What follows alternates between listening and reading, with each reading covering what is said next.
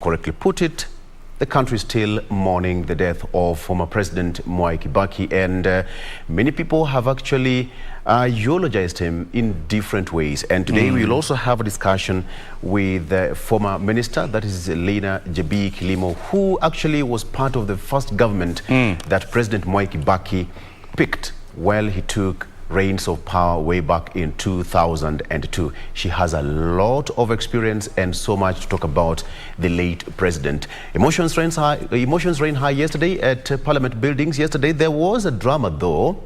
That gentleman who had some allegations. Well, I think sometimes people just love being dramatic. The gentleman went saying that I think his villagers somewhere have been telling him that he resembles President Kibaki, so he was claiming to be a grandson. Anyway, all he wanted to do was view the body of the president, but then having such writings on his T-shirt put him in trouble. Police officers could not. Yeah, they put him in trouble with police officers. But the patience the officers, I mean, just showed that guy. I think over and above all things, as a nation, we are maturing slowly and slowly. Yes. And probably you understand why now our police service is no longer police force. The 2010 Constitution gave it the name the Kenya Police Service because you saw the patience from police officers. Yes. 10, 15 years ago, the story would have been different. It was a different story. Things have changed. Things have changed. Yeah. Okay, so then it's still a busy week ahead here in for us here in the broadcasting house, and of course even outside there the government is also putting every loose gaps fixed so that come Saturday the head of state will be laid to rest in Odaya, that is in Nyeri County. But before then, let's get to the business of the day. What do you have, Jim? Absolutely. Let's have a look at the day yesterday and how things were looking. And first of, Kenyans from all walks of life thronged Parliament to view the body of the late President Mwai Kibaki that is lying in state. Parliament gates were opened yesterday at 8 a.m. to enable members of the public to pay homage to the late president.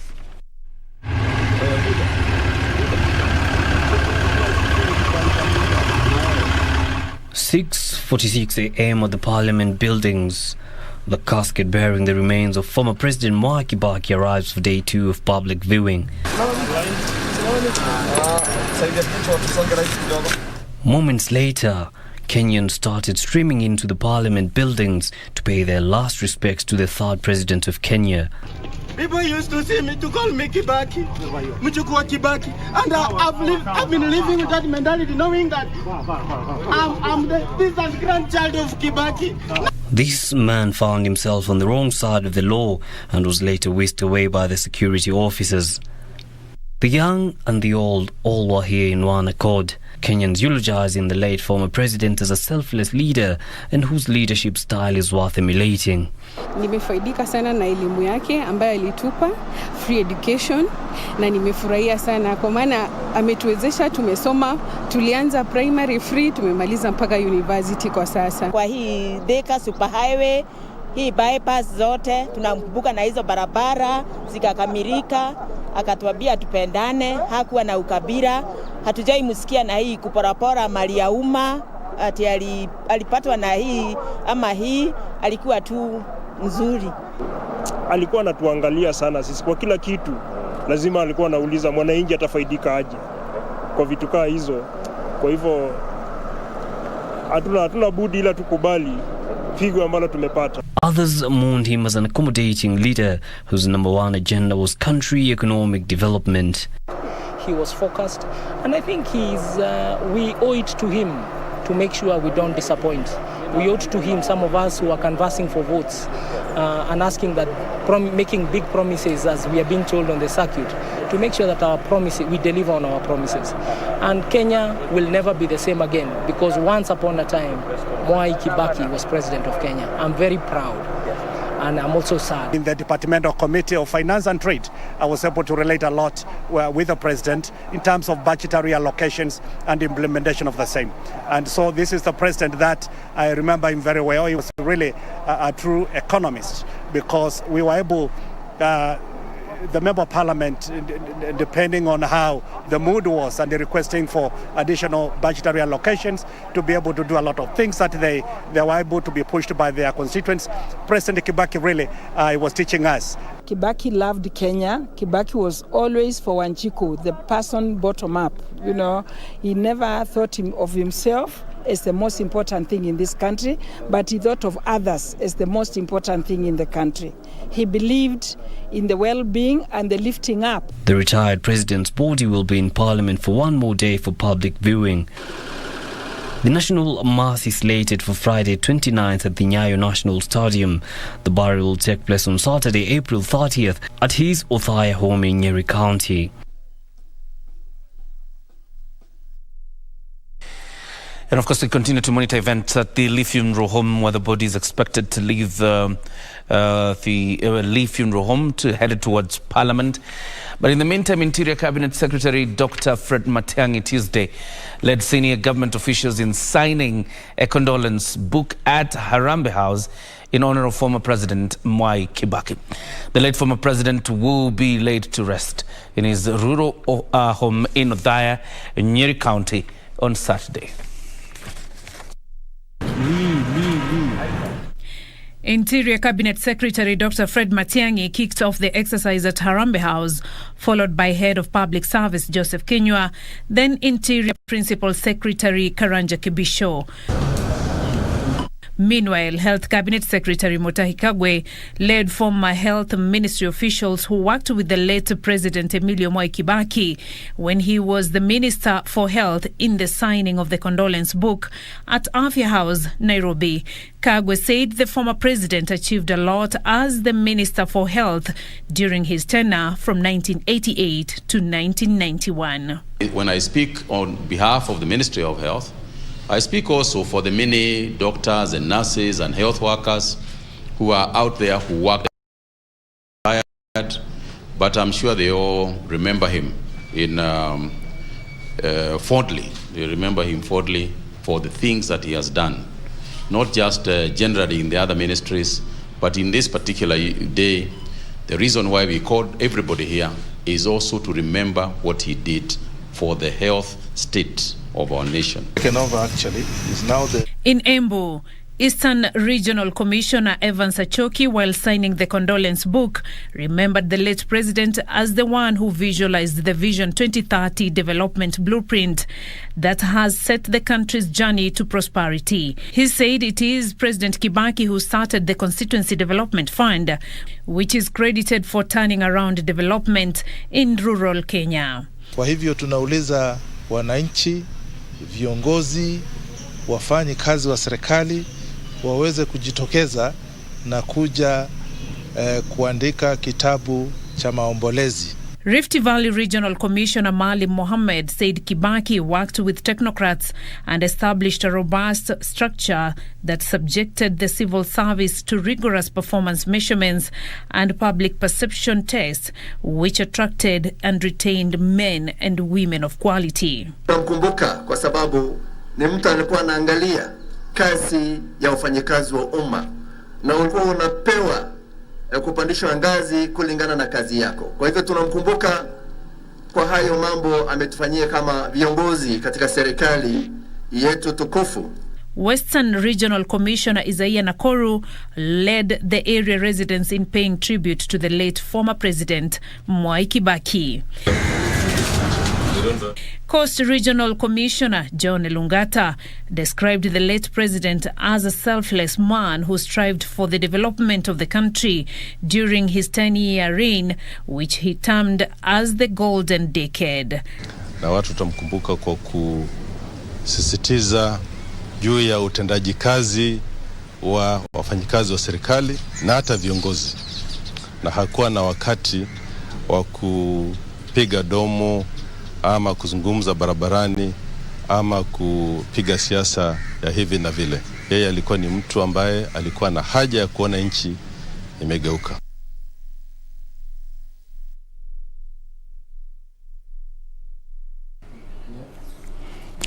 Right, and of course, as we continue to remember President Mwai Kibaki, celebrating his life. And as you rightly pointed a little bit later, Victor, you will have Lina Jabi Kilimo. She was minister in President Mwai Kibaki's first government. And also later we'll also be, talking about President Kibaki's foreign policy. What did his government achieve in terms of foreign policy? And you will remember one of the biggest changes in terms of the foreign outlook was actually looking east. That the person who started engagement to the east in terms of being development partners was President Mwai Kibaki, and abandoning the west for some time. But for now, probably you can take us through some of the papers you have on your desk. Very well. I have two newspapers here. I have the Daily Nation and the Star. Let me start with the Daily Nation. On the front page, Interpol probes politician who moved 25 billion shillings. Interpol probes politician who moved 25 billion shillings. More than 25 billion shillings was wired into Kenya from Nigeria, Hong Kong between October and November 2020 by a criminal network that international detectives say enjoys the backing of a powerful Kenyan politician. Now, the Assets Recovery Agency is investigating 3 companies over 5.6 billion shillings, or just a quarter of the actual amount in question, which raises the question, where did the 20 billion shillings go? That's also the front page of the Daily Nation here. Musalia, how I twice saved Mwai Kibaki's life. That is a story fleshed out there for you on page 9.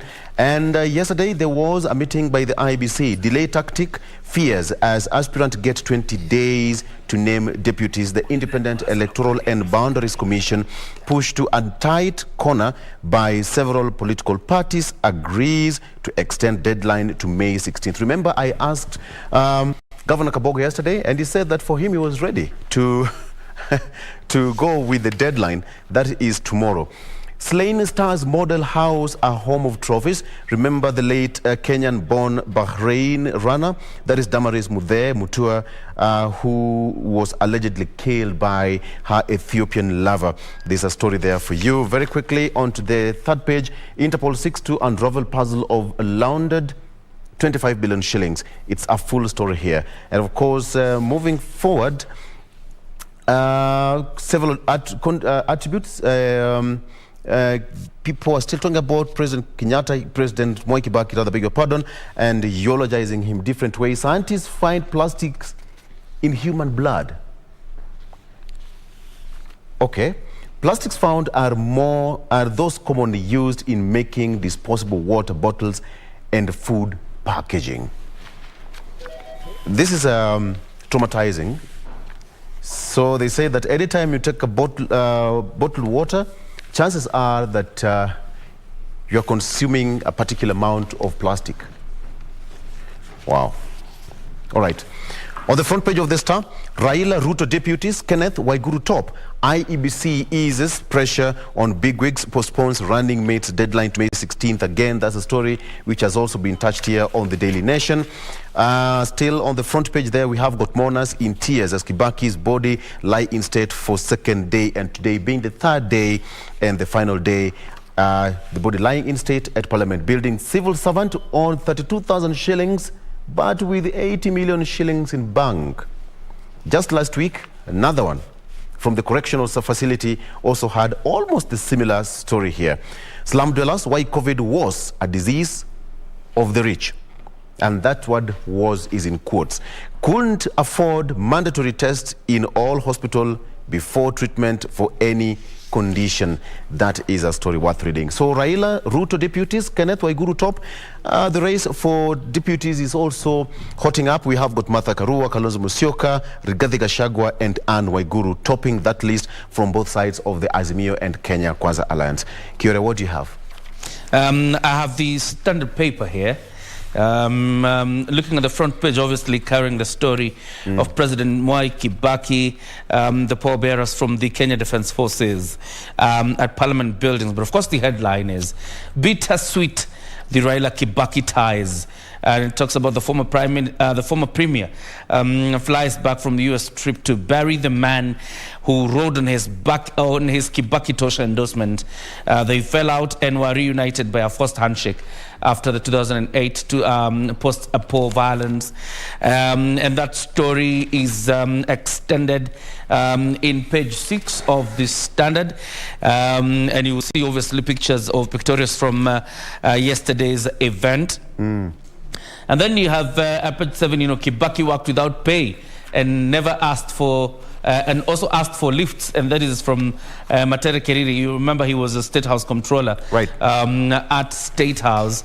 The story carried on page 8, and I think this is a major story as captured by the headline in the Standard, and it says, Raila Kibaki, front-stand enemies who changed the country's political landscape. Because you remember, they unite in 2002 when Raila says Kibaki Tosha.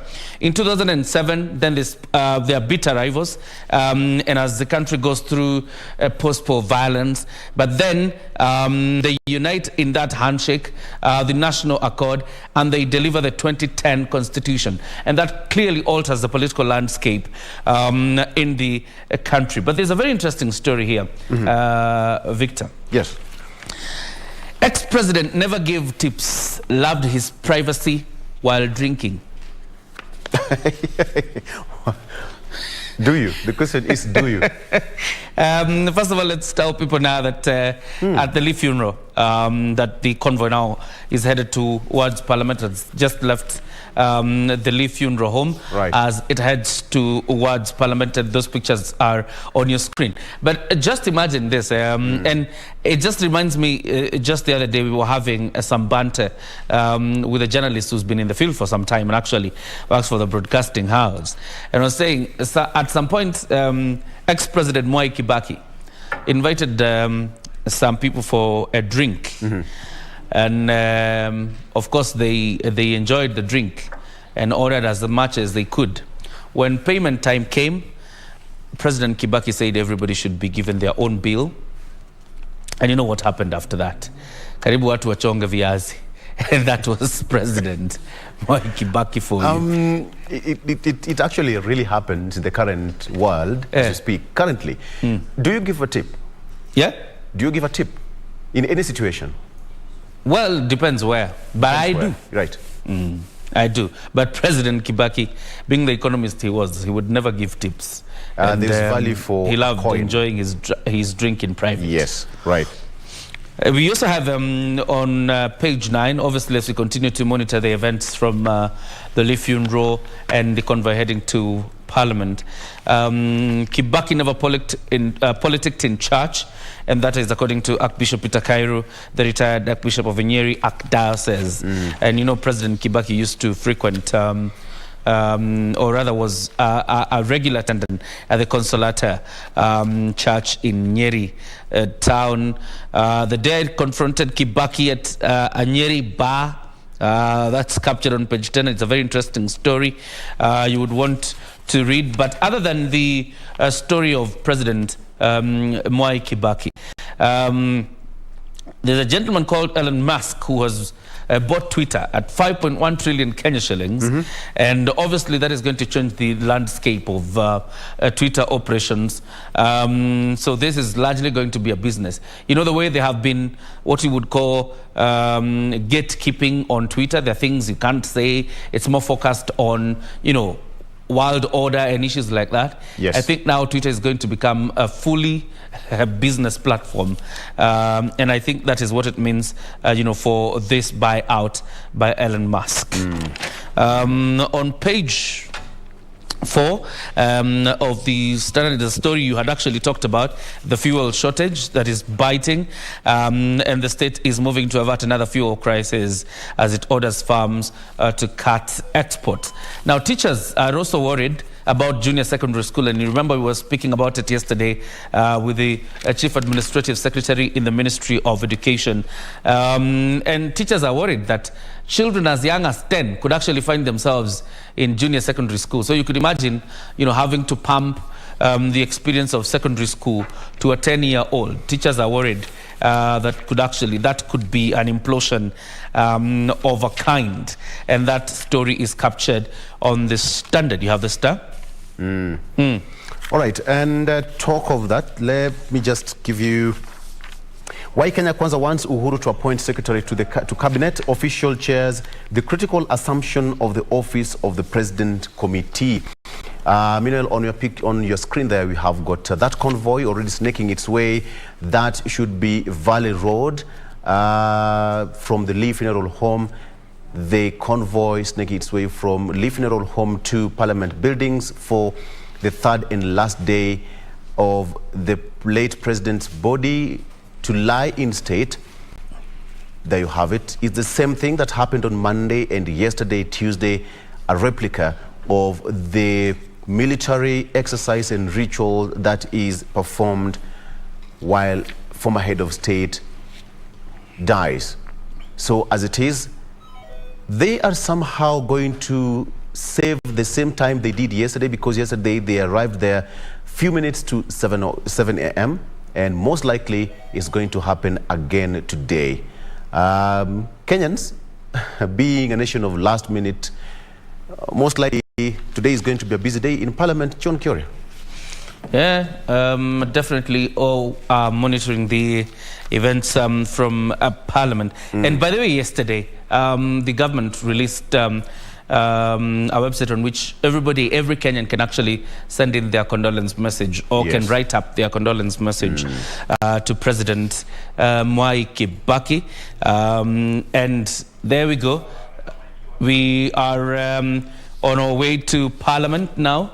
As the body left the Lee Funeral Home. This is the third day of the body lying in state and the very last.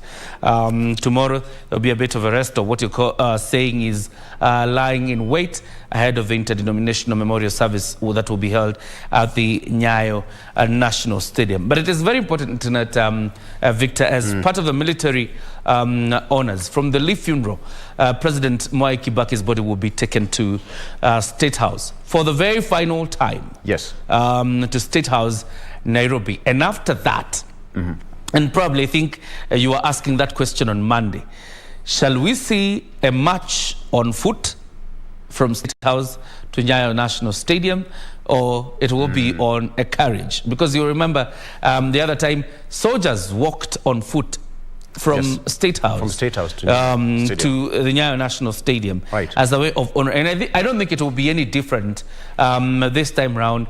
We are likely going to see the same repeat of what we saw 2 years ago during the interdenominational service for the late President Daniel Arap Moi. And that is the convoy. A convoy that should this is Valley Road, just next to Integrity Center. So from Valley Road you're going to Kenyatta Avenue, from Kenyatta Avenue, Uhuru Highway, and then to Parliament Road.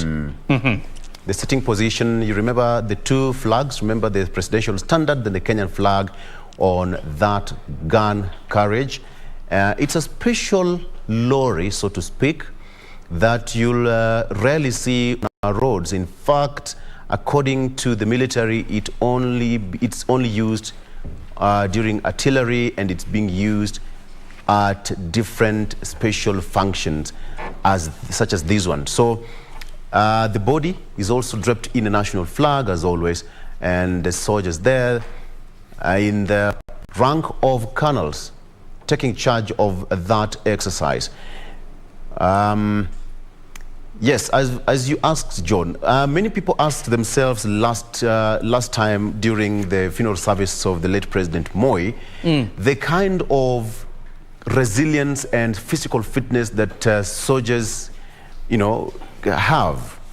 Marching all the way from State House, for those who know that distance and the directions they take, marching, not quick march, but with the band accompanying the parade from State House to the Nyayo National Stadium. It's quite a distance, right? It's quite a distance. It's quite a distance. It's quite a distance, and but like I say, and like you were agreeing yesterday in terms of the discipline of these soldiers, and the fact that they are well aware that this is the biggest respect and honor you can give to a former boss, and this is what they always do. And you have to agree, Victor, that the ranking of our military is among the best in the continent. And such honors, being given to a former president by our military is quite a big gesture happening right in front of our eyes, history unfolding in a way. Because much of these things we used to hear about them because you and I were not born when Mzee was being buried. And therefore, this is another history unfolding in front of our eyes. As much as it is sad, this is history unfolding in a way. And we'll be glad at one point that we also witnessed incidences or events like this. Exactly.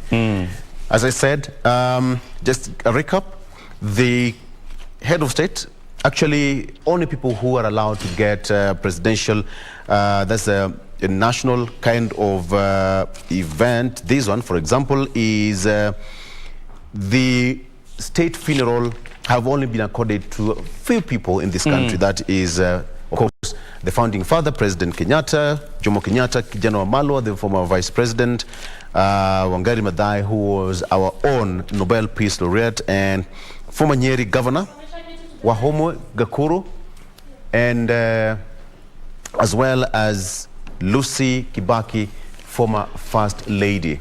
That is the only. Those are the only people who've received state funeral, and of course, it can only be after proclamation by the sitting head of state. As in this case, President Kenyatta gave that proclamation, and that is exactly what's happening. And of course, we expected that to happen, being that he died out of office. He will get a 19-gun salute, which Mwai also received. Kenyatta got 21. For all the obvious reasons that he died while he was in office. The body lay in state for 10 days, and there was a mourning period that lasted for a month. For President Mwai Kibaki and President Daniel Arap Moi, only lasted for 3 days. I was actually looking because, Victor, we were here 6 years ago. Yes. When Mama Lucy Kibaki died. Actually, Mama Lucy Kibaki died on the 26th. Right. 26th of April, 2016. Yes. Mzee dies on the 21st of April, 2022. 6 years ago. You are the same point. Obviously, there's celebrations of, military and their precision in terms of delivering some of these things was not there. But she was accorded a state funeral. Yeah. And, looking back again, 6 years later, we are headed to Othaya, this time to inter the third president of the Republic, President Mwai Kibaki. And it's, it's quite significant, but very sad again for the family, residents of Othaya, Nyeri County, and the country at large. And of course, we continue to monitor the convoy as it heads to Parliament. I'm sure by now they're on Kenyatta Avenue, headed towards Uhuru Highway, and finally to Parliament buildings. By 8 a.m., we expect the body viewing to begin. And this program is really running on course. What you would say, running on course. Nothing is late. The military is ensuring that everything kicks off at the right time. Yeah, time is and there you go. That must be Kenyatta Avenue, right outside Serena, approaching Uhuru Highway. And in a minute or less, they should be approaching that roundabout, the GPO roundabout, and straight to Uhuru Highway. Interestingly, it goes up to the Continental House. The body doesn't pass through between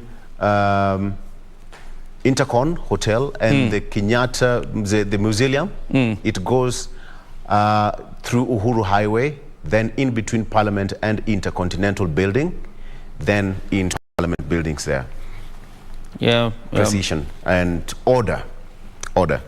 So The day, as you correctly put it, John, tomorrow the body will lie in wait, of course, for all the obvious reasons, the preparations and all that.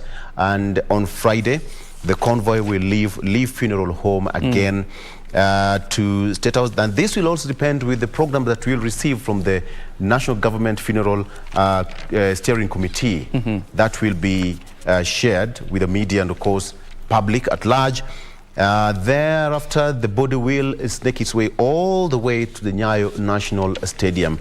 Chances are that the gates will open as early as 5 or 5:30 thereabout, because we expect several leaders from across our borders to come and grace this particular event to condole and mourn with us. I was actually thinking aloud yesterday, and of course not to fault the committee preparing the burial ceremony for President Kibaki, but I was thinking as a pioneer of, CDF projects, and we are on Uhuru Highway right now. Right. As the pioneer of CDF, the Constituency Development Fund, and being actualized under his presidency, I was actually thinking probably as a way of honoring him, probably should have ensured that there are 290 condolence books in every constituency, 200 a book in every constituency, and particularly CDF officers. To mourn President Mwai Kibaki. Right. Because you and I are aware of, the transformation that the Constituency Development Fund has brought about, and it is magnificent since 2002. Yeah.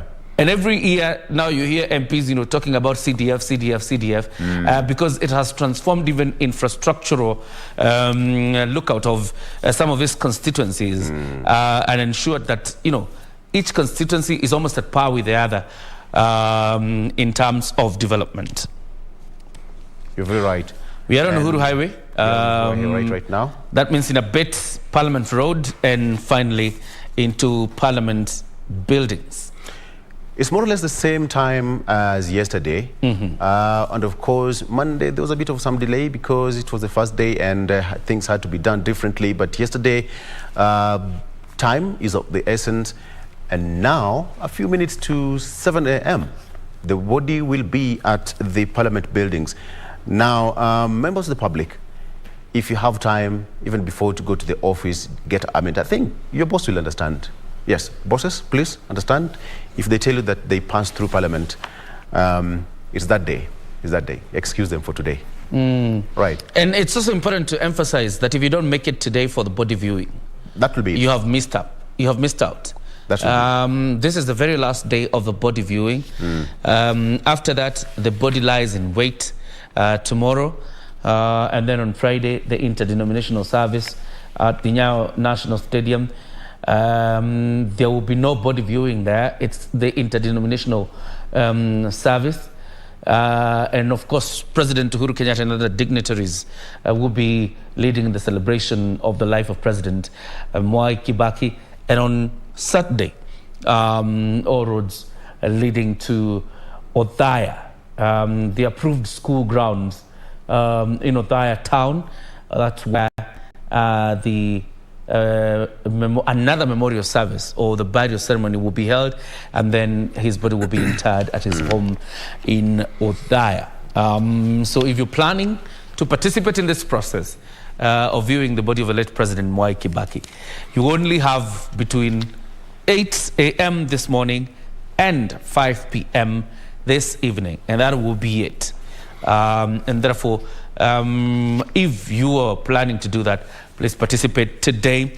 And from wherever you are, it is not a ceremony that is being held probably in close, because you can participate. You can travel from wherever you are, as long as you make it between 8 a.m. to 5 p.m. and participate in this process.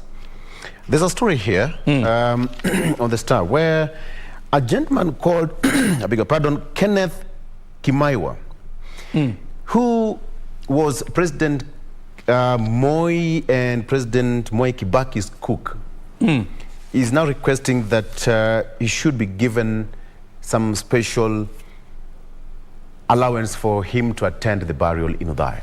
Reason being, he was in State House for 10 years. He cooked for President Moi, and again he cooked for President Mwai Kibaki between 1998 and 2008. So we can all imagine he was the man who was charged with the meal of all the presidents. So you can imagine how that sensitive that position was. He's a legend. He's a legend, and he's requesting... Now he wants a special allowance? Time or space per se for him to attend the burial. He says that he didn't attend President Moi's burial in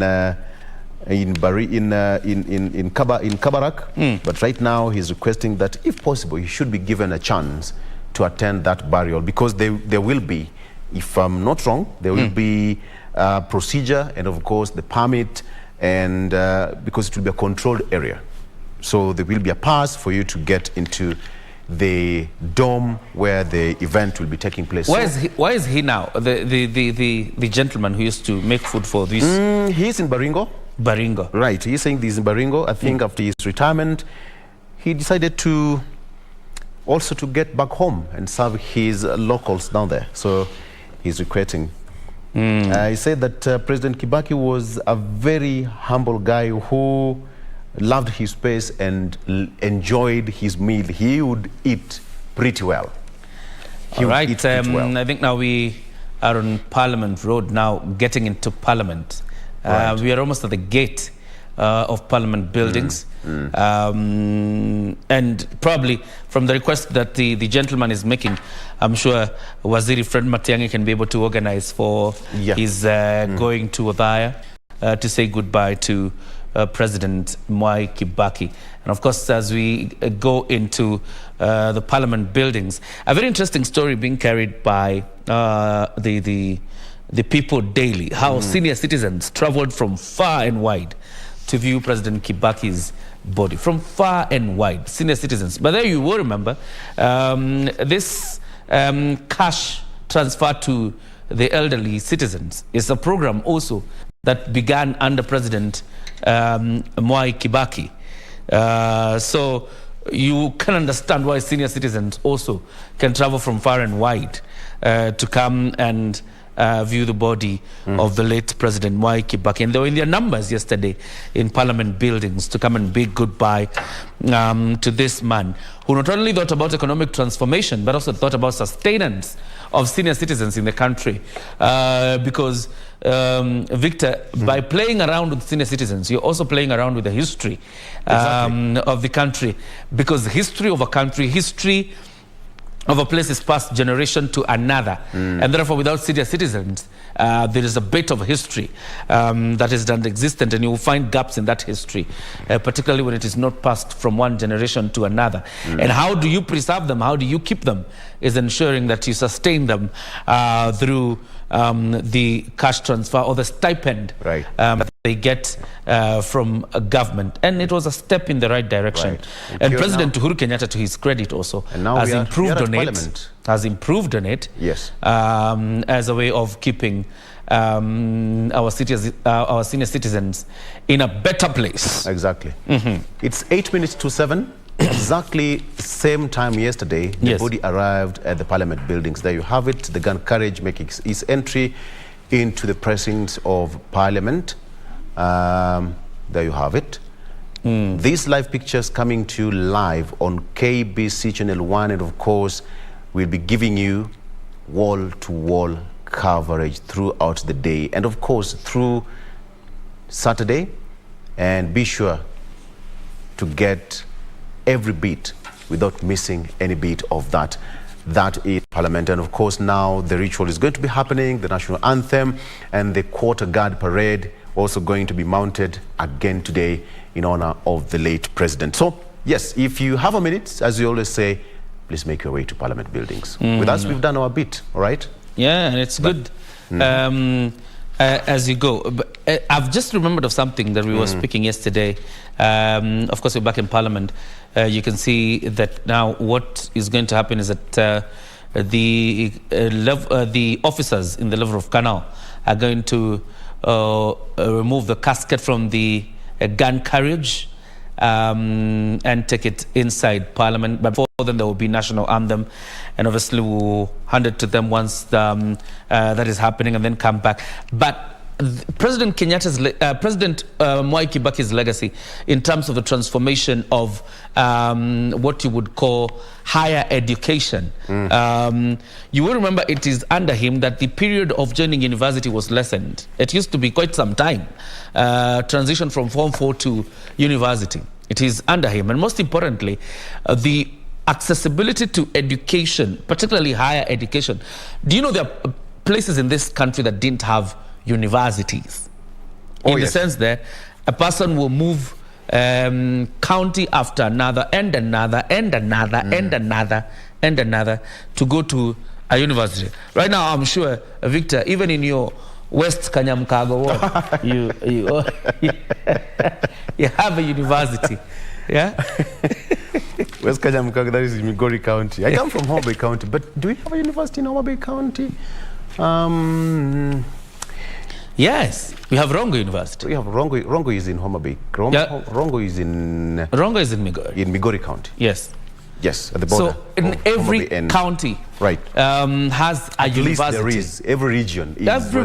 Which is actually good. Has a university, and you look at this and you see it's a structural basic placement by President Mwai Kibaki, very deliberate to improve access to education, and particularly higher education, because it seemed out of reach.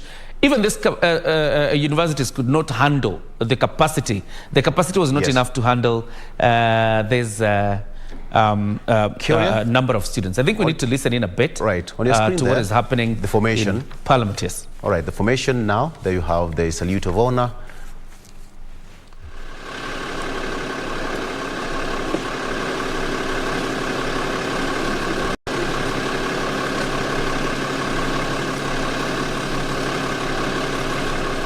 Bearers.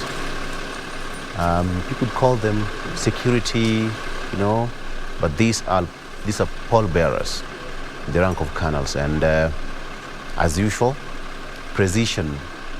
They have to make sure that everything is in place, including the placing of that national flag is properly placed.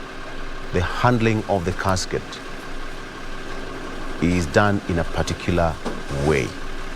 Now it's being lowered off the gun carriage to the wheel, and then shortly thereafter they'll have a national anthem conducted by a quarter guard, and the rest will follow into the area where the body will be viewed. There you have it. And of course, the military officers wear their ceremonial attires with all the decorations, showing the level of, the stature of President Mwai Kibaki, being the former head of state. And these soldiers are led by a brigadier.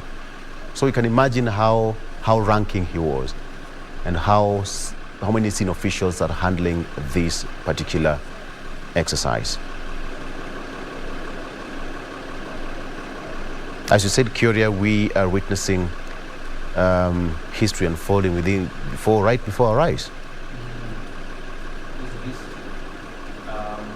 Unfolding right in front of our eyes, and this is the second time we're having to witness this. Obviously, 2 years ago, our same point with President Daniel Toroitich Arap Moi, the second president of the Republic of Kenya, and now President Emilio Stanley Mwai Kibaki. And life is transient. Exactly. And I think this is a lesson for everybody to learn. Life is transient. Do what you can. Do good to others. And there's that song, Victor Lowe. Yes. It is not what you do, is what you leave behind. What you leave behind. Or what you leave behind when you go. Is what we talk about when you go. And I think at this particular point we are having the national anthem. A moment of silence, plainly, right? Let's listen.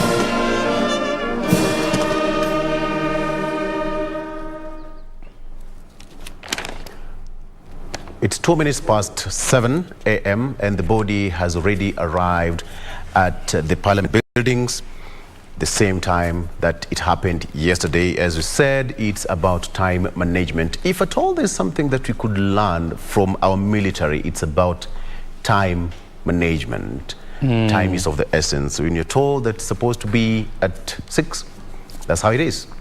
That's how it is. Time is of the essence, and time wasted, as usual, shall never be recovered. Imagine if they arrived there at 8:30, John?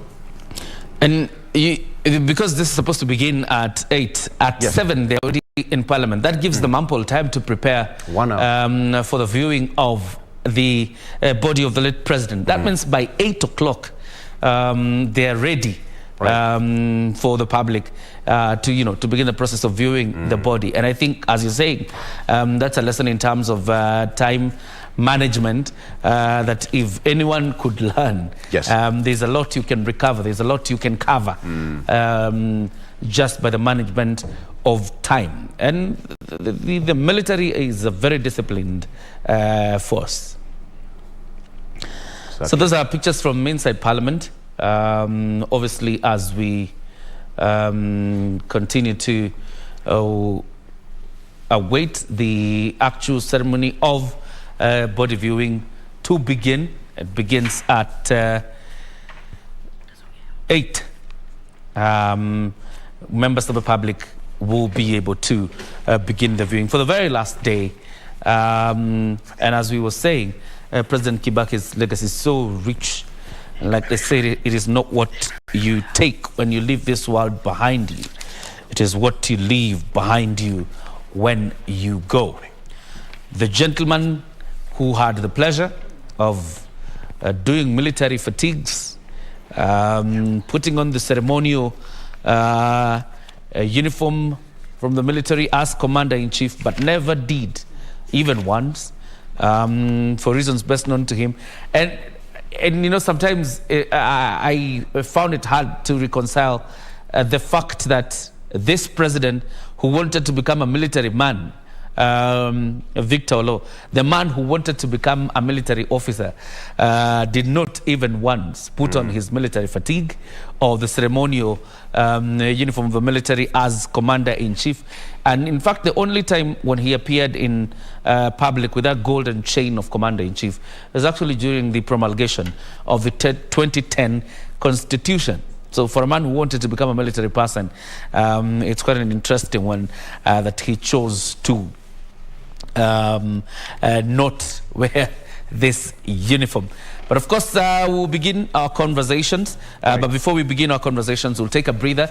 And when we come back, we begin our conversations here as we continue to celebrate the life of His Excellency, President Mwai Kibaki.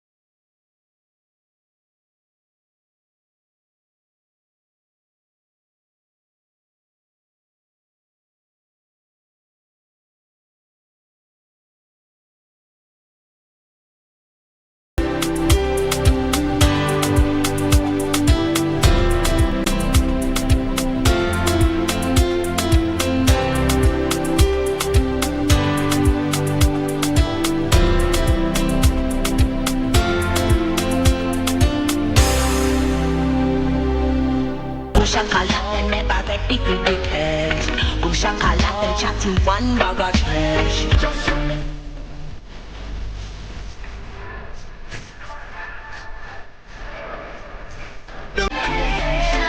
One love is an action. One love is action.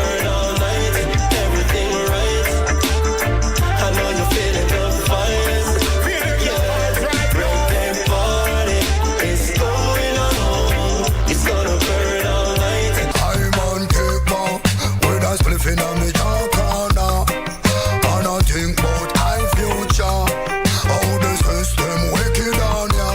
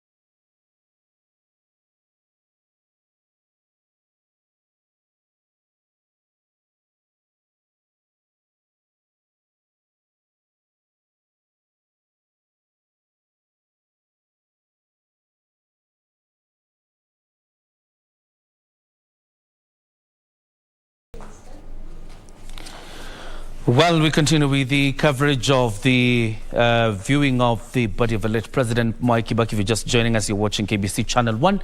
You can catch up with us on YouTube at KBC Channel 1, at KBC TV shows, on Facebook at KBC Channel 1, at KBC TV, as well as on Twitter, on those all platforms. And of course, you can also give us your feedback and your commiserations for the family of President Mwai Kibaki and the family.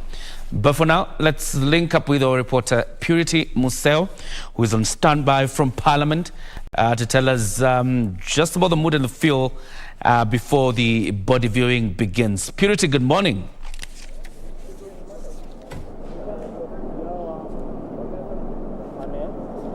A very good morning to you, John Jacob Carrier, right there in studio. We are outside Parliament building. Remember, today is the last day of viewing of the body of the former President Mwai Kibaki. The body arrived just before 7 in the morning, and as you can see, a long queue of people trying to come and pay their last respect to the former president. Today is the last day, and therefore Kenyans have only today to come here at Parliament buildings and pay their last respect to the third president of the Republic of Kenya. And as you can see in this queue are Kenyans, ladies and gentlemen. Allow me to ask them, I know they are here to pay the last respect, but let me ask them what exactly they remember about Kenya's third president. Let me just pick one of them randomly. How are you, sir? You are early in the you came here very early in the morning. Come here 5 o'clock. You are here at 5. Maybe you can tell us, I know you're here to pay your last respect, but why is this day very important to you, viewing the body of the former president, and what do you remember him for? Kila kitu naweza kumbuka rais wetu Kibaki amenishomesa watoto wangu karibu 3, na hata sasa hata kuwa kwa jeneza na kwa kaburi ni mtu tunaweza kukumbuka sana, maana ile vitendo wametutendea Kenya hii. Kama tunaweza kupata president mwingine kama Kibaki, Kenya yetu inaweza enda sana na tunaweza songa sana. Elimu ni kitu ya maana, barabara ni kitu ya maana, hospitali ni kitu ya maana. He's a gentleman, he left peace. Na unasema kama tunaweza pata president mwingine kama Kibaki, tunaelekea uchaguzi. Labda unaweza tuelezea, unasema alisomesha watoto wako for free kwa sababu ya free primary education. Tuelezeni mambo gani ambayo unatarajia labda kwa wale viongozi ambao watakuja baadaye. Kitu muhimu Kenya hii ni elimu. Kitu ya pili ni hospitality. Kitu ingine ni economy ile Kibaki amefanya Kenya hii. I don't think that we can get a right person like this gentleman. Yes. Okay, may so rest in peace. Thank you so much for your time. Haya, huyo ameogopa. Wacha nitafute dada. Let me look for a lady at least so that okay, let me give him a chance first. Please tell us what you remember the former president for. Okay, first for remember for my Mwai Kibaki Obako. Namkumbuka kwa free education 2002. Wako na mzee wetu wa Kitale Antonga Mola kijana. Yeah. Haya, nashukuru, asante. Asante sana. Haya. Pia tuko sawa. Okay. Let me try get a lady. Please allow us to speak with you and tell us, you're here early. You're here to pay your last respect to the former president. What do you remember him for? Yes, my name is Margaret. I came all the way from Joska to pay my last respect to our third president, Mr. Mwai Kibaki. What I can remember ni kwamba by the time he took power in 2002, I was in class 1, and that's I'm a beneficiary, one of the beneficiary wenye walifaidika na free primary education. Yes. Sasa hiyo ndo kwako unakumbuka kabisa. Asante sana and all the best. How are you, ma'am?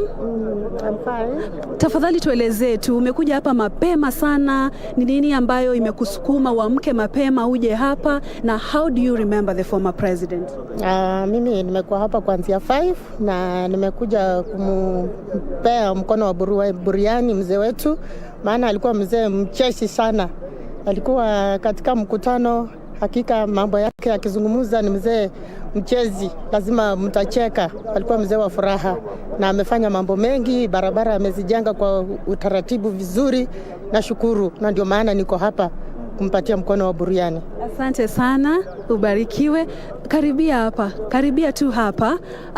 Tuelezee, unamkumbuka vipi mzee? Kwanza kabisa mimi naitwa Samuel Wangobe na jina ya shabiki naitwa Menja. Nimetoka huko Nyeri asubuhi.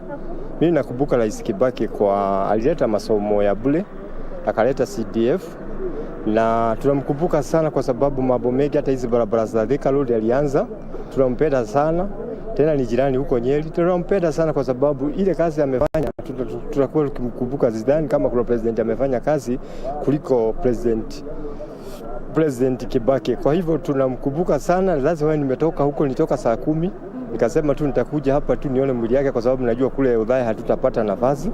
Lazima nimefika hapa na tutamkumbuka, tunampenda sana. Lazima nimekuja hapa. Amefanya kazi nyingi sana, isipokuwa ni watu wengi wamepata kazi, na wakati alikuja kazi ilifunguka. So tukiangalia kama wakati huu kazi haipatikani, lakini wakati wa Kibaki kazi ilikuwa inapatikana sana. So tunamkumbuka sana. Tuko na maprofesa wengi wakati wa Kibaki na watu wengi walipata kazi, na tunamshukuru na Mungu amlaze mahali pema peponi.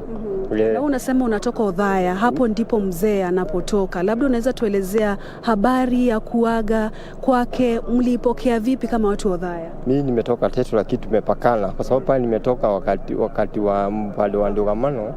Hapo analiko Munyange ni Nimba, hata unaweza tembea mguu.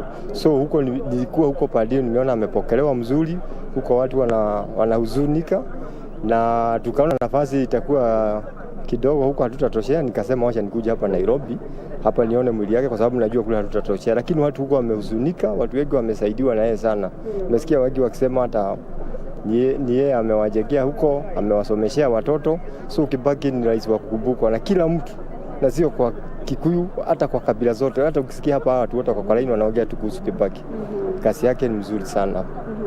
Asante sana Keoria. Watu wengi wanataka kuzungumza na KBC na kupeana jumbe zao live at KBC. Wacha nimpatie mwingine mmoja nafasi atuelezee. Tuelezee majina yako, unatoka wapi na ujumbe wako, ama unamkumbuka vipi mzee? Kwa majina naitwa Mustafa Rashidi, natoka Washingisho County, Eldoret. Namkumbuka marehemu Mwai Kibaki, kiongozi wetu ambaye kwamba aliongoza nchi kwa ustadi ya hali ya juu sana, ambapo kwamba kuanzia hii tupate uhuru, huyu ndiye alivunja rekodi kwa kutawala kwa uongozi muda mfupi, lakini uongozi ambao kwamba ni ya manufaa. Maana mashule alizijenga na elimu akaboresha ikawa ni ya bure, barabara kazijenga zikawa mbinu za kisasa, ikawa katika mbinu za kisasa. Yani Kibaki atasalia katika nyoyo za watu, kwa hata kama ameondoka vile, but tutazidi kumkumbuka sana na tunahuzunika sana kumpoteza Mwai Kibaki. Haya, asante. Naona umetoka mbali huko nyuma, umekaribia hapo. Unataka kuzungumza na KBC? Haya, tuelezee. Okay, mimi naitwa Apora, natoka Kayole saa 11 nimefika hapa nikapata kupeana sehemu zangu za mwisho katika mazishi haya mzee Kibaki. Na Kibaki namkumbuka kwanza, hakuwa mtu wa kuongea mambo mengi, lakini alikuwa mchapa kazi. Nakumbuka before Kibaki apate uongozi, hii mambo ya constituencies ambazo zimechagua wabunge wa upinzani zilikuwa hazipati msaada, lakini alipopata uongozi, kitu cha kwanza alianzisha CDF. CDF ikawa inasaidia watu kutoka kila upande. Wewe umechagua mbunge wa upinzani ama mbunge wa ruling party, constituency yako ilikuwa inapata nini? Inapata msaada. Na jambo lingine ambalo nakumbuka Kibaki ni kwamba wakati wake budget tulikuwa tunafanya sisi wenyewe. Lakini sasa hivi unakuta kwamba bajeti yetu sisi tunafanya nini? Tunafanya na mikopo.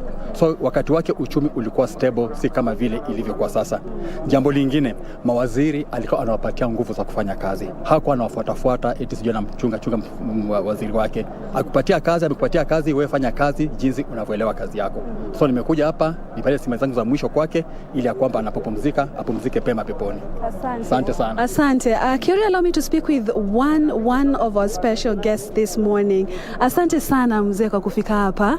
Tuelezee majina yako, unatoka wapi na unamkumbuka vipi mzee? Majina yangu naitwa Anthony Kafero, natoka Busia. Lakini mzee namkumbuka, alikuwa nakula na sisi hajatusahau. Alikuwa nakula na walemavu kama sisi, mtajiwezi yote. Amekuwa tusahau. Nimekuja lazima nimwangalie kiendanga. Ulifika hapa kama saa ngapi, na maybe labda uko na ujumbe gani kwa wale ambao wengine hawajafika, people living with disabilities? Tuelezee tu kwa fupi. Nimefika masaa 12. Haya, tunashukuru, asante sana. Okay. Keria, we have been speaking with Kenyans. As you can see, just minutes after 7, long queues right here. Kenyans are coming to pay their last respect to the former president, Mwai Kibaki. Remember, today is the last day for the viewing of the body. The body has been lying in state from Monday, and today, Wednesday, it's the last day for this particular exercise, and therefore it will continue up to around 5 in the evening, and therefore we'll be just here monitoring how Kenyans are just here. And just to give a quick background on what most of the Kenyans are saying, most of the people here are acknowledging the fact that the former president was able to introduce free primary education. We also heard from the beneficiaries of the free primary education, democracy, and a leader who was really selfless. Those are some of the messages from Kenyans right here. So I'll hand it over back to Keria in studio, but we will be monitoring the situation here, even as Kenyans continue to go and view the body and pay their last respect to the former president. It's back to you in studio, Keria. Thank you, Purity Museo. Fantastic job there from Parliament Buildings, and of course we'll keep tabs with you throughout the entire day as we monitor the event. This is the very last day of the body viewing of President Mwai Kibaki. Tomorrow the body lies in wait ahead of the interdenominational memorial service at the Nyayo National Stadium and the burial ceremony on Saturday at Othaya in Nyeri County. In studio I have Wilson Kamau. He is a political analyst and will be talking about President Kibaki's legacy. On the other end, Victor Olo is a former diplomat, but again, once a diplomat, always a diplomat. He has a diplomat, and we'll be talking about President Kibaki's legacy in terms of his foreign policy and how he allowed his ambassadors to work, despite the fact that he was not traveling as much to foreign nations. We will talk about that in a bit. But first off, Wilson. Yes. Looking at President Kibaki's legacy from where you sit, as a political analyst, looking at his leadership skills, his modus operandi, how would you rate President Kibaki as compared to the others we have seen? On a scale of what? 9 to 10. I would rate his presidency at 7.5 out of 10. He remains to be one of the best presidents this country has seen so far, because in most cases we judge someone's legacy when they leave office. If you can remember some time back, Kibaki came with a very good slogan, ya kulipa ushuru ni kujitegemea. And so what Kibaki was telling us, if we really love this country and we want to create this nation to be what we would want it to be, first we need to be very faithful with paying of our taxes. Okay, when he started doing that, things began to be a bit uncomfortable for so many people. You're from where I come from. And so there were some Kikuyu artists who walitoa nyimbo. They were hitting on him, you know, and because that was the feeling across board, the songs became instant hits. Until he left office, everyone realized, Eureka, this is one of the best presidents ever. He came with free education. We credit that to him. Many of us are beneficiaries of that education. Okay, he's the father of the new constitution. Yes. He's the father of devolution. He has given us so much in this country. And even when you talk about economy, as an economist, I can tell you his macroeconomic decisions, which affected the microeconomic decisions out there, were out of this world. He is the father who revolutionized businesses in this country. When he came into power, I remember mobile phones were not easily affordable, and so only the few elite people like you would. I was not an elite then. You could imagine where I was. You say amen. First of all, am I even an elite in the first place?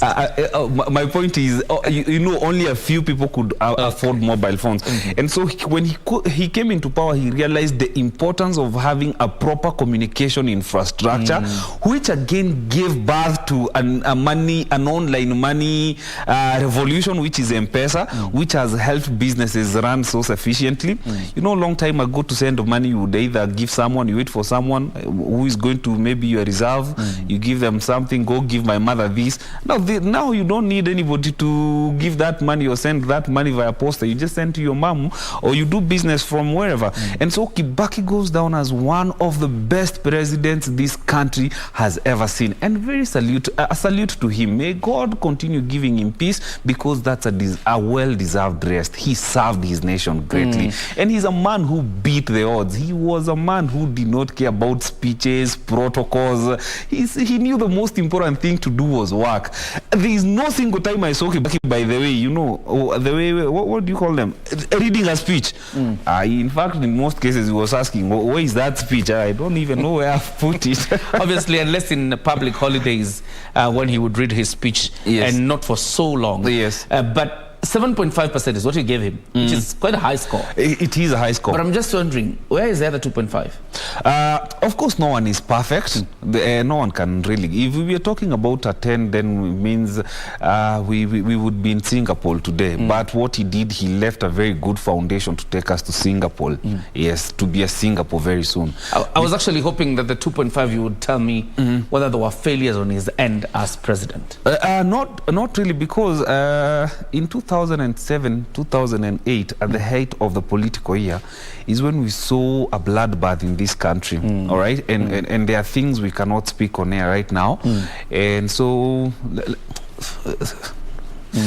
we will overlook that one. Let his soul there. And of course, we'll also look at, you know, past 2007 and coming into birthing the constitution that we have, a progressive constitution. And also we'll go back a bit and look at this man who comes to help a country that is not independent. But let me first throw it to Victor Olo to introduce his guest and probably have a bit of a banter before we come to this end. Victor? Absolutely. And with me, I have Ambassador Ngovi Kitau, who served as ambassador to Korea. That is between 2009 and 2014. Correct. That is under President Mwai Kibaki. Correct. You've lost a boss. Yes, I have. And thank you very much, Victor, and the management of KBC for giving me this opportunity to share my experiences with President Mwai Kibaki. Right. Yes. President Mwai Kibaki, I would say, is one of the best presidents Africa has ever produced. He was very sharply focused, revolutionary, and very visionary. Right. I will start by how I entered the civil service. I was the managing director of Marshall's East Africa. Marshall's East Africa, yes. Marshall's East Africa. And there was an Africa-India summit in New Delhi. And I was requested to attend that summit on a cost-sharing basis. And I did attend. What surprised me is that when I go to India, I met presidents from other African countries. I met President Thabo Mbeki from South Africa. Right. President Museveni. But for Kenya, I was the Minister of Foreign Affairs, Honorable Wetangula. And that kind of surprised me that Kibaki was willing to delegate and create space for others to excel and to show their capacity. So that is my first encounter with the Kibaki's management style. Yes. You know, what you've said has been said by so many people that President Kibaki never got into anybody's space. Once he gave you the mandate to do your job, that was it. Yes, that is correct. And in my case, when I was posted to the Republic of South Korea, I was the first Kenyan ambassador to that country. I was actually on my own. It's like he gave us executive powers to do our jobs. But he had designed one of the best performance contracts I've ever seen. I never knew that civil service had gone to that extent because I was from the private sector. But I found that he had designed a performance contract which was superior to what we had in the private sector. Yes. Yes. His foreign policy, people would say, the way you said, that he is one of the best presidents that Africa ever produced. Yes. From your own experience, how were his foreign policy? You know, South Korea is a very close ally to Kenya, and you are the first ambassador, as you say, to bring that tie and to bridge that gap between Kenya and South Korea. His foreign policies, how were they back then? At that time, Kibaki had introduced a different management style in the country. He was operating under what we call the National Economic and Social Council, which was guiding his decisions. And on the foreign policy, we were implementing what was known as the Look East policy. And the Look East policy was basically to look at emerging markets, newly industrialized markets, and see what we can gain from them, how we can interact with them, how we can partner with them, as opposed to focusing so much on the Western side. And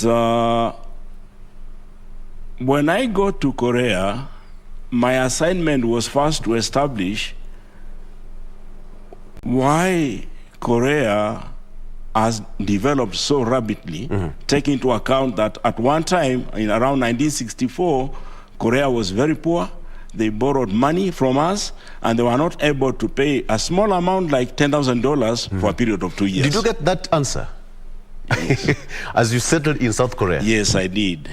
And it is what Kibaki used to bring up Kenya. What the Koreans had done was to come up with a strategic development plan for the country. In our case, we call it Vision 2030. The Korean version of Vision 2030 was from 1962 to around 1996. So it took Korea that 4 years to move from an aid recipient to a donor. Right. And Kibaki wanted us to learn what is it they were doing we can do. Absolutely. And we were able to establish what we could do, and a lot of that was done. And when you talk about Vision 2030, education, infrastructure, proper healthcare, industrialization, foreign policy, etc., those are some of the basic background and backbone that President Mwai Kibaki believed in. Yes, those were, but I would like to isolate two. One was education. Education. And I will tell you where we are on that one. In the case of South Korea, the education policy was based on the industrialization policy. It was not education per se. All right. And what they did, depending on what was to be done in the industry, they meant education, as Kibaki did, free and compulsory at different stages. For example, in the early stages, they needed more people at primary level because the industry they were developing in those days was like the petrochemical industry, like you've seen how we are doing the air, the wigs we are doing, which was labor intensive. Right. So at that point, they made primary education free and compulsory. Then when it came to vocational skills, when now they were going into manufacturing, they made education free and compulsory. And as they progressed, they went to what we call the knowledge-based economy. That is the same thing that happened in Kenya. That's free primary education that President Kibaki introduced, and then now we have a CBC. Yes. Right. So education needs to be aligned to something. Exactly. So that we don't have producing people who don't have jobs, because that creates another social problem. That is CBC, technically speaking. And when you look at the steps that we've taken so far, the foreign policy, for example, the ties between Kenya and South Korea, where are we, even after you've left? I would think that the relationship has actually matured, because one of the assignments President Kibaki gave me was to go and establish why has the relationship of 1964 not matured. And I found that the Korean culture was different from our culture. And nobody had taken time to understand how they operate. So in the case, because Kibaki wanted us to implement economic diplomacy, because the Cold War had ended, USSR had collapsed. So there was no point of going so much on the political side, because he didn't see any growth in that. He wanted us to do economic diplomacy. And in that area, I discovered that the Korean culture is different from our culture. Koreans do business through trust. At the same time, Koreans don't trust.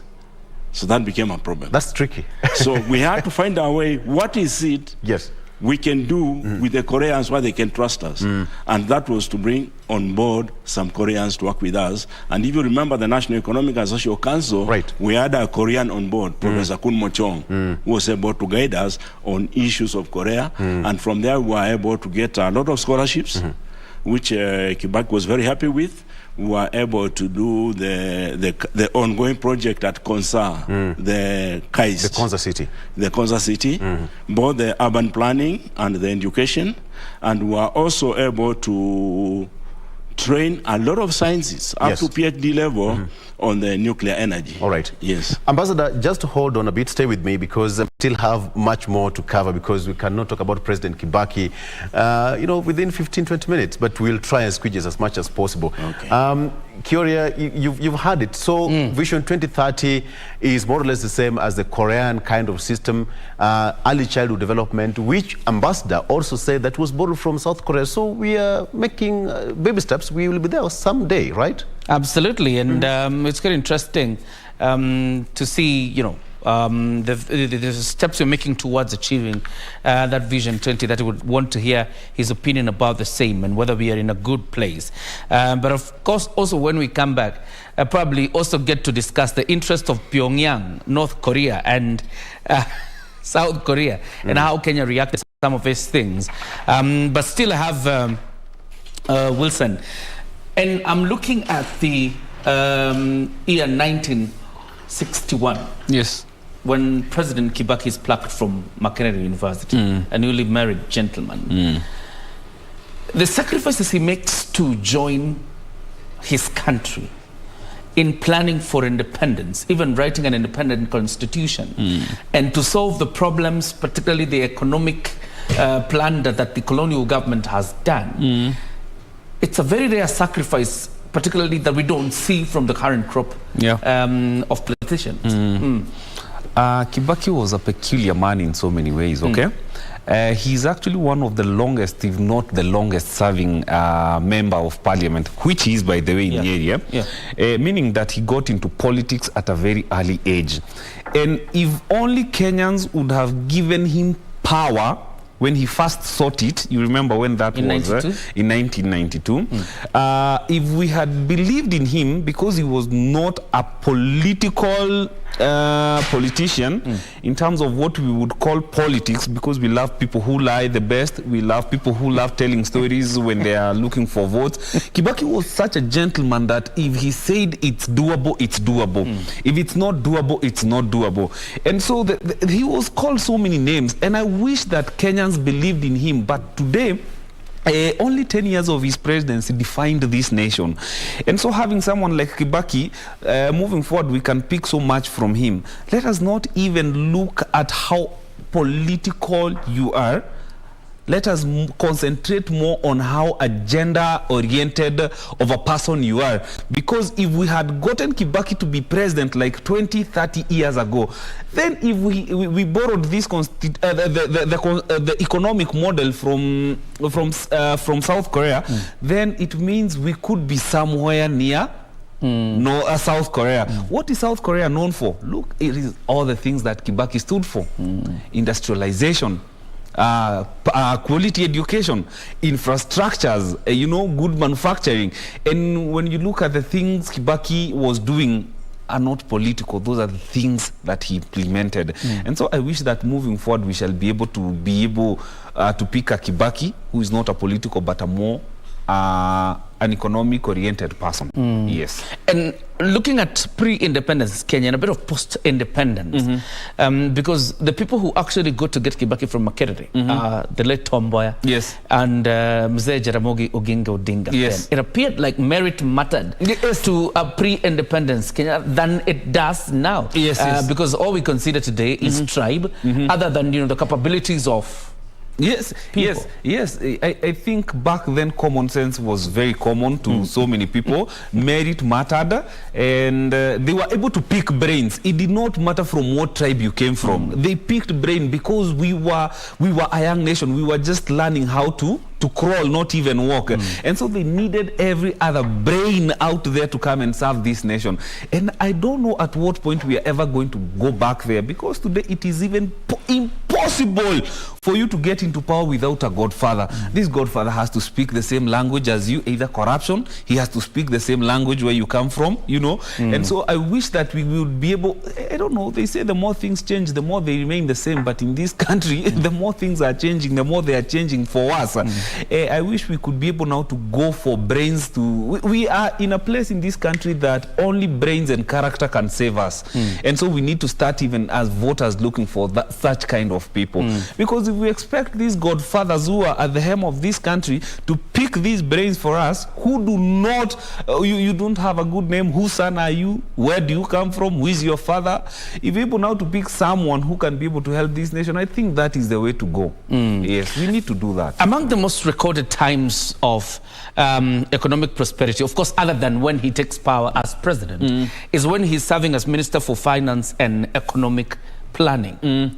But then the political exigencies of a time have President Mwai removing him from the ministry. Yes. And taking him to Home Affairs. Still as Vice President, but this time at Home Affairs. Yes. And I've just been wondering, why would the president, Mwai then, without faulting him, remove then a person who has already shown a track record in terms of delivering this Ministry of Finance to take them to Home Affairs? Yes. In a nation, not even in a nation, in most cases, planning, failing to plan is planning to fail. And so this country was crushed economically, socially, when Moi was in power. Let's not get into details. He's not here to May his soul rest in peace. May his soul rest in peace. And so Moi was not the kind of a leader I would say was a structured leader in terms of planning, in terms of facilitation. Moi is the guy who would wake up in the morning and just say, let's go to this place. And so when Kibaki came with strategy and planning, when you're talking about planning, you have to rub shoulders the wrong way with people who are not planning. And so if you want results, you have to get rid of people who have been in that place doing nothing. And so he came with strategies and planning, and so many people around Moi felt this guy is a threat to our positions. And so he had to leave. The most regretful thing about Kibaki is that he is the best president who only got to rule when he was a bit older. I wish we picked those brains. I wish our fathers and our mothers and our grandmothers picked those brains when he was still younger, when he still had the energy to run this country. Why do you think we didn't pick those brains at that point when he was younger? Moi was he was the biggest hindrance to this nation. Anything to do with planning was not Moi's thing. Yep. All right. There's also the question, of course, we'll be showing pictures of the queues in Parliament right now as people continue to line up to view the body of the late President Mwai Kibaki. But looking at President Mwai Kibaki, obviously he fell out with President Moi, and he's removed as Vice President, then taken to the Ministry of Health. At some point when nobody expected, when the president has said cutting down Kanu is like trying to cut down a mogumo tree with a razor, how does he emancipate himself from being a pro-establishment to now positioning himself as opposition to the very same government, to the very same party that he had said is very difficult to cut down? Kibaki's presidency was some sort of miracle. It was a miracle, by the way, in the making. We would have hoped that Moi would have picked Kibaki, and maybe Kibaki and Raila as his deputy. But the issue of whose son are you, again played in those politics, because they picked a greenhorn politician, or rather Moi picked a greenhorn politician who was President Uhuru, who didn't come with a wealth of experience, and so he was just positioning him for presidency someday. But again, look at what that did to our nation. It was a blessing in disguise, because supposing Uhuru got into power and missed out on a Kibaki presidency, the question therefore is, could we be where we are today? Could we credit the things could we have credited the things we credited Kibaki for 10 years when he was in power? That's a question for another day. But so when Moi betrayed this to Kibaki, in fact I say Moi is the one who betrayed Kibaki, but that betrayal was a blessing in disguise, because when Moi and Kibaki came together, that's when we created Kibaki. That's when Kibaki was born to be the leader he had always wanted to be in this country. Yes. And before we hand it to Victor, when President Kibaki assumes power, like any other leader, like any other person, he had the opportunity. Obviously, you remember when President Moi takes power in 1978, the people who called him a passing cloud and stuff like that, obviously he had a way of dealing with them, true. Including moving them. Yes. President Kibaki had a golden opportunity to revisit, let me use that word, to revisit the ills visited upon him by probably President Moi and his allies. In fact, Kiraitu Murungi says, at some point they wanted to jail President Moi, but President Kibaki refused. He refused. Why? Kibaki was a man of peace. He loved peace. He enjoyed his tranquility. You know, he had so much peace within himself that he gave that peace to the nation, because it was so easy for him to do that, but he failed to do that because he knew the implications of doing that. And he just wanted to see a thriving nation. And sometimes I'm tempted to think, I think older presidents are good because they just think about a legacy. And so Kibaki, even look at him when he retired from power. He did not meddle with the running of nation even after he left power. He just wanted to enjoy his retirement at peace. And so we didn't even see these presidential candidates going looking for him. He just said, I'm told at one point he said, mimi nilifanya kazi yangu nikamaliza, nyinyi fanyeni kazi yenu, ni wakati wenu. And I wish moving forward we would get so many Kibakis, because he was just interested with not political theatrics. Oh, he has jailed this one. He just wanted to see a thriving and a working nation, and that's what Kibaki gave us for his 10 years presidency. And I remember sometime addressing the president and his deputy saying, hawa vijana wafanye kazi, waache mambo mingi wafanye kazi. We have lost one of the best presidents we are going to have, and he goes down in the books of our history as the father of so many things. Remember when Thika Highway was done? We could not believe it was Kenya. We'll talk about it. All right. We'll talk about it. Let's first take it to Victor. You know, Victor, picking up from when President Moi retires. I would want to understand probably from Balozi how Kenya's foreign policy changed, because one, you have a country that is reeling from a weak economy, a negative global image, and you have, even donor confidence in the country is at very low and minimal. What does President Kibaki do to restore donor confidence and, of course, the standing of this country in the global world? Ambassador, that question is raised to you.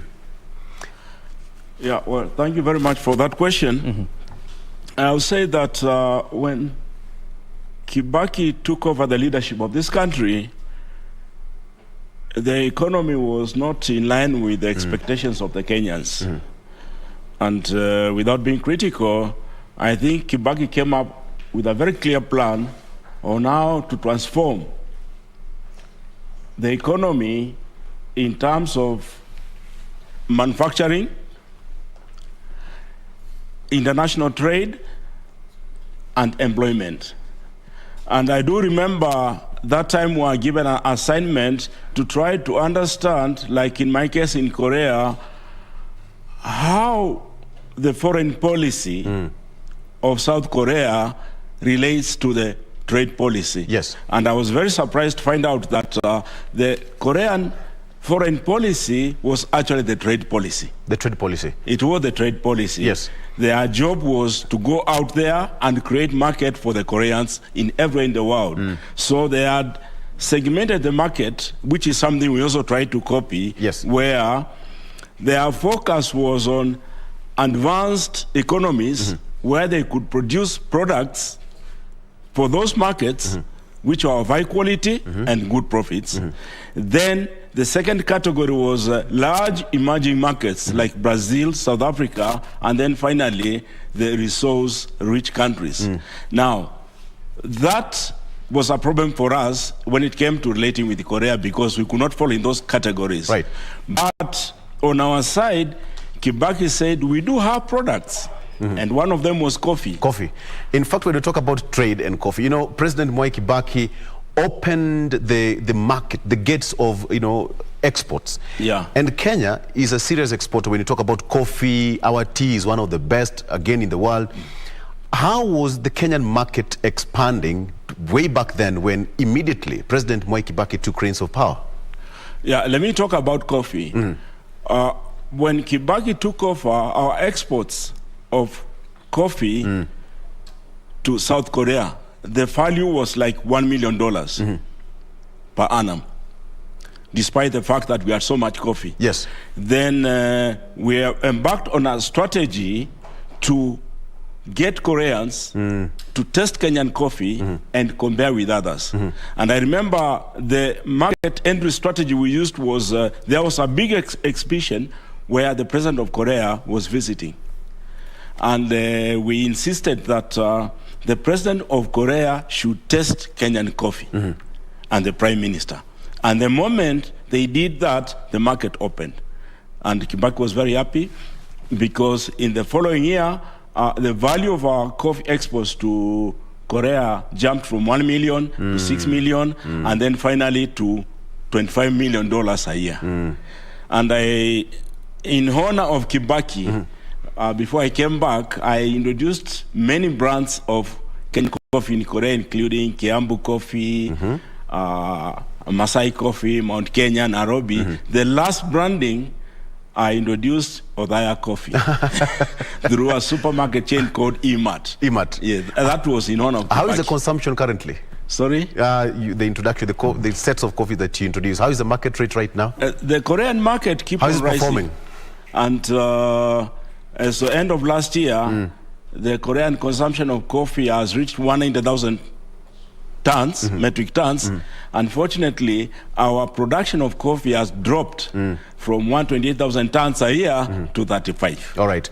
Okay, so as your screen there, Kenyans are tripping in at the parliament buildings. And of course, today's number is slightly bigger than yesterday. And yes, so to speak, yesterday it's a few minutes to 8 in the AM, and the number keep on rising.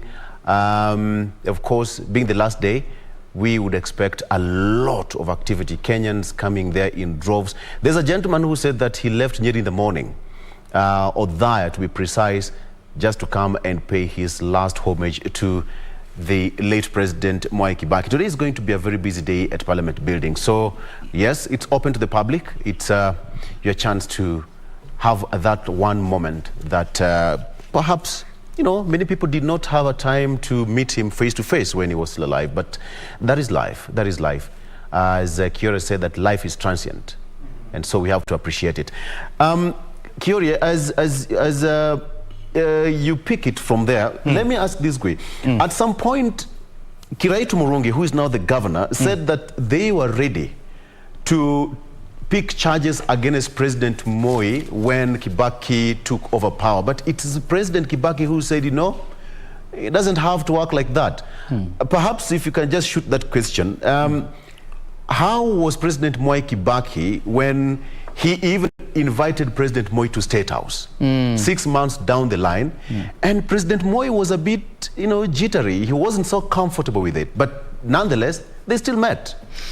And it's something probably Willie Kamau will comment on, because I think President Moi had the right, or was in his element by, you know, being jittery about it. Remember what happened during the swearing in of President Mwai Kibaki. There are people who threw stones at him. Yes. Which then means when you see how President Kibaki treats President Moi after he has assumed power, it means then what happened at Uhuru Park to President Moi was not sanctioned by President Kibaki himself. Yep. Which means then loyalists of these politicians can actually set up a country in flames. Very true. Even without being sanctioned by... Very true. Remember when Kibaki was being sworn in, he was actually recovering from a very nasty accident. And so he was, I would say he was not in the political meetings of what was being planned around the swearing in date, or rather before they got there. That means they were telling him, they would look for him, tell him, oh, the next president, this is what we have planned, and he would just give them his blessings. And so I feel Kibaki is the best man in terms of showing leadership skills, because leadership is not just about development, it's about even peace, it's about knowing the right thing to do. And Kibaki seems to understood these things, because what could have been the implication of jailing Moi? What would it have costed President Kibaki to invite Moi at State House and just have a cup of tea with him? Just, you know, what I want is just let's build the nation. And that was a very good gesture that again goes down in books of history. Remember how many years are those? We are discussing it today as a very good gesture. It will continue to be discussed, because he was a man full of peace and stability within himself. Remember, he was not even a bitter man. He had been called General Keguoya. You know what that means. Yeah, but he did not visit these things. He was saying, hey man, I do not have much time left. I am old. Let us fix this country. Let's do what we can do for the sake of this nation. Remember when Kibaki was taking over power, the country's economy was shattered. Nothing was working. No system was working. And within a period of 10 years, he had turned around the economy of this country. People were making money. Banks were hawking their services to the people. You would find Barclays, you know, all these big banks, they were pitching tents at Gekomba, you know, near, what do you call them, these bus stations. Even OTC. Just for people to come and just to sell their services. Why? Because he had created an economic boom of circulation of money that was so great that people stopped complaining. You know, when people are busy working, they are eating, they don't have time to complain, as opposed to previous president. And you know, what surprises me about President Kibaki is the fact that he resisted overtures to borrow money from outside the country. Yes. And he relied so much on taxes being collected, the revenue being collected, but also a bit of borrowing from local banks. Yes. What makes me get surprised is the fact that even with the local borrowing and depending on revenue, he still did not overcrowd local borrowing to the sense that even the normal person, even that small business was still able to access credit from local banks. Yes. If you look at his economic model, he was first empower people before taxing them. Because there's no way you can tax people you have not empowered. And look at his macroeconomic decisions. He waived taxation for anything, for any asset generating items for people.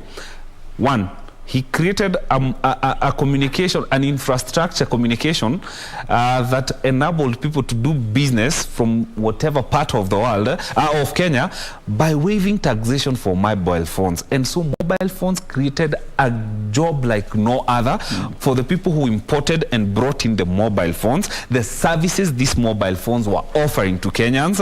And then you can look at one of the most amazing things he did. When Kibaki took over power, he waived taxes for bodabodas. Okay? Yeah. I think a bodaboda back then was costing the most expensive one was at, I think, 65,000. Today it's about 120, double the price after he has only 10 years gap.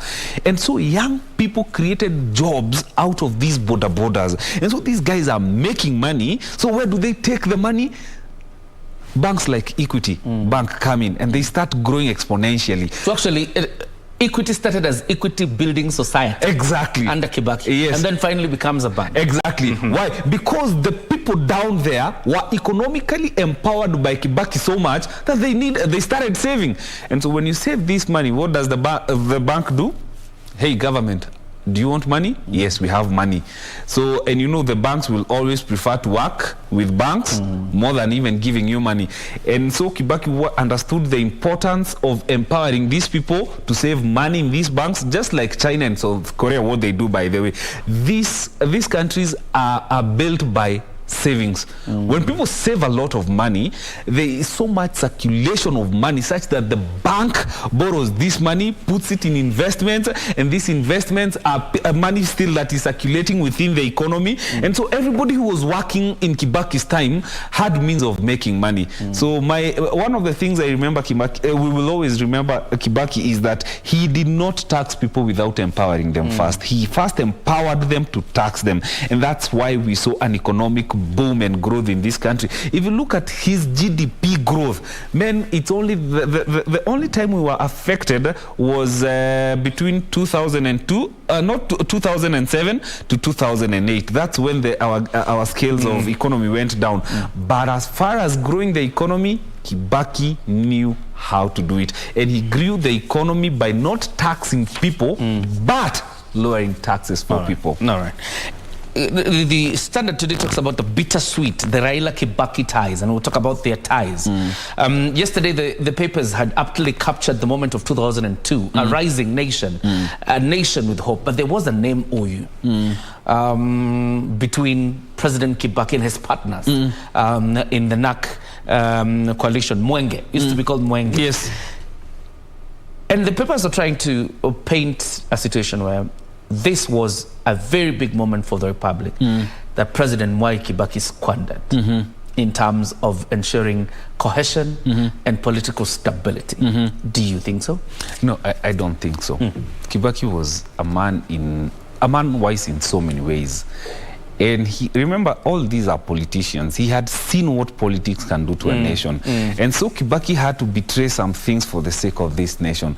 And so today we look back and we are so thankful that he did not allow so much politics into his presidency. Because if so much politics played in his presidency, he would not have done whatever he did in terms of achieving and taking this country to the next level. And so I am happy he even did that, because it was avoiding taxes. Remember, Kibaki had served this country for so long, and he knew the characters and the persons of these people who were just trying to find their way into his leadership. And so I am happy it never happened, by the way. Of course, we will talk about the friction that emanates from him not respecting that MOU inside his government. We'll talk about it in a bit. But Victor, it is important, you know, whenever a country is discussed in terms of its foreign policy, good neighborliness is one of them. Yes. And in terms of trade, because Kibaki really paid a lot of attention to issues of economy and trade, I'd want probably to know from Balozi, what was the volume of trade between Kenya and her neighbors before President Kibaki took over? Ambassador?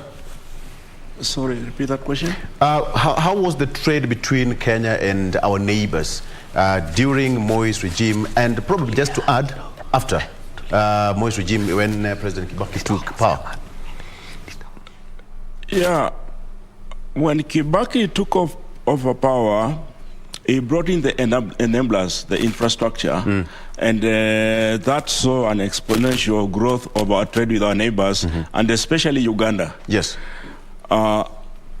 Before, they were a little bit uneasy. There was dissonance because of the way the country was being run. Now and then, there would be clashes here and there would be protests, and that delayed their cargo from the Mombasa port to Uganda and the countries beyond. And Kibaki made sure that whatever happened in the country, the trade between the countries, the trade between Uganda and South Sudan were not affected by disagreements in the country. So the volumes grew. You know, when you talk about the growth, the issue of peaceful coexistence, peace resolution between countries, we have conflict resolutions rather, and, you know, etc., etc. During Moi's regime, it was a bit kind of unilateral, but when President Mwai Kibaki took over, it all changed. But still, he maintained some of the aspects that Moi carried along with him. But President Moi was somehow personally involved in the peacemaking processes. But Mwai Kibaki used proxies like ambassadors like you. How would you describe his leadership in terms of peace resolution approach? Yeah, that's a very good question, because if you look at Kibaki's approach, where he was able and he allowed ambassadors and the ministers to get involved in conflict resolution, it worked better than when the former presidents were doing it themselves. Yes. And look at the case of His Excellency Stephen Kalonzo. It was a product of that approach by Kibaki. The shuttle diplomacy. Yeah. Remember. Which up to now, yes, even President Uhuru has been using Kalonzo for South Sudan and DRC. That is what was initiated by Kibaki. And it has worked better for us. Because I do remember 2 or 3 months ago, the DRC delegation was in Nairobi when they wanted to join the East Africa community. And they saw Kenya as the leader in the region. And they came to Kenya. I remember attending a dinner with them to see how best we can assist them to join the East Africa community. That is the framework initiated by President Kibaki. Yes. Ambassador, let's not also forget that the power and the negotiations between South Sudan and Sudan was done here in Naivasha under leadership of President Mwai Kibaki. Yes. That tells a lot that he was a man, and in his foreign policy, one, he wanted a united kind of Africa. Neighborliness was quite paramount to him during his reign. And now South Sudan, even if you look at their flag, they have, it's more or less the same as Kenyan flag, even the colors. So how would you attribute that? Yeah, as I said, Kibaki was for peace because he was an economist and he understood the essentials of trade. You will not be able to do business where there is no peace. Right. And that was key in his policy, that we have to unite and ensure there is peace within Kenya and in the region.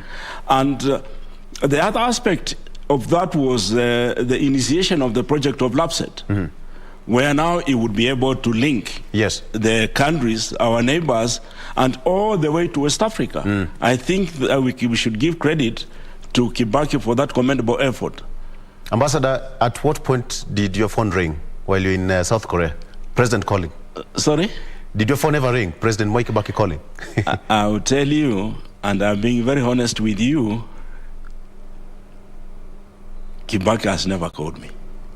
But you are an ambassador in South Korea. I represented the president, but Kibaki... He would pick up his call. There was a direct line saying, Ambassador, something's happening, the president calling. Kibaki's style of working was that you are on the ground, you are there to solve the emerging issues there, and if you are not able to, then you are the wrong person. Because he is sitting 15,000 kilometers away. Yes. You understand the policy. You know the framework. What's he calling you for? What is he calling you for? Yeah. That means you are unable to manage. Yes. And he had given us executive powers to perform.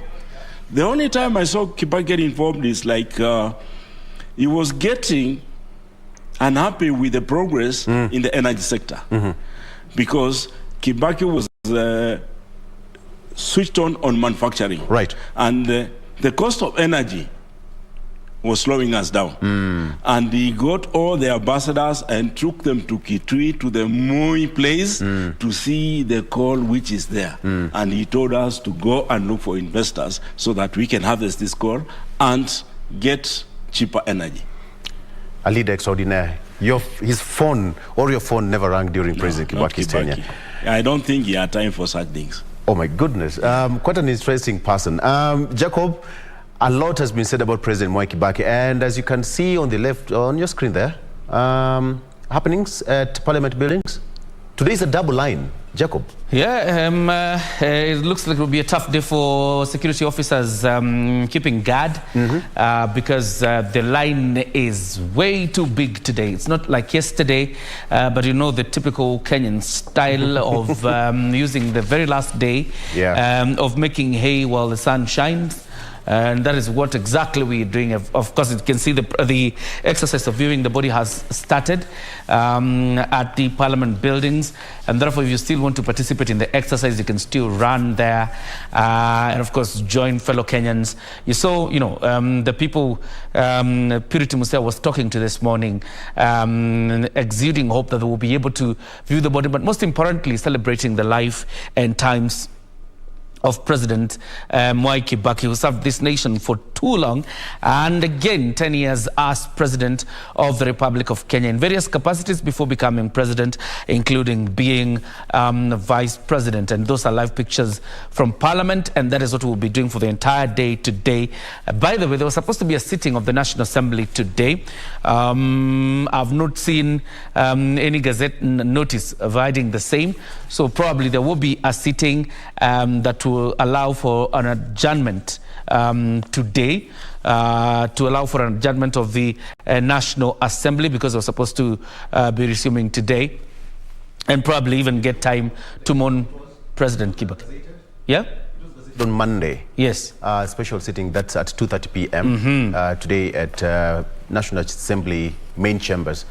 Absolutely. That means then the National Assembly will also get an opportunity to mourn President Mwai Kibaki, who was in that chamber for so many years, representing Donholm constituency, the current Makadara constituency, and then Othaya from 1974. So clearly the National Assembly will have a moment to do that, but that's just it. We are live from Parliament buildings and including inside the chambers once that session begins. But let me hand it over back to you, Victor, to continue with Balozi as you talk about, you know, Kibaki's foreign policy. But I'm still interested in the question of Victor. North Korea has had some bit of aggression towards South Korea. Balozi is saying never did President Mwai Kibaki call him, probably to guide him on how to respond as a country towards this aggression. You had the question? The strife between South Korea and Korea. South Korea and? North Korea. And North Korea, rather. Yeah, I will not venture into that discussion because it's very sensitive. But what I would like to say is that the main difference between the two countries is just policy. The policy they had. When during the Korean War from 1950 to 1953, the country was divided between America and Russia. Yes. And this is a very emotional topic, and I would like to request all Kenyans who go to South Korea to actually avoid discussions on South and North Korea. All right. Yeah, okay. We have a young man in North Korea, he's called Kim Jong-un, and he's served by his sister Kim Yo-jong. They are the kids of Kim Jong-il, and their grandfather is Kim Il-sung, and we just leave it like at that. Okay. Yeah. All right. So let's talk about the Moi's style of handling foreign policy. Moi's style of approach was the formulation, the foreign policy formulation and implementation was somehow characterized as centralized. But when Kibaki took over, it was more of ad hoc. When you look at it, it was decentralized. It was being handled through foreign affairs ministries. That is a very big departure when you compare the two regimes. Yes, it is. But I would like to make one correction that President Kibaki's style was not ad hoc. It was based on a carefully thought out strategy. And I do remember that question arising one time in an international forum where somebody called me an hour in a discussion, and I almost froze. Right. They asked me, what do you have to say about the slogan Vision 2030? And that shook me, because it was never a slogan. Right. So Kibaki had a very clear framework on how to engage and how to transact. Yes, and that was the difference between the former regime and this regime. Yes. So most of the, talk about the Minister of Foreign Affairs, they were more of given more powers. They were more empowered to handle international relations between the government, between two governments, so to speak. Yes, they were given more powers, and for the first time we were able to relate with the Treasury. Right. Because before, you'll find that the Minister of Finance and the Minister of Foreign Affairs were doing things differently and separately. But during Kibaki's time, we worked together, and I can speak for my case where before, when, say, South Korea is visiting Kenya, South Korea, the embassy and, say, Korea Exim Bank would meet our treasury, and the Kenyan Foreign Affairs was not there. And during my time, I would travel all the way from South Korea to attend those meetings in treasury. So I feel that the Kibaki's approach was good in team building, and it enabled the country to be stronger at the international arena. Perhaps your lowest moment while you're serving as an ambassador in South Korea, your lowest moment? There were two. And these are things we don't like discussing in public. The first one was when there was a bid to move the UN headquarters from Nairobi. Right. That was really painful. And that's which the President time Kibaki really fought for. Yes. The UNEP I and had UN to headquarters. really talk to people in Nairobi, to talk to Kibaki, and Kibaki said, hold your ground and say no. The other moment was we had done a deal with Italy long time ago in Mombasa, at the time of Balala, where we support Italy to be the chair, and we are the vice chair of the UNWTO, the World Trade Tourist Organization. Yes. Now, when the time came, we met in Korea, and I remember I went with the Honorable Balala, he was the Minister of Tourism, and everything was fine. Then the next day, it was like 200 kilometers. I went back to Seoul and continued with my work. I got a phone call that things were not working. And I was told to go back. So I went, and then when I asked, I was told that Italy have decided to contest against us, despite the agreement. And then there was a feeling that we can't win, we should backtrack But then I pointed out that we don't have the mandate. We just have to go ahead and bid. And then I talked to our friends from Africa and in Middle East, and the first person to support us was Iran. And they were able to support us, and we won the chairmanship. So those were the two moments when I felt that probably I shouldn't have been in Korea. But nonetheless, you stayed and finished your term pretty well. Yeah. It's 17 minutes past 8 a.m.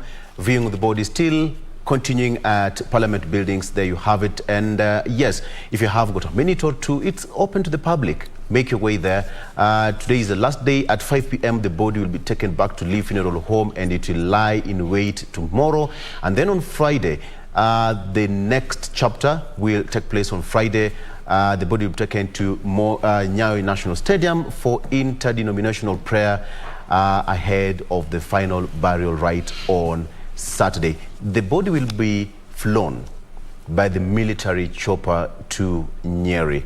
So more of the program will be communicated by the government as and when we get them. An interesting discussion here in studio. Jacob Curia?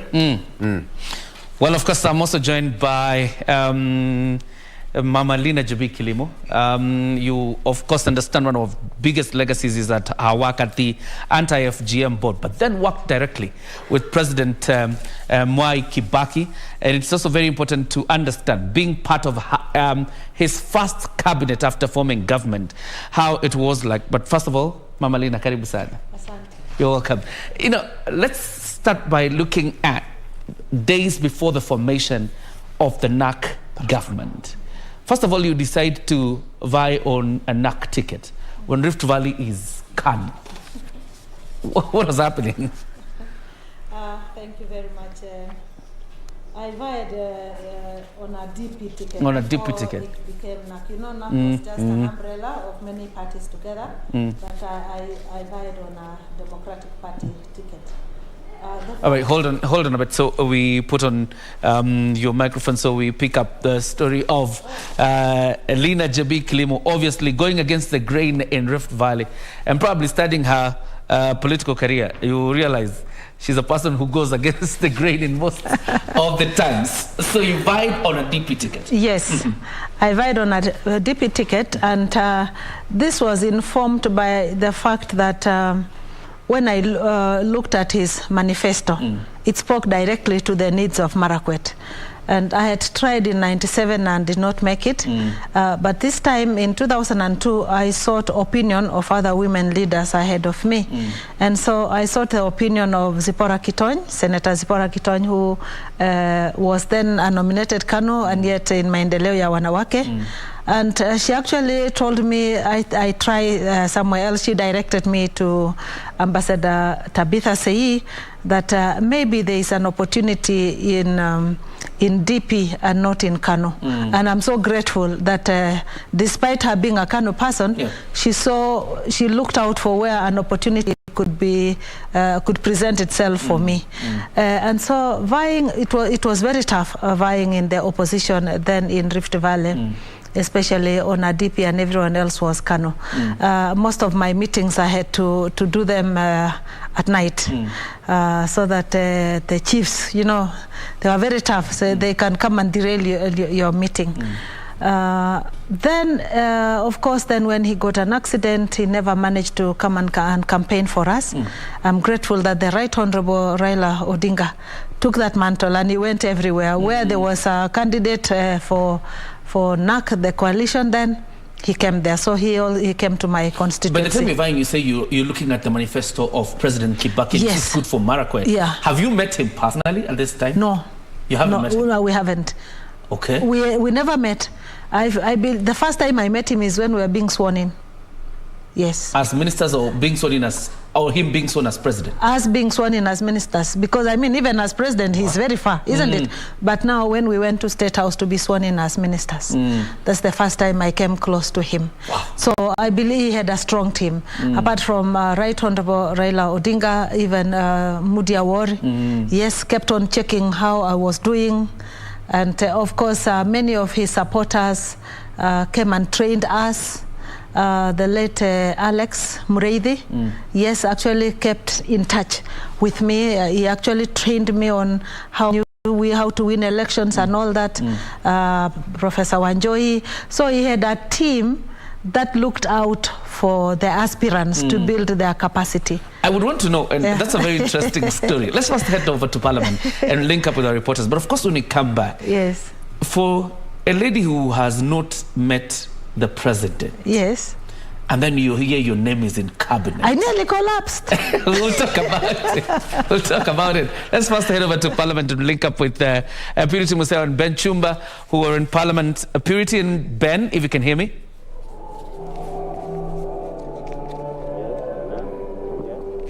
Good morning, Kyria and Victor. Once again, we are coming to you live from the Parliament buildings, and the body of the late former President Mwai Kibaki did arrive here for the third day. Just minutes before 7 a.m. in the morning, and you understand that today is the last day that Kenyans have an opportunity to pay the last respect to the former president. The body has been lying in state from Monday. It was supposed to lie in state for 3 days, so today is the last day ahead of the National Memorial Service on Friday, and we saw a very long queue of Kenyans coming here and ready to view the body, and as you can see from that point, that is where they are being cleared from, and they are now officially allowed to go and view the body of the late president. Some were even here as early as 5, and these are not only Nairobians but Kenyans from different parts of the country. We've seen people coming through from Eldoret town, people coming from even Othaya, the home of the late former president.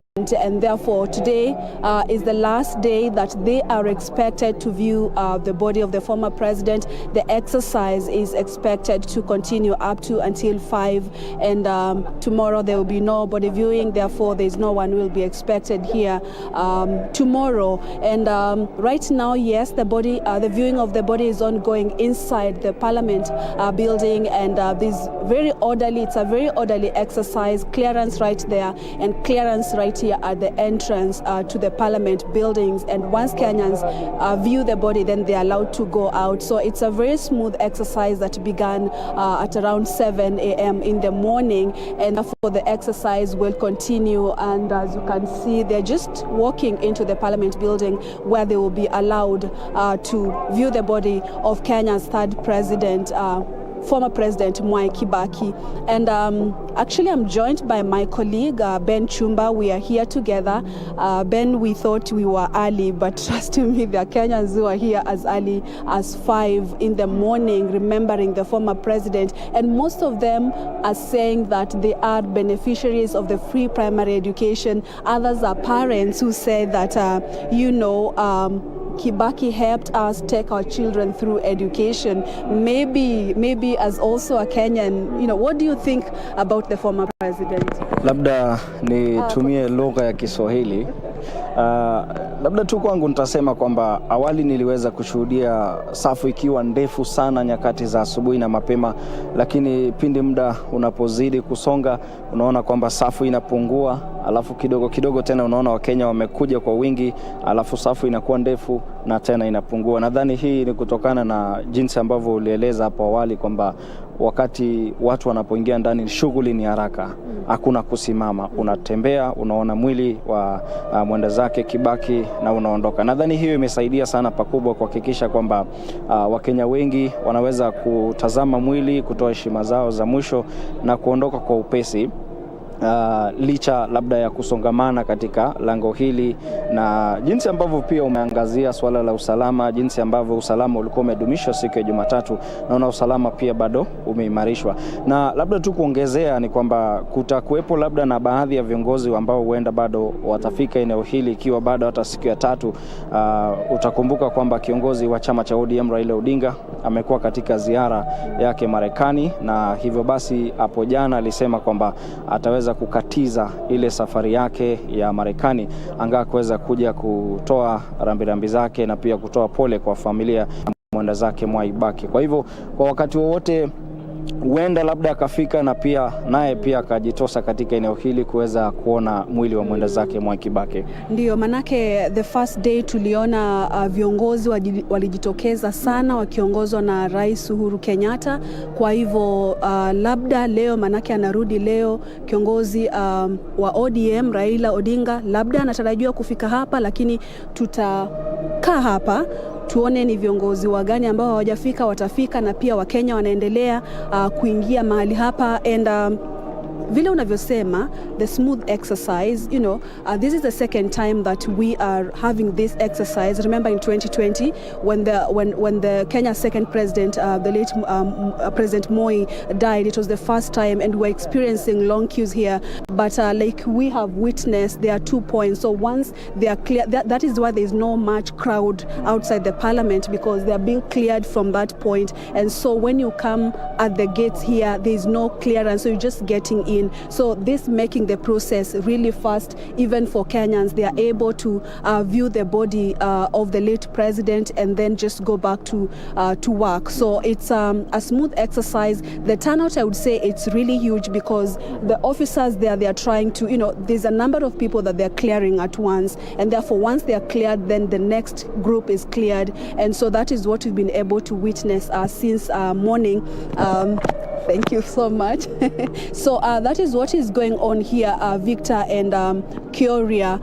We have seen this exercise run smoothly since we arrived here before 7 in the morning. And most interestingly, Kenyans who are here even before the arrival of the body. They were right there waiting to be cleared.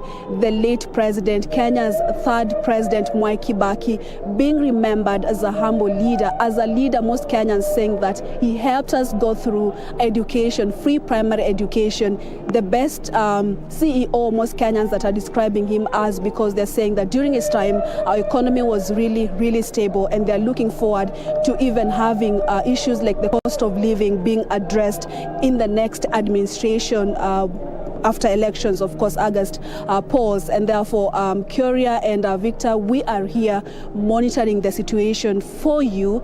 Just a brief background, what is going on here. Today is the last day of the viewing of the body of the late President Mwai Kibaki, the third and final day. He's been lying in state since Monday, and therefore, according to the committee that is organizing his funeral, he was supposed to be here for 3 days, and therefore his body has been coming from the Lee Funeral Home all the way through the Parliament, through the Valley Road, and making its way in a casket, escorted by the military into the Parliament building. So tomorrow we do not once again expect this exercise to continue. Today is the last day, and therefore for every Kenyan who is willing or wants to pay their last respect to Kenya's third president, the late Mwai Kibaki, then they are welcome to come before the end of the day. That is 5 o'clock, because tomorrow there is no viewing of the body, and the burial is expected at his Othaya home in Nyeri County on Saturday, and on Friday the National Memorial Service will take place at the Nyayo National Stadium. I want to return back to you, Victor and John Jacob Kioria. Fantastic job, Purity Museo, back at Parliament. And of course, we'll keep linking up with you to just give us the ongoings in Parliament, of course, being the last day. And the numbers are huge because this is the very last day. But obviously, as we monitor the situation in Parliament, very interesting things, a front row seat into President Kibaki's first administration or first term. And on the other end, Victor has one of President Kibaki's representatives to South Korea as ambassador. And therefore, we're just having to look at the legacy of the president. But before we went to Parliament, I was engaging Mama Lina Jabi Kilimo. And you were saying your appointment, you almost collapsed. One, because you had not met the president. Yes, and I didn't expect that I would be a minister. All I expected was to be a member of parliament and really make noise about the insecurity that was happening between Pokot and Marakwet. And so my eyes were set on my agenda, not serving the government, but serving the people. And I was doing some exams which at Kenyatta University. So we were having lunch with my colleagues. Then I saw on TV that, I've been made a minister. Wow. So I think I stopped now, and of course it took me some other days to come and finish my exams. Nobody had ever spoken to you in between when you were elected as MP and this appointment. Nobody had asked you, nobody had talked to you about any possible appointment? No. I mean, I didn't have the network. Are you forgetting that I was a village girl from Eldoret? I didn't have much network. And, you know, we did not have this kind of phones that we have right now where you can send WhatsApp or even text. I didn't have much network.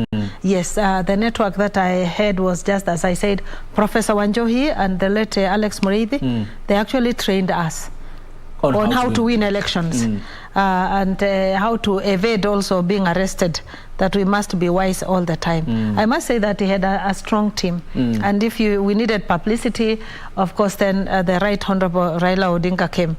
And I still remember we had incidences. We were also stoned in a chopper when we were with the Right Honorable Raila Odinga. This is not the first incident. This was the first incident. We were in Kapcherop. And of course, we were actually saved by Kimasop, the immediate former MD of KVDA, who seemed to know what was happening around so that we can take off on time. And just as we were taking off, then they were stoning us and we were going. So it's not an easy ride campaigning in the opposition. I'm just saying this because it's not easy. And as I said, most of my meetings were at night because I couldn't do them during the day, and it had to be at people's homes so that I am not disrupted by the chiefs, because that was a Kanu stronghold. But I had this faith because you knew that there are people who are caring about you in the party. I must say NAC was such a strong team, who really cared about winning the seats. Winning the seats. Yeah. At KU, you're doing your exams, then pop. Lina Jebikilimo is now a minister. Then I leave and then I come and become a minister, and later How does your life change from that moment when you've been minister from KU? It changed quite a lot because then I had to move house to get a bigger house, because now then you have this entourage with you, you have the security people, so you have to have somebody at your gate, you know, looking after you. Then all of a sudden, then you have drivers. This is now for the children. I think this is for what? Did they come for you at KU? No. After the appointment? No, I came. Okay. Yes. You brought yourself? Yes, I brought myself and reported to the, was it in Arambe House? Or yes, and reported in Arambe House. Then you're told where to go. Okay. Yeah. At your swearing in is when you first meet the president? Yes. Face to face? Yes. What does he tell you? No, we didn't talk. You didn't talk? No. Okay. You know, you're just lined up and you come and say, "So help me God." I was still afraid. But sincerely, that swearing, and I know I saw the next day in the newspaper, I was on the front page. I was praying. I may not have been seeing anybody around, but I was telling God, "You've brought me this far." To me, Ephesians 3:20 came into play, that he can do, God can do abundantly more than you expect. He did more than I expected. And so there, with the vision that I had for the people of Marakwet East, I was saying I am at the highest position in this country. I'm in State House, where all powers are. I'm asking God, "So help me. You've brought me up to here. Help me, God." And he helped me for 10 years. My mission for a peaceful coexistence between Pokot and Marakwet was there. My agenda to ensure that issues of female conversation to the conscience of people of the challenges that girls and women from FGM practicing communities go through, why transition rates are low in these communities. And so I feel I am really honored and grateful to God that at the crossroads, at the time when I needed to fulfill a desire in my life, I found my destiny connector in the name of President Mwai Kibaki. Wow, fantastic. Yeah. That's a very fantastic description of the president. But I'm still looking for when you meet him first, your first interaction with him now, person to person. Lina Jebikilimo, Mwai Kibaki. When does it happen? Yes. When I had the opportunity to go and present the issues of Marakwet East constituency. Okay, so I got an appointment one-on-one to talk to him, because I felt that it just, when you sit in cabinet, you know, you feel there is that resonance. Somebody looks like just a father to you. And I really needed answers. I needed peace between Pokot and Marakwet. I needed him to understand why I looked for this parliamentary seat. So I got an opportunity to meet him one-on-one. And when we met the first time, I explained to him why I sought parliamentary seat, because I looked relatively young. So it's like also people are wondering why, you know, you're leaving your young children and coming here. And I told him where I come from. I come from a place called Embabut, and everybody knows about Embabut Forest, an area where it is, you cannot pass. There's a very forest we call Kakaya, where even if the roads that were made by some missionaries, vehicles would get stuck there, and we had no mode of transport. I told him my agenda is really to ensure the people of Marakwet East, especially the Tirap division, access hospital. I told him of my experience as I grew up, that I saw people being carried in makeshift stretchers because there's no vehicle. And at times they reach where the district headquarters is right now, the vehicle left in the morning, so somebody just dies on the way, and that along the way you will know that this place, so-and-so's life passed or died here because they couldn't go. And while I'm still sitting there describing the challenges of road network in Marakwet East constituency, I still remember that he pressed something like this, a phone, and while I'm still seated there, Mwiraria, the Minister for Finance, arrives. And he's told, enda sikia hii maneno ya huyu mtoto. And so from there we come out, and Mwiraria, and he says, okay, what are we supposed to do? We go and see what I'm talking about. So we went with the late Mwiraria to my constituency. The roads were not good. We reached a place called Tuturung. We could not move further than that now. So I'm telling him, this is the place where when people come, you cannot get any motor vehicle. In the valley where I'm married, we have the army people. And I said, the valley people, if you are very sick, you can get the army lorry, which can go on rough road and take you to hospital. And the hospital then was Kapsawar Mission Hospital. So I'm so grateful that without money being allocated in the budget, whatever savings Mwiraria was able to get, they made a road. It was a Class D road, but they put tarmac to come just from Embabut to reach Kapsawar Hospital. I know that at times people from my region wondered why I took tarmac and jumped up to Marakwet East, leaving Keyo North, Marakwet West without tarmac. And they say, Kwanza, you are a minister. Yes. So people thought that I was being selfish, but to me, it was about the people of Tirap division accessing hospital care at Kapsawar Mission Hospital, because it was just brought up to Kapsawar, that tarmac. And that was the end, just to ensure. So he cared for the people of Marakwet. His other manifesto, which I saw, was about the Embabut Forest Squatters. The Embabut Forest Squatters was part of his agenda also, which later on he also allowed us to get a census of all the people who are in the forest, and they allocated us to buy land. By that time, I was on my second term, and Right Honorable Prime Minister Raila Odinga was in charge of government work, and especially the issues of the forest squatters. The Grand Coalition. Yeah. So despite us now being from opposite camps, we were able to talk. I took the list of the people from Embabut Forest. They were put in glades, holding grounds. The government bought land for them, the first land at Kipkabus, which later on we were not able to settle the people there because people said, oh, Marakwets have got guns, so they should not come. So it was given to other squatters. And later on money was allocated to relocate them and buy land for them. Unfortunately, his tenure ended, and also mine ended, and the people were never resettled. All right. Let's engage Victor a bit to talk to Balozi on the foreign or diplomacy of President Mwai Kibaki, of course, when it comes to his foreign policy. But of course, a very interesting story on this other end with Mama Linda Jebi Kilimo. Victor? It's quite interesting that, you know, God can pick you from where you never expected. Remember the story of David? Yes. Yes, David was being touted as just a shepherd. Mungu anamtafuta unasema, this gentleman, huko malishoni ako na ng'ombe na mbuzi huko, but God said, that is the person I want. Preach on, brother. And he came to be a king. All right. The same story to Mama Jebi Kilimo. She almost fainted. I can imagine. All right. Back with Ambassador here. Ambassador, you know, the president's approach in shuttle diplomacy, number one.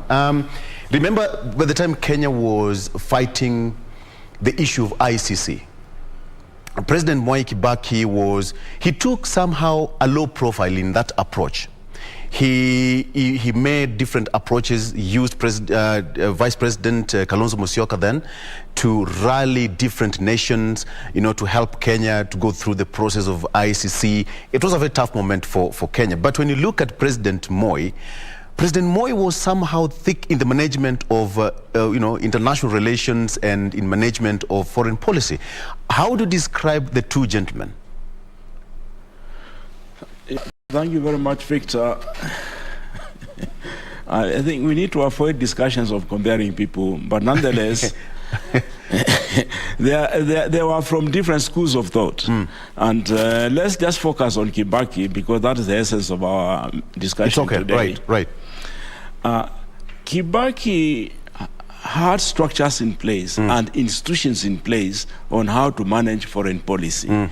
He didn't have to physically get involved in getting things done. For example, if you look at the African continent, Kibaki was able to get ambassadors, like an ambassador for East Africa Community, ambassador for COMESA, ambassador for African Union, so that things will be done professionally and on time. That was the fundamental difference. Yes. And of course, the involvement of the foreign affairs ministries, and you said treasury as well. The foreign affairs ministry, they were empowered. Empowered? They were empowered, yes. He really fought for the Security Council, for Kenya to be a member. Tell me about that. Yeah, you know, we have the UNGA, the UN General Assembly, where the heads of state meet, and the UN Security Council. The power is in the UN Security Council. Right. And it is so important for Kenya to be in there, because that enhances your value globally. And I'm happy to say that finally we are there. Kenya is one of the 10 non-permanent members of the UN Security Council. Yes. It took us time, but we are there. Credit to President Uhuru, to the Foreign Affairs, both the CS and the ambassadors. But we are there now. And because of that, we are able to engage many, many countries, because that is where implementation is done. When you talk about President Mwai Kibaki, we talk about finance and economy. During his time, we saw a lot of doors opening. Kenya is at the center.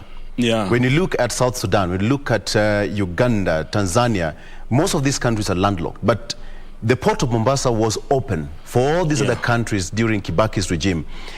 Are we still enjoying that, you know, good relationship with those countries? And how did Kenya's economy grow as a result of that? Yeah. Again, these countries are not landlocked, they are land-linked. That's how they prefer to call themselves. Land-linked? Yeah, they are not landlocked, they are land-linked. Okay. And Kenya has put enablers in place to ensure that they are able to do their business, they are able to get their things on time. And this is why I earlier told you that Kenya was able, through Minister of Foreign Affairs, to assign ambassadors, not just at bilateral level, but also multilateral. The other thing which helped a lot during Kibaki's time was certain treaties which were very important to investors. And one of them is promotion and protection of investments. Yes. The other one is avoidance of double taxation. Double taxation, because you don't want to pay tax here And then when you go back to Canada, you pay tax again. Right. And he was able to sort those out. The other concern for investors is non-commercial risks. Touch wood. Support is a coup. So what happened to investments? So Kenya has been very active in that area because we are members of the World Bank Multilateral Investment Guarantee Agency, where your compensation would almost be within the month. Also, we are members of African Trade Insurance. Right. And we are also members of the International Center of Settlement of Investment Disputes. So these things, Kibaki made sure we remain very strong, so make it easier for people to work with us, for people to invest in Kenya. And interesting. The new constitution was close to his heart. Yes. And when he took reins of power in 2002, he wanted that constitution to be delivered within 1 year, but we all know what happened in between then.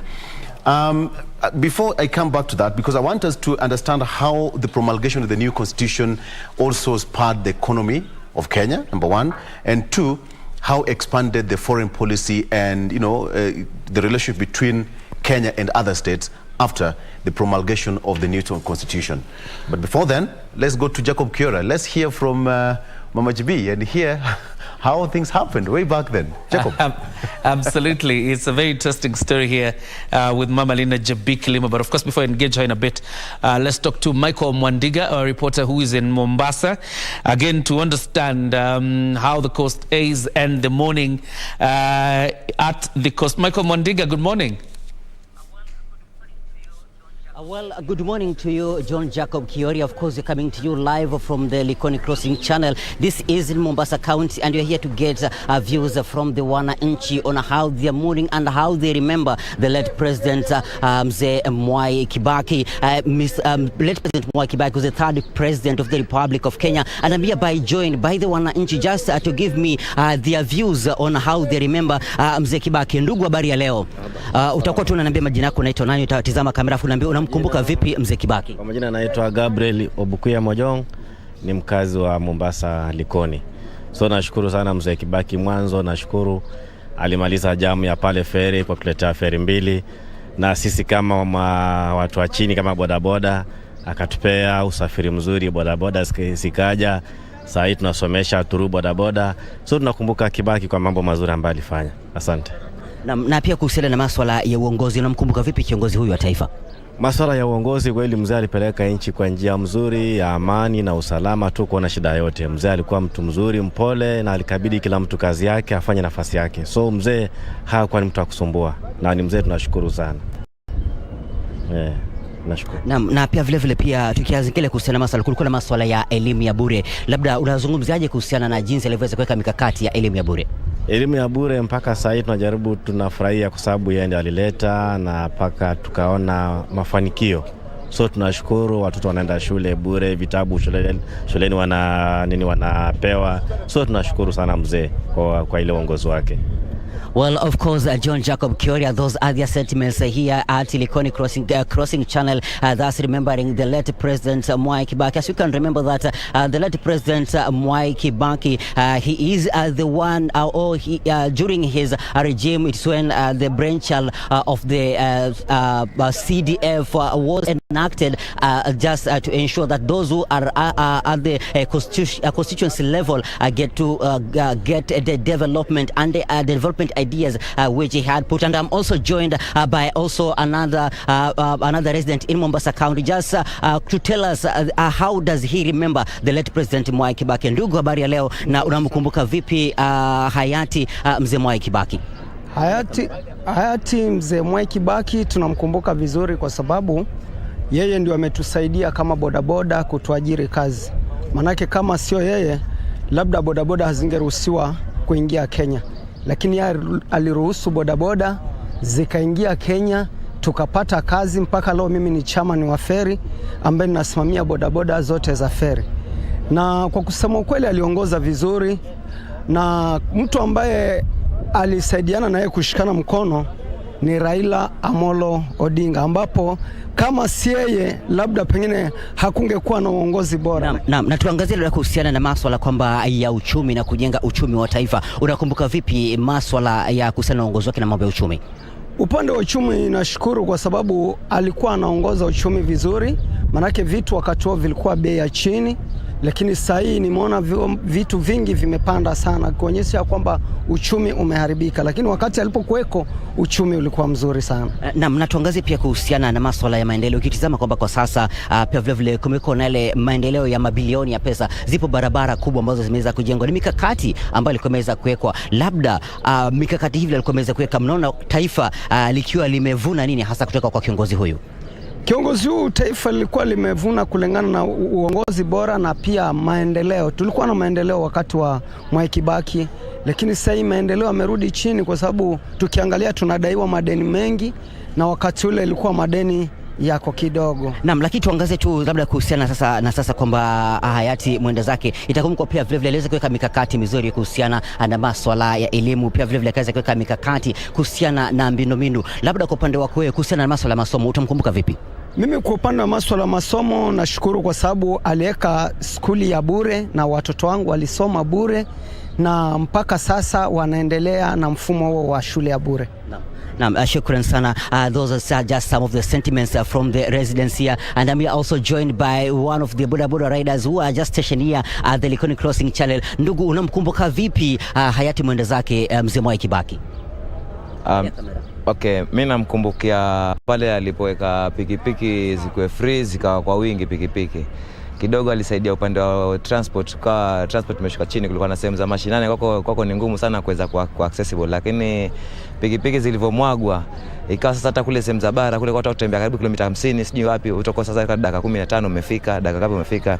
Alisaidia sana upande wa kuimarisha uchumi kwa anayepeleka pikipiki na anayekuwa anataka kwenda mahali fulani. Naam, nazungumzia pia kuhusiana na masuala mazima ya kwamba ni kiongozi ale pia anaweza kueleza watu kwamba watu waweze kusameheana na watu waweze kukubaliana na watu waweze kuishi kwa pamoja, lakini pia vile alikuwa ni mzee mwenye utani. Labda unakumbuka nini hasa kuhusiana na utani wa hayati mzee Kibaki? Kibaki nilikuwa namkumbuka sana. Alika kuwa unaweza tukana mtu mafia kuku na sikufanya lolote kwa sababu ya kuwa inaanzia kule kwake. Sasa yani yeye ndo namkumbuka sana na ile pumbafu. Sasa inaweza kuwa nikwambia pumbafu nasema ule amesema tu pumbafu. Lakini sasa uwezi chukulia ile amenitukana sijui nini kwa uwezi. Naam, lakini ni kwamba tu alikuwa anataka kupitisha ule ujumbe katika njia ambayo kidogo inakuchekesha ili iweze kufikia wale wananchi, ama unasema namna gani? Ile swali lako kidogo lanicheka. Naam, ilikuwa ni kwamba ni njia moja pia yake ya utani kuweza kuwasilisha ujumbe pia kwa wananchi waweze kueleza kwa usawa. Njia moja ndio ile kuwa kwa mfano nakwambia wewe umelegea mahali fulani, labda wewe wataka upewe. Sasa ile atakwambia wewe ni pumbutu, utapewa kwa sababu gani? Si ufanye kazi kama wengine. Yeye akoko nini yake kubwa nasema alikuwa anataka watu wafanye kazi. Naam, shukran sana. Ni kwamba umeweza kuelezea na kugusia kwa undani kabisa kuhusiana na kwamba utani aliyokuwa nao hayati mzee Mwai Kibaki angalau kuweza kufikisha ule ujumbe kwa wananchi na kuweza kuhakikisha kwamba wanamuelewa katika njia ambayo ni sawa kabisa. John Jacob Kiori, of course, we are here at the Likoni Crossing Channel just getting sentiments or the views of the wananchi regarding on how they remember the late President Mwai Kibaki. He is remembered as a president who preached peace and tolerance across the political sphere, and also he is remembered as the one of the leaders who put in place mega or multi-billion infrastructural projects, which we are seeing the current government implementing them. Also, he's also being remembered during the time when he was the finance minister back in the 1970s, when he drew a plan about the Lamu port and the northern corridor, of course, to ensure that those communities coming or those minority communities are also incorporated in the national or in national activities, and of course enjoy the national cake. That's all we have from Mombasa County this particular morning. And back to Jacob Kiori, and for us from Mombasa County we say pole sana kwa taifa and rest in peace mzee Mwai Kibaki. Padre Michael Mwandiga kutoka kaunti ya Mombasa na wana Mombasa. Morning President Mwai Kibaki. And of course in a bit we'll head to Kisumu where Wycliffe Okech is on standby. Let's hear the views of the people of Kisumu. Wycliffe Okech, if you can hear me. Of course, we will link up with him. I understand he's not ready just yet. Once he is, we will speak to him. But in studio, still have Mama Lina JB Kilimo, talking about President Mwai Kibaki. Mama Lina, once you've been appointed into cabinet, sometimes you have bosses breathing on your neck. Tell us about your working relationship as a minister with President Kibaki. You know, you've jumped the gun on my side because I had agendas. We left where I had my first meeting with him. Oh, yeah. So I talked about lack of infrastructure in the highlands of the constituency I represented. Okay. And I talked about lack of security in Kerio Valley, where the Pokot and Marakwets were killing each other in the name of cattle rustling. And so to address that, I also told him that people were no longer having children because the men were taking guard at night. If you were found in your home, you'll have to pay your God. So the men were guarding. So we were at a point where children were not also being born. Okay. And at that particular time, there was a time when children had gone to a clinic and they were all just shot. Some their heads were taken and just bashed on stones and trees. So I told him all this. And so he knew that I am standing for security and the issues of infrastructure, and eventually also about FGM, but the things that mattered to the Wananchi. So then, after some, I can't remember how long, but the first death then occurred. A man who was mentally retarded, a Marakwet, was killed by Pokot near Tot. And in the morning, I'm still in my house, I get a phone call from OP that go to Wilson Airport, there's a police chopper there, go to Tot, someone has been killed. The GSU will be waiting for you there, and the DC has been told to go. So I'm given a police chopper and we land in Tot. The body even had not been removed by around 8 in the morning. So here is the body, and it was brought to be buried, and we crossed to the Pokot Koloa. And I'm sure my Pokot neighbors know that I arrived there with these red berets people, very annoyed. And I told the Pokot, what do you want? I have been sent by the president. What do you want? You still want to kill? To him, the sanctity of life mattered, whether it was a madman dying or a normal person dying. From that incident, we kept peace. We knew there is somebody serious watching us. So, and then after 1 year, I reported to him that now we have children. We had 1,300 children born. I was given a chopper, police chopper. We landed in Chesongoch, mobilized the churches. The Pokot people also came to celebrate life, that here we are. So I'm so grateful that he embraced us as a community, the sanctity of life, our milestones, that yes, it's like telling us, yes, now continue with that peace. The fact that it was me and Honorable Kamama who were our communities were fighting, we met together after 1 year to celebrate the birth of 1,000 children in my community. So now let us go to now your question, because I need to put that on right. So we go to my question, so that will with Wycliffe Okech in Kisumu. Wycliffe, if you can hear me, kindly talk to a few people from Kisumu. Probably let's hear what they have to say about the legacy of President Mwai Kibaki. Wycliffe.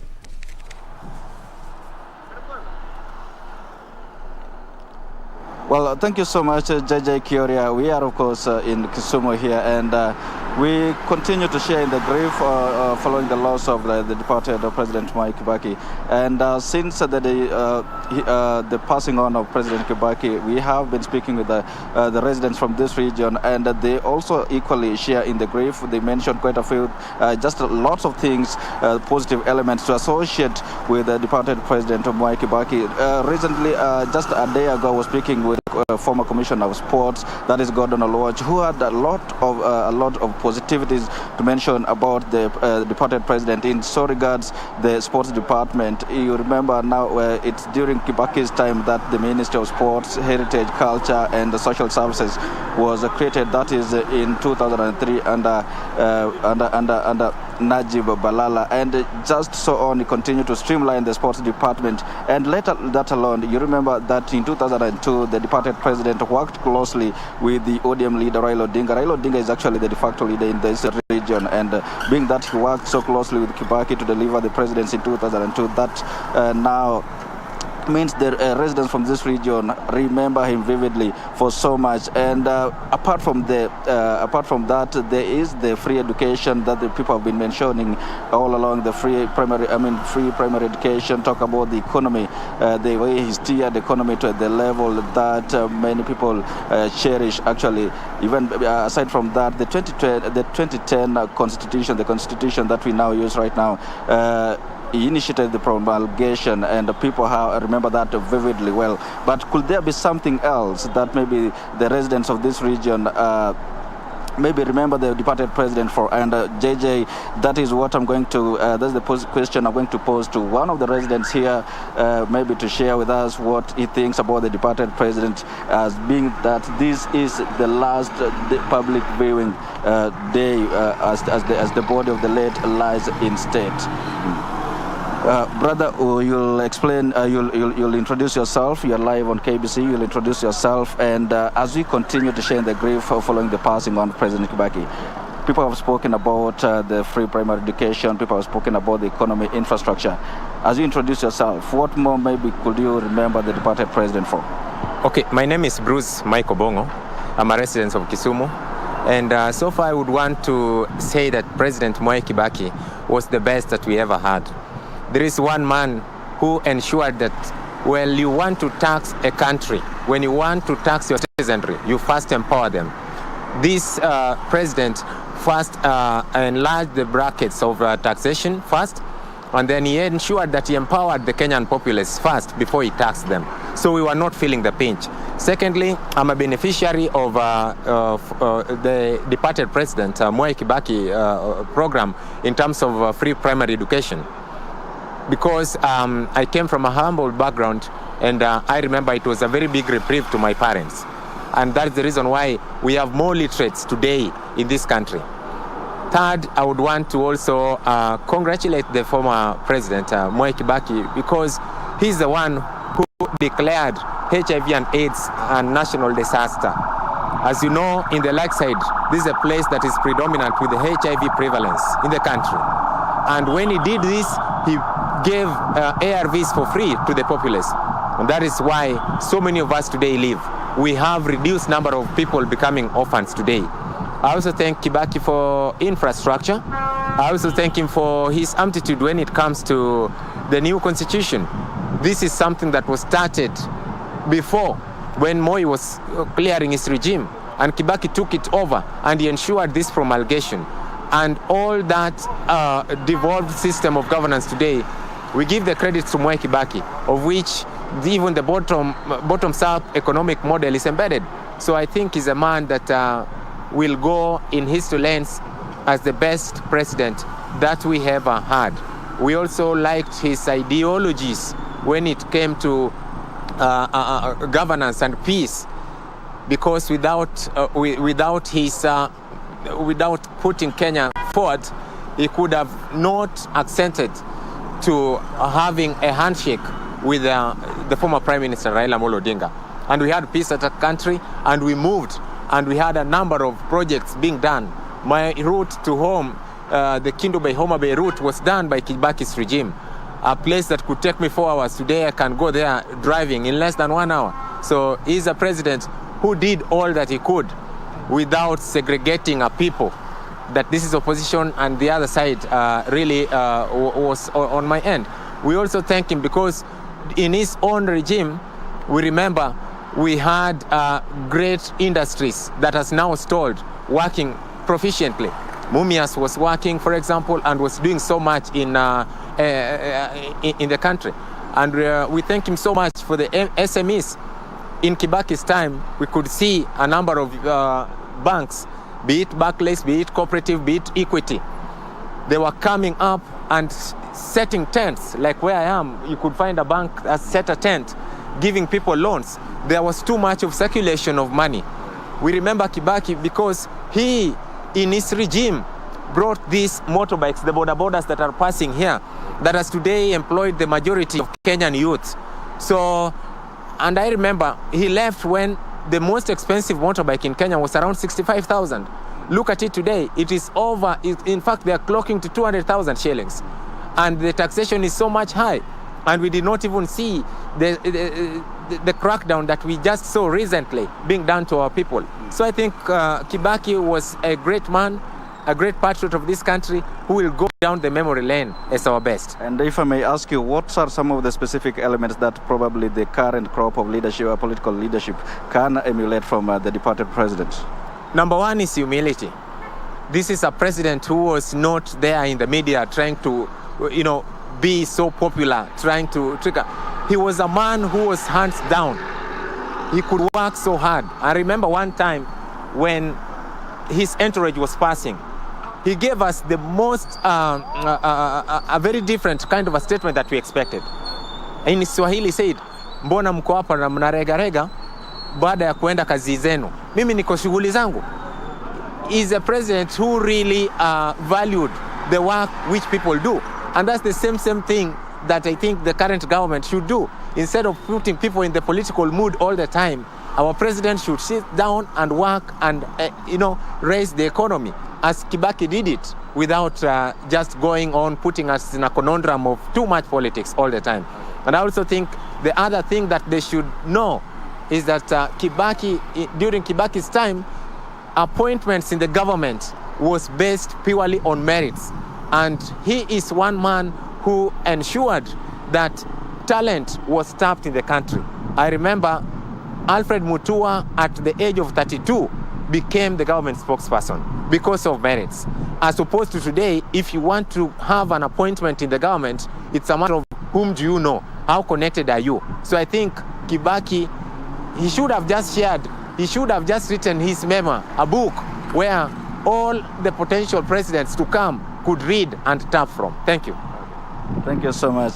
JJ, that is one of the residents from this region sharing with us all that he remembers. He will remember the president for. He has mentioned about the infrastructure that we mentioned earlier on. Now, he comes from Homa Bay. Actually, we are in Kisumu, and he says a place that used to take so many hours to get from Homa Bay to Kisumu now just take a few hours, courtesy of the departed president, Mwai Kibaki. And you've heard him mention that he's actually talked about the humility of the departed president, and it's actually urging the current political leadership, or rather the current crops of leaders we have in the country, to emulate the departed president insofar leadership is concerned. Well, JJ will continue to interact with many residents here. We know that this is the last day that the President Kibaki's body will be lying in state in the parliament buildings as we wait for the state funeral on Friday. That will be conducted at the Nyayo National Stadium ahead of his interment on Saturday at his Othaya home in Nyeri. We'll be continuing to speak with more residents here to share their comments with us, and we will be talking, sharing the same with our viewers. But for now, it is back to you, JJ, so that you can continue with that interview in studio. Kyorian. Thank you very much, Wycliffe, for catch a fantastic job there. And of course, talking to a very informed gentleman there.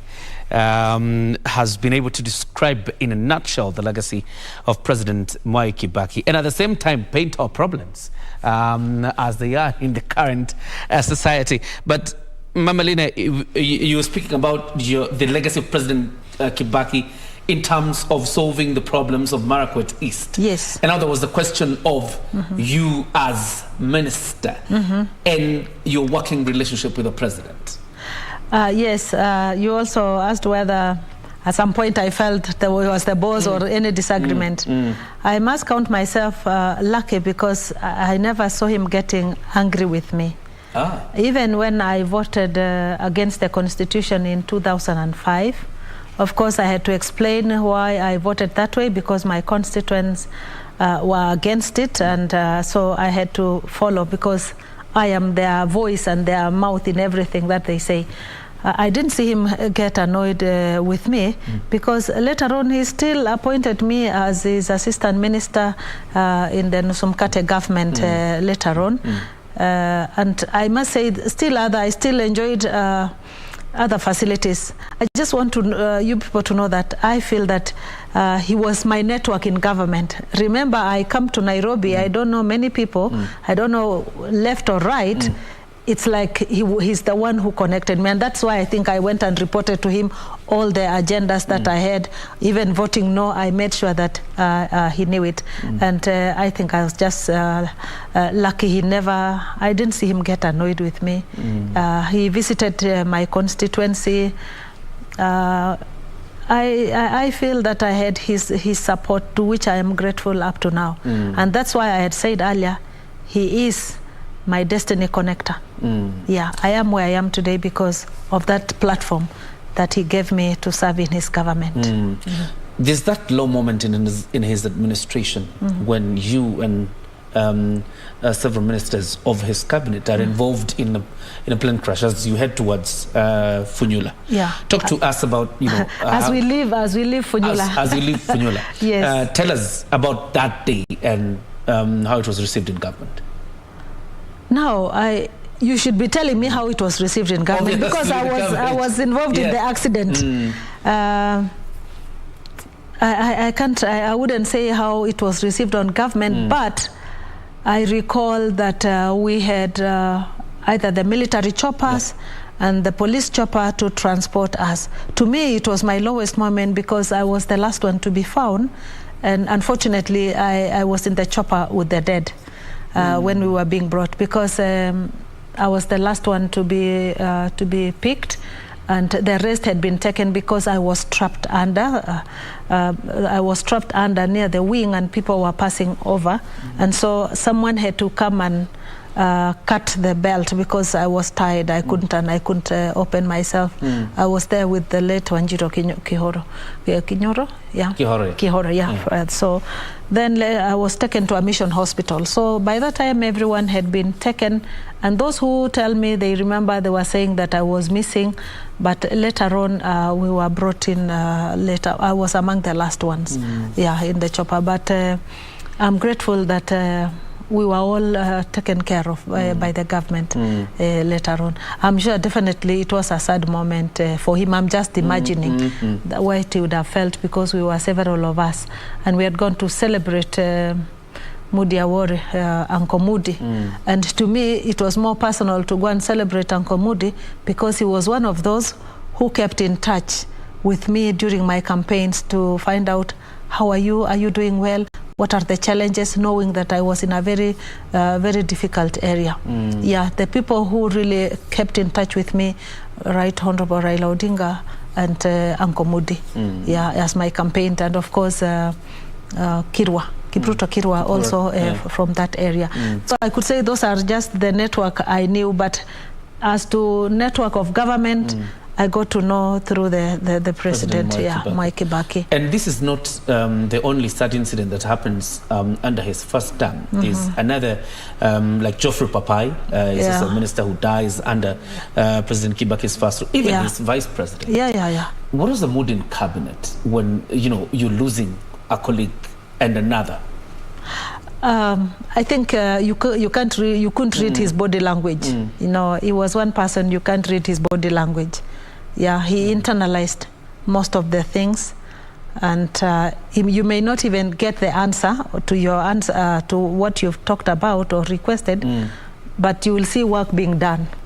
He will not tell you it will be done, but you will say your request, and he can say, okay, you're finished.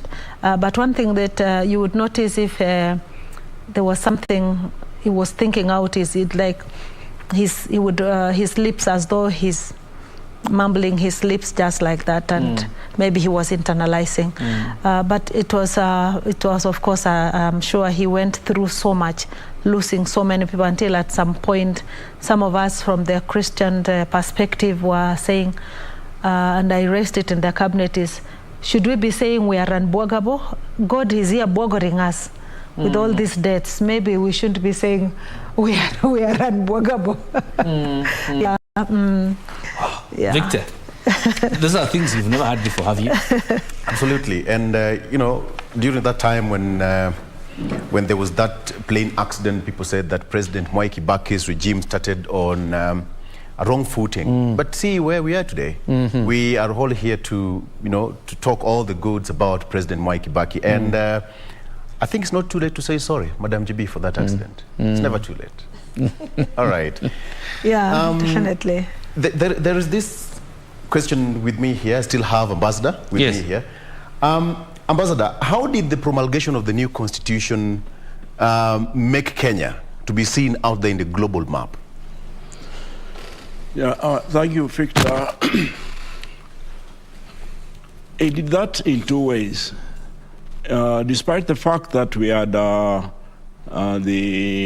Foreign Investments Act, the Foreign Affairs Act, we got the foreign affairs now covered in the Constitution. Right. And that made a difference globally because everybody felt protected. Secondly, the Constitution devolved power partially to the counties. That enabled counties to go into serious discussions with sister counties, sister cities, where you can have I remember working with two. I remember Kiambu and Laikipia requesting for assistance, and they could sign a sister agreement with another county or with another city. Yes. So it did help us a lot in doing our business, the foreign affairs. Yes. You are sitting in South Korea, and Kenya is a member of different organizational bodies, globally speaking. How is Kenya seen?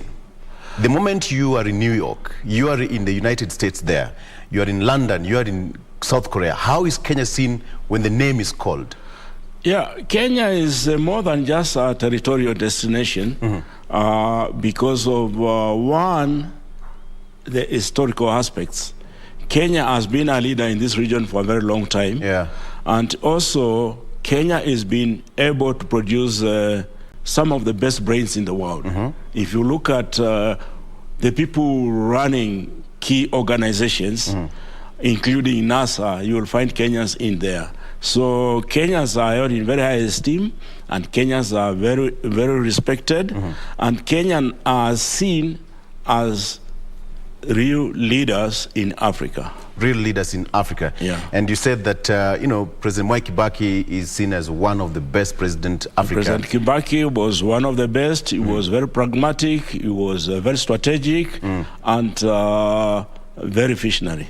Absolutely. The invasion of the multipartism. You know, Kenya from one-party state, and now we have plenty of parties now. How was the foreign policy affected, or how was the foreign policy after the initiation of the multi-party democracy in Kenya? You see, that is more of a political question, but let me just start by explaining that the status quo had been there for a very long time. And people kept on complaining, and the country remained political the way it was. But after the collapse of the USSR, and the Cold War was over, so the main actors were able to allocate resources now to Africa on what they were calling democratization. And that is, despite all the fighting we did, that is one of the reasons why things changed in 1992. As I already explained, that when multi-party and the new constitution came into force, we were able now to engage more countries at different levels, as opposed to from the central government. So it was a very positive thing for Kenya. Vision 2030 was President Mwai Kibaki's brainchild, and he was so passionate about seeing Kenya grow leaps and bounds, and being at par with other, you know, countries that perceived to be, you know, at some point later in the years, early in the years, that Kenya was at par with Singapore and South Korea. If you look at the trajectory of growth, where are we in terms of, in a scale of 100%? I think we've done very well as a country, knowing our situation and the kind of challenges we face. Now we are in the middle income, in the lower middle income country, which was one of the goals of Vision 2030. And I believe that Uhuru has also done a lot, and with the incoming government, we should see if we can take that to the next level. Otherwise, the Vision 2030 is on course. Is on course. Is on course. I asked you about your lowest moment when you were an ambassador. what were your highest moments that you'd look back and say, yes, that was it? Well, one was when I opened a new embassy in Korea, because the Koreans didn't think, they thought of Africa as a death continent. And that's so cruel. Yeah, that's how it was perceived. Yes. And I remember I actually fought so much with until the media, everybody knew Kenya. I was in the papers every week, almost every day, until the other ambassadors couldn't complain. And I received a lot of awards, more than 20, for positioning Kenya, and especially with the media, because I was able to bring the media to Kenya to see for themselves what Kenya is. And that gave me the motivation and the inspiration to continue. Amazing. Amazing. When you do good, you always get a good reward. Thank you. Kyoria, what about you? How many trophies do you have for your good work? Trophies? Yes. For what? Ambassador got over 20 trophies. I have several from my academic life, yeah? The others we'll talk about after this.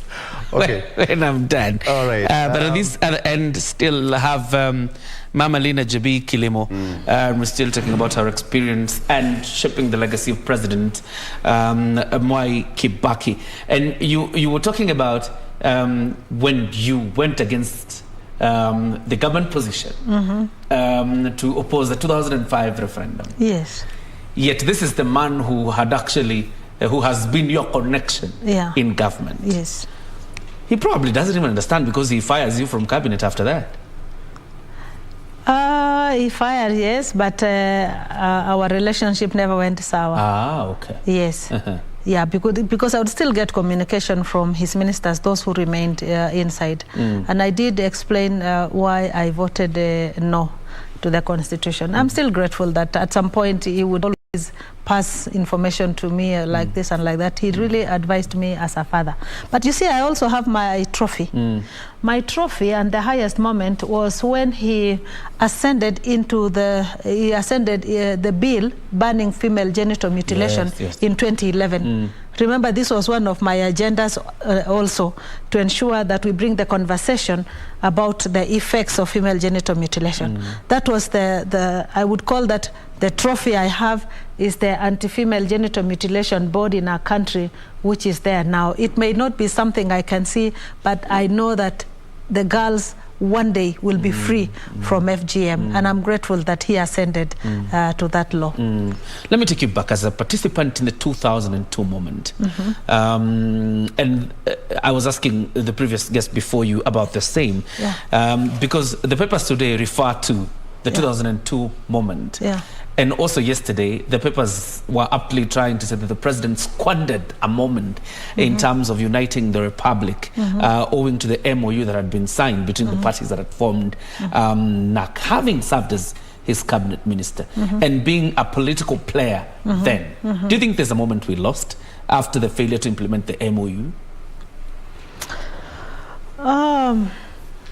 Yes, I feel that we lost when we did not implement the MOU, because then you can see that effect in 2007 when it was not a smooth ride for him to win that election as a president. It was very tough, and at some point we had to sit down and say, which party do you think is applicable there, so that we could get as many members of parliament as possible? Because in politics, it's about how many MPs you have, so that they can move your agenda on the floor of the House.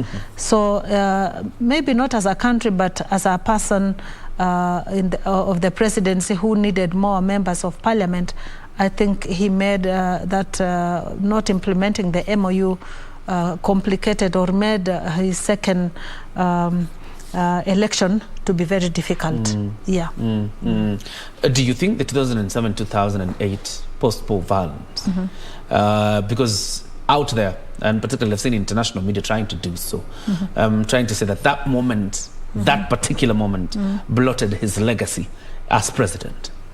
But how long is our memory? I mean, we all forgot later on and started enjoying the fruits of the Nusumkate government.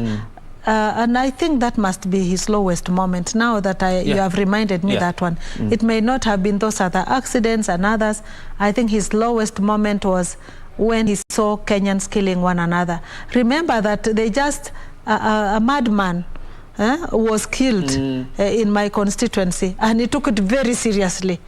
So when he saw many Kenyans killing each other in the name of election, that actually could be, in my opinion, his lowest moment. In the cooperative moment, because you also serve as assistant minister in the cooperative movement. And this is again at a time when, during the previous administration, when things like coffee and stuff like that and milk were not fetching good prices. What do you think is the legacy of President Kibaki in the cooperative movement, of course, as well as yours? Revival of the cooperative movement, because before then it had gone really down, and so making it a ministry, a standalone ministry, gave us the opportunity to just focus on the cooperative movement. At some point, people wanted to privatize KCC and all that, but he held on to it, that it should not be privatized, so that it can still be owned by the cooperators themselves. We also formed women cooperatives and SACCOs, savings and cooperative societies, really came up. I believe that with the leadership of the then minister, the late Joseph Nyaga. And by the way, something that you know the way he merged us, that if this was ODM and then his wing, if the minister came from a Raila wing, then the deputy came from his wing, and like that, and like that. I think he was setting us on a path of unity as a country, and cohesiveness, accepting one another, because you had to work together without imagining saying this is from which politics is this.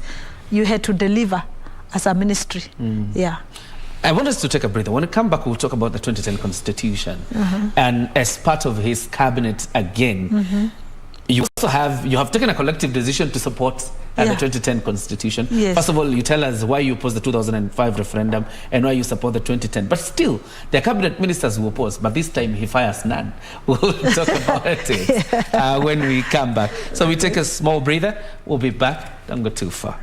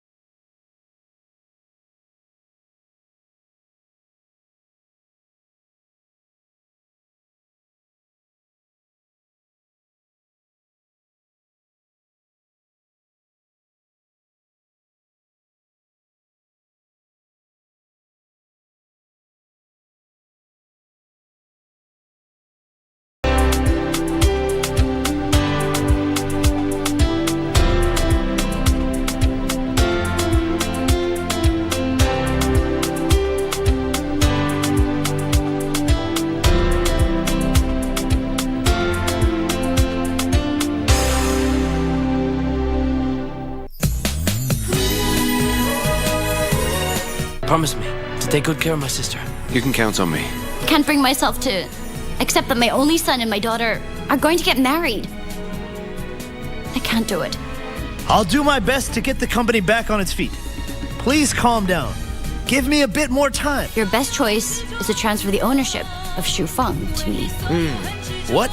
There's no way! I won't accept it! I won't accept it! Let's put the past behind us. Just come back to me.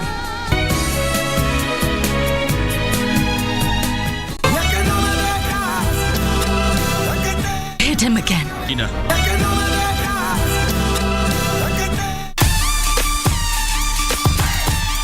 I'm gonna burn your legacy. Jr. Stepping up to Contra. What the hell? Who is that? What's the hell of a super kick? It's Pillman! It's Pillman Jr. Heart Foundation.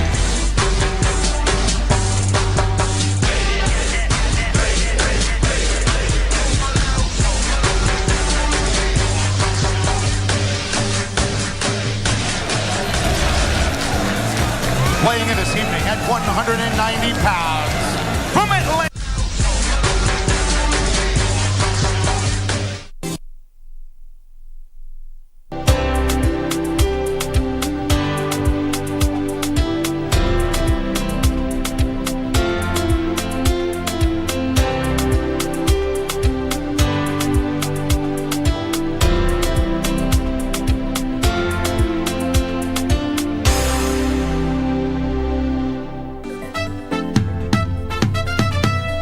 I know Kinanzu is a very inconvincible person. Okay, Kamene, today have it your way. I am not going to even correct you. I can't take it.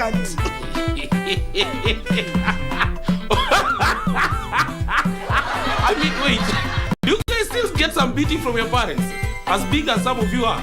You just know I will leave my mother's house when I am 33 years. That is the way to go, Kamene. Other thing is not the way we thought. See everything the way we thought. See rahisi. Angalia nyumba yako. Tukate maji.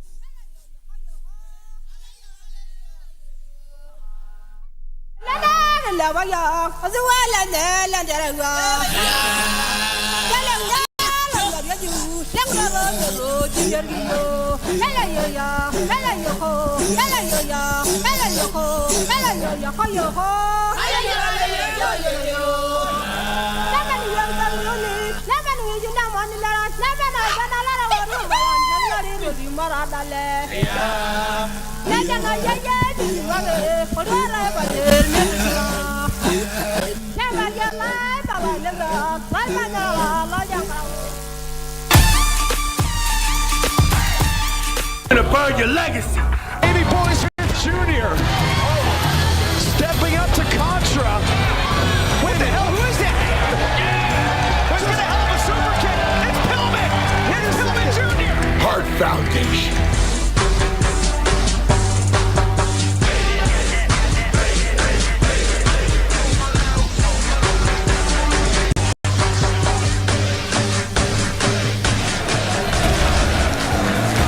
Weighing in this evening at 190 pounds, from Atlanta.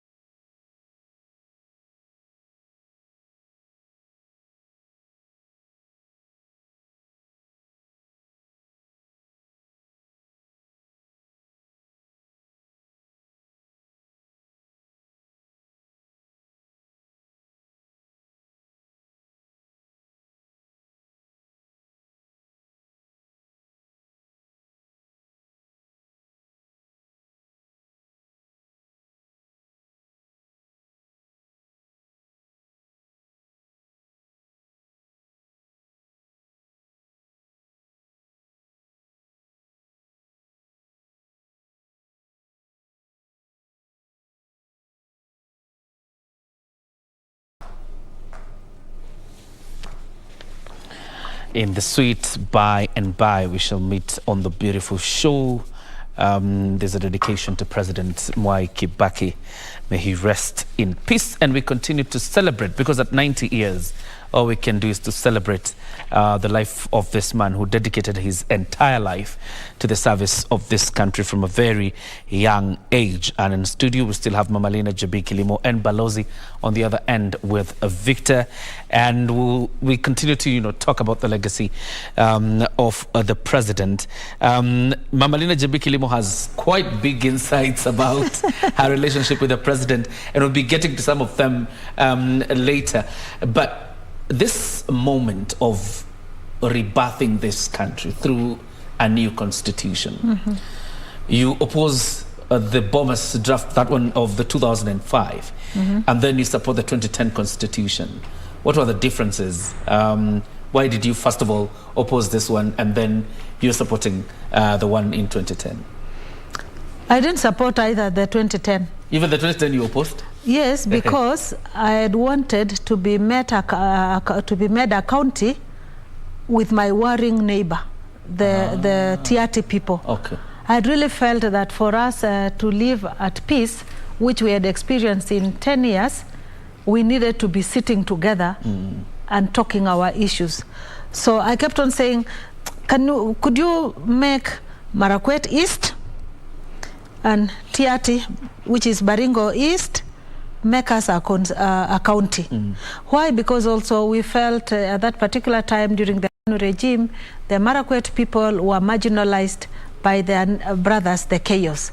So I felt that we were still going to be subservient to the Kayos, just like the way you feel the Tiati people are subservient to the Tugens in Baringo.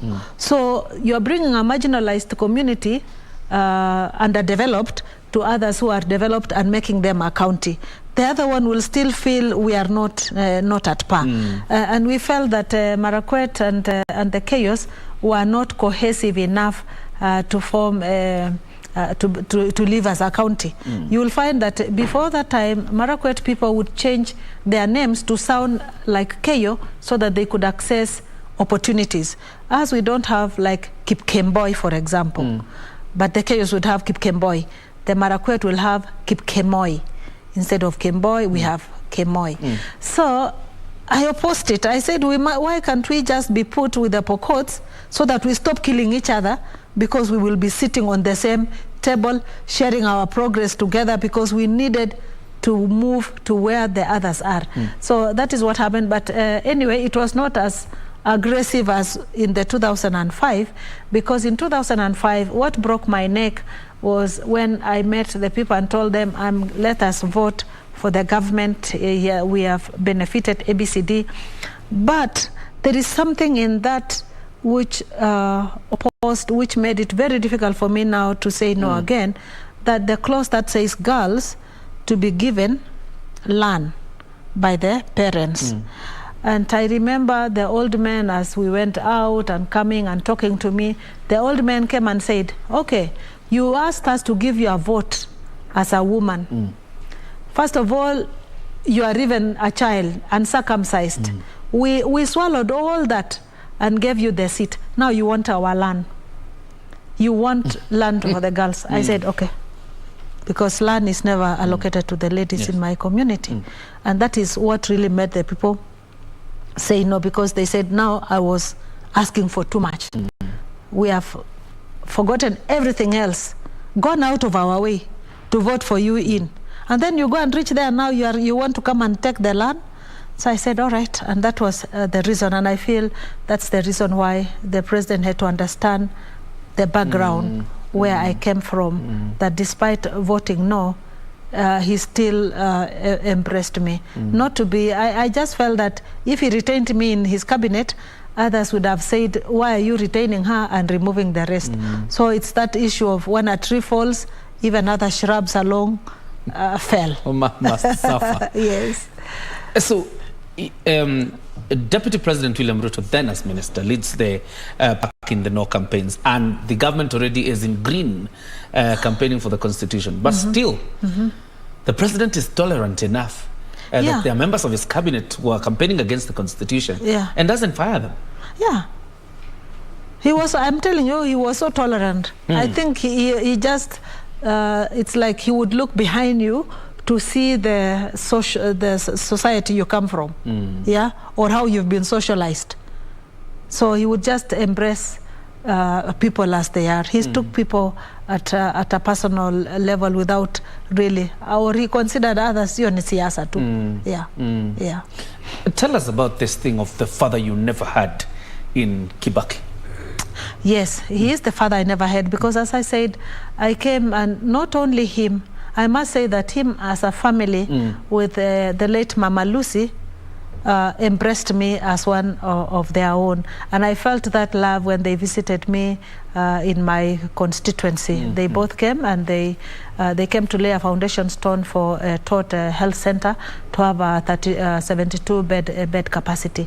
And one of the things I could know is at times Mama Lucy would be sent to places, and if she's not able to go, then I would either go or Esther Murugi. This is something that I'm so grateful that we enjoyed the trust of Mama Lucy to go and represent her when First Ladies were meeting. I remember one of the biggest one was I think was it in West Africa? I think it was in Abuja. First Ladies of Africa were meeting, and so Esther was not able to go, so I went on her behalf. And going to get briefs from her, she told me, Jebi, yes, she called me Jebi. Jebi, you go and you enjoy all the facilities for a first lady. So you would go and you have all these people guarding you, you're in a presidential suit and all that, and you're just doing because Mama Lucia said you are going to represent her in that.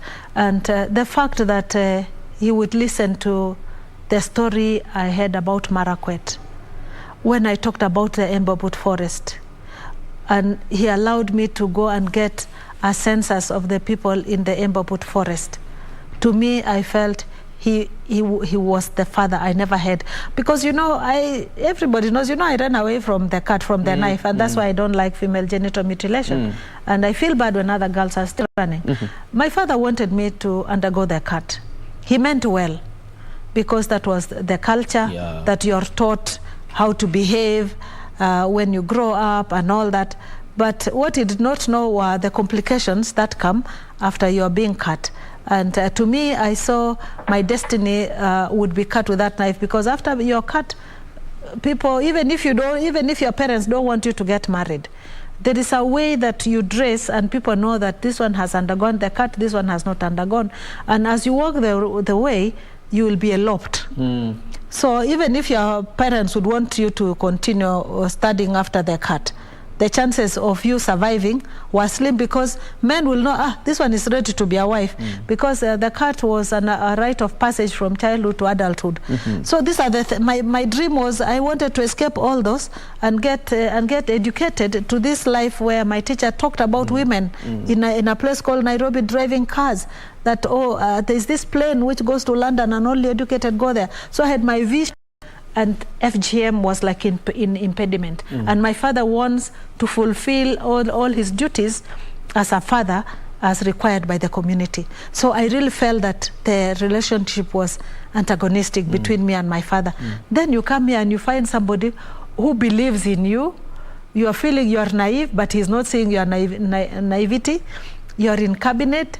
You don't know how to contribute to the debate, but he will point you and say, na wewe, epu sema wewe unafikiria nini hapa. So you see, giving you an opportunity to express yourself. And so that is why I say he's the father that I never had. Yeah, believing that I have something to say. Quite interesting. Yeah. Are there times, if you're free to speak about it, are there times you had to see him without an appointment? Yes. Well, I've gone to State House 3 times without an appointment. Yes. When I'm so annoyed and I feel, now whom do I tell? He's the person I knew. And he's the person who knows me. And he will let you in? Yeah. Ipu was the controller of State House. And I would go and you will be allowed in. Because now they will hear there's somebody at the gate and all that. Yeah. I've heard. Yes. Okay. Yes, I've had twice and I got good answers. At one point I went, I was so annoyed. As I told you, he was a man of few words. Yes. I'm there, fire, you know, I'm breathing fire. I feel this. Then he just stood from where he was, picked my hand and walked me out. To me, that was soothing. But had he solved your problem? By the time he's... I told you, he doesn't tell you the answers. You see the results.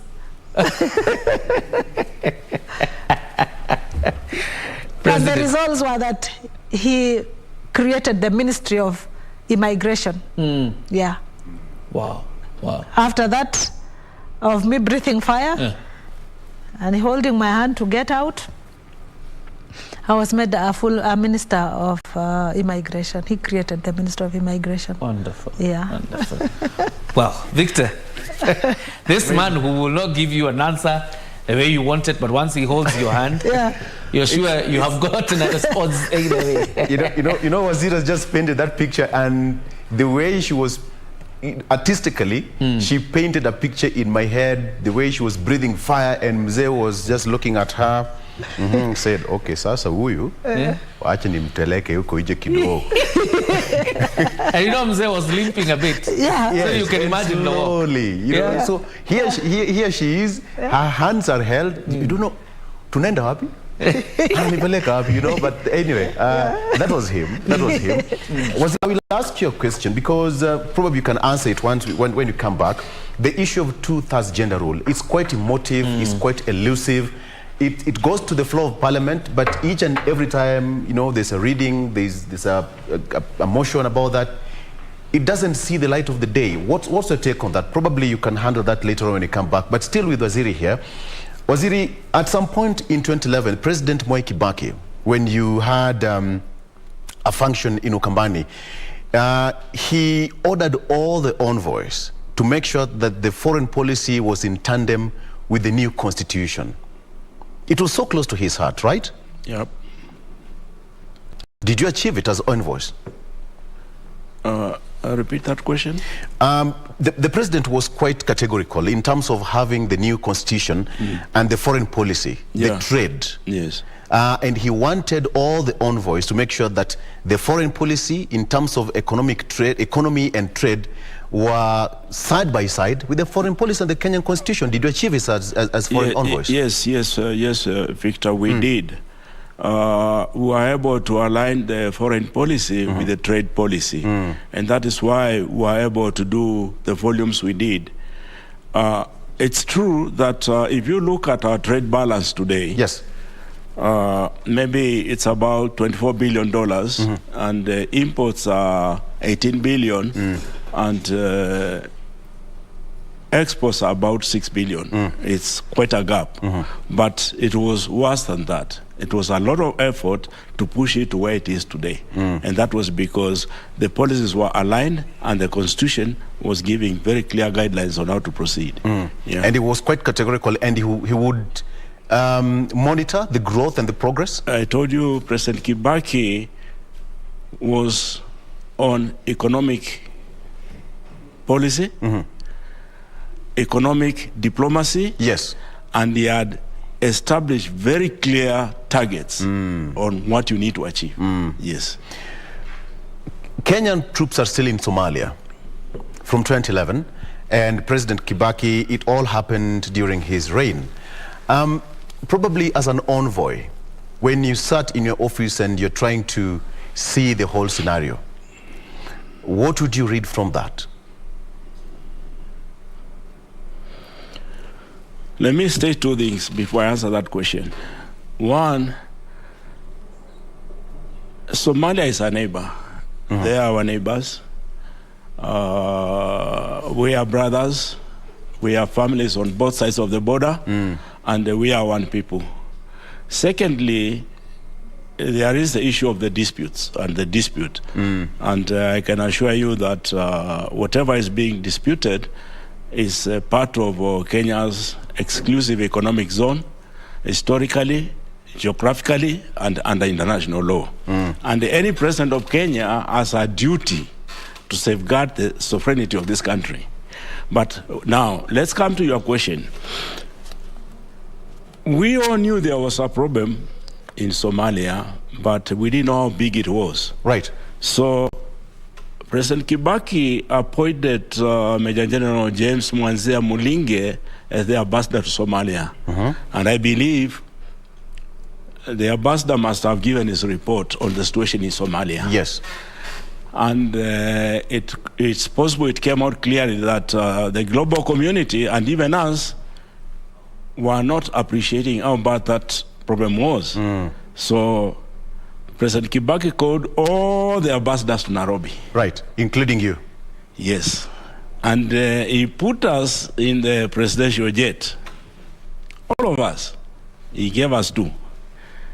And we were all taken to Kaguma refugee camp to see the problem for ourselves. And I saw ambassadors cry. It's the first time we saw breathing skeletons. People had walked like 3 months just to reach to Kaguma. And when we came back, Kibaki told us he wants us to go out there and preach that there is a problem in Somalia and it needs to be addressed. And that is how the situation was arrested. So Kibaki was quite pragmatic and very prudent in his approach to the situation in Somalia. Okay, there are issues about AMISOM that as a neighbor we should not send military there, but I think the situation which I saw on the ground myself, yes, we had to. It was very important that an intervention was put in place. An intervention was put in place. Yeah, and Kibaki did that. Yes, yeah. And to this end, we can easily see stability in Somalia, and trade is going on, and Kenya is enjoying. And in fact, even the dignitaries from Somalia can easily come, fly in and out of Kenya, have a discussion with President Kenyatta and go back. There is that now friendliness. There's that friendliness, right. And the Somalis appreciate that. That's why they have been using Nairobi. When there are disagreements, they come here to their big brother to table the issues, and they are always resolved. So generally, Kenya meant well then? Sorry? Generally, Kenya meant well? Yeah, Kenya meant well, and Kenya still means well. Yes. At some point, President Mwai Kibaki called on citizens who hold dual citizenship to continue remitting, continue building the nation, remitting more finances, investing in the country. And he said that at the end of the day, when you have dual citizenship, then you as envoys on those different countries, please talk to those people and remit back to that country. What was that all about? Yeah, you are aware that the remittances have been very good. Yes. As a consequence of that. And the Constitution allows dual citizenship. Yes. So it was a very good initiative and has worked very well. Yes. And even up to this particular point, when you look at the figures, the remittance is still doing pretty well, and Kenyans in the diaspora are also appreciating what it is all about. Yeah, I think the remittance is one of the biggest sector of our economy. Yes. Yes. All right. It's a few minutes to 10, and if you can take a look at your screens, of course, Kenyans are still, making their way to Parliament buildings. It's the third and the last day where President Mwai Kibaki's body is lying in state at Parliament until 5 p.m. And today is pretty a busy day as compared to the last 2 days, so to say, being the last day, and that will be it. So we expect nothing much, as the rest will be handled by the relevant committee chaired by the Interior Ministry and the National Government Funeral Steering Committee, and we'll be getting more information later in the day or probably tomorrow on how things will be come on Friday and Saturday. But just to mention that Parliament will have a special sitting today in the afternoon at 2:30. There was a special gazette which was put out there by the Speaker, Justin Muturi, and on Friday will be a national holiday. Friday will be a national holiday. So if you're within Nairobi or even able to travel, you still have some hours to go. You still have some hours to go and talk on that. Now, talk of economic diplomacy, Ambassador, and the president urged almost all the envoys to ensure that they give attention to that pillar. Yes.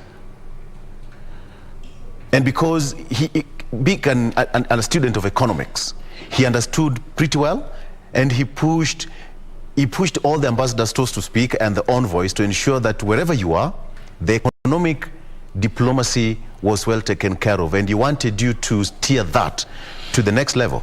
Yeah, and there was a reason for that. See, if as a country we are not able to attract investments, and there's a limit as to how much we can do internally. If there are no investments, then there will be no economic growth. And if there is no economic growth, there will be no employment. Yes. So that was basically where he was coming from, and we had to work day and night. I do remember when we managed to sign the treaties to facilitate investments like the avoidance of double taxation, yes, and also promotion and protection of investments. One of the large Korean companies called POSCO, the chairman of that company was able to charter a plane because there was no flights between Kenya and Korea to Nairobi, yes, to talk about starting a steel plant. And I do remember being called by the then head of civil service, Francis Mudaura, and the PS in industrialization, I think it was engineer Dr. Kibicho. Yes. They called me and we went for a meeting, and they told me the president is very keen on this project. Can you confirm to us that it can be done? And I told them it can be done. And I told them we will start by establishing a direct flight between Korea and Kenya. And I went to see the chairman of Korean Air. His name is late. He died last year. He was called Cho Yang-ho. And we discussed, and he agreed we'll start a direct flight. And that direct flight, the outcome of that was that the tourists or people from Korea to Kenya, the number increased from 4,000 to 10,000. Right. And Kibaki was very happy with that. Yes. And that was the whole essence of economic diplomacy. Yes. Do you miss South Korea? I'm a Kenyan. You see, I have no other place to go, but there are things we do with Korea up to today. Yes. Wow. I am not going anywhere. You're not going anywhere? Yeah. Kenya is home. I mean, if we all go, then we'll build the country.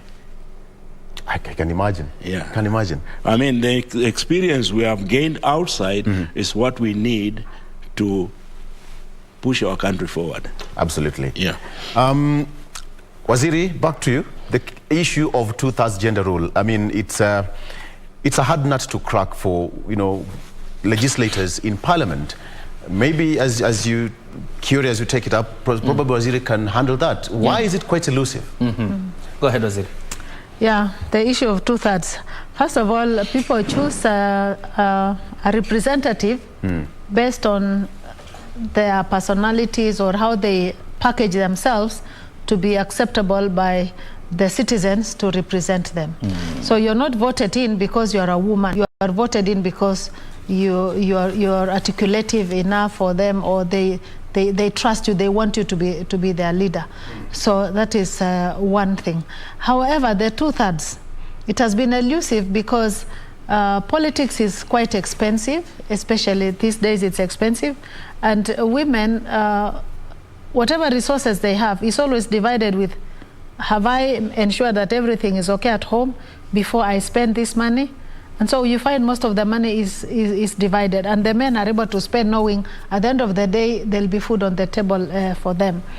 Now, the challenge that we face as women, women aspirants is both resources and belief that we can deliver, yet naturally we are nurtured by nature.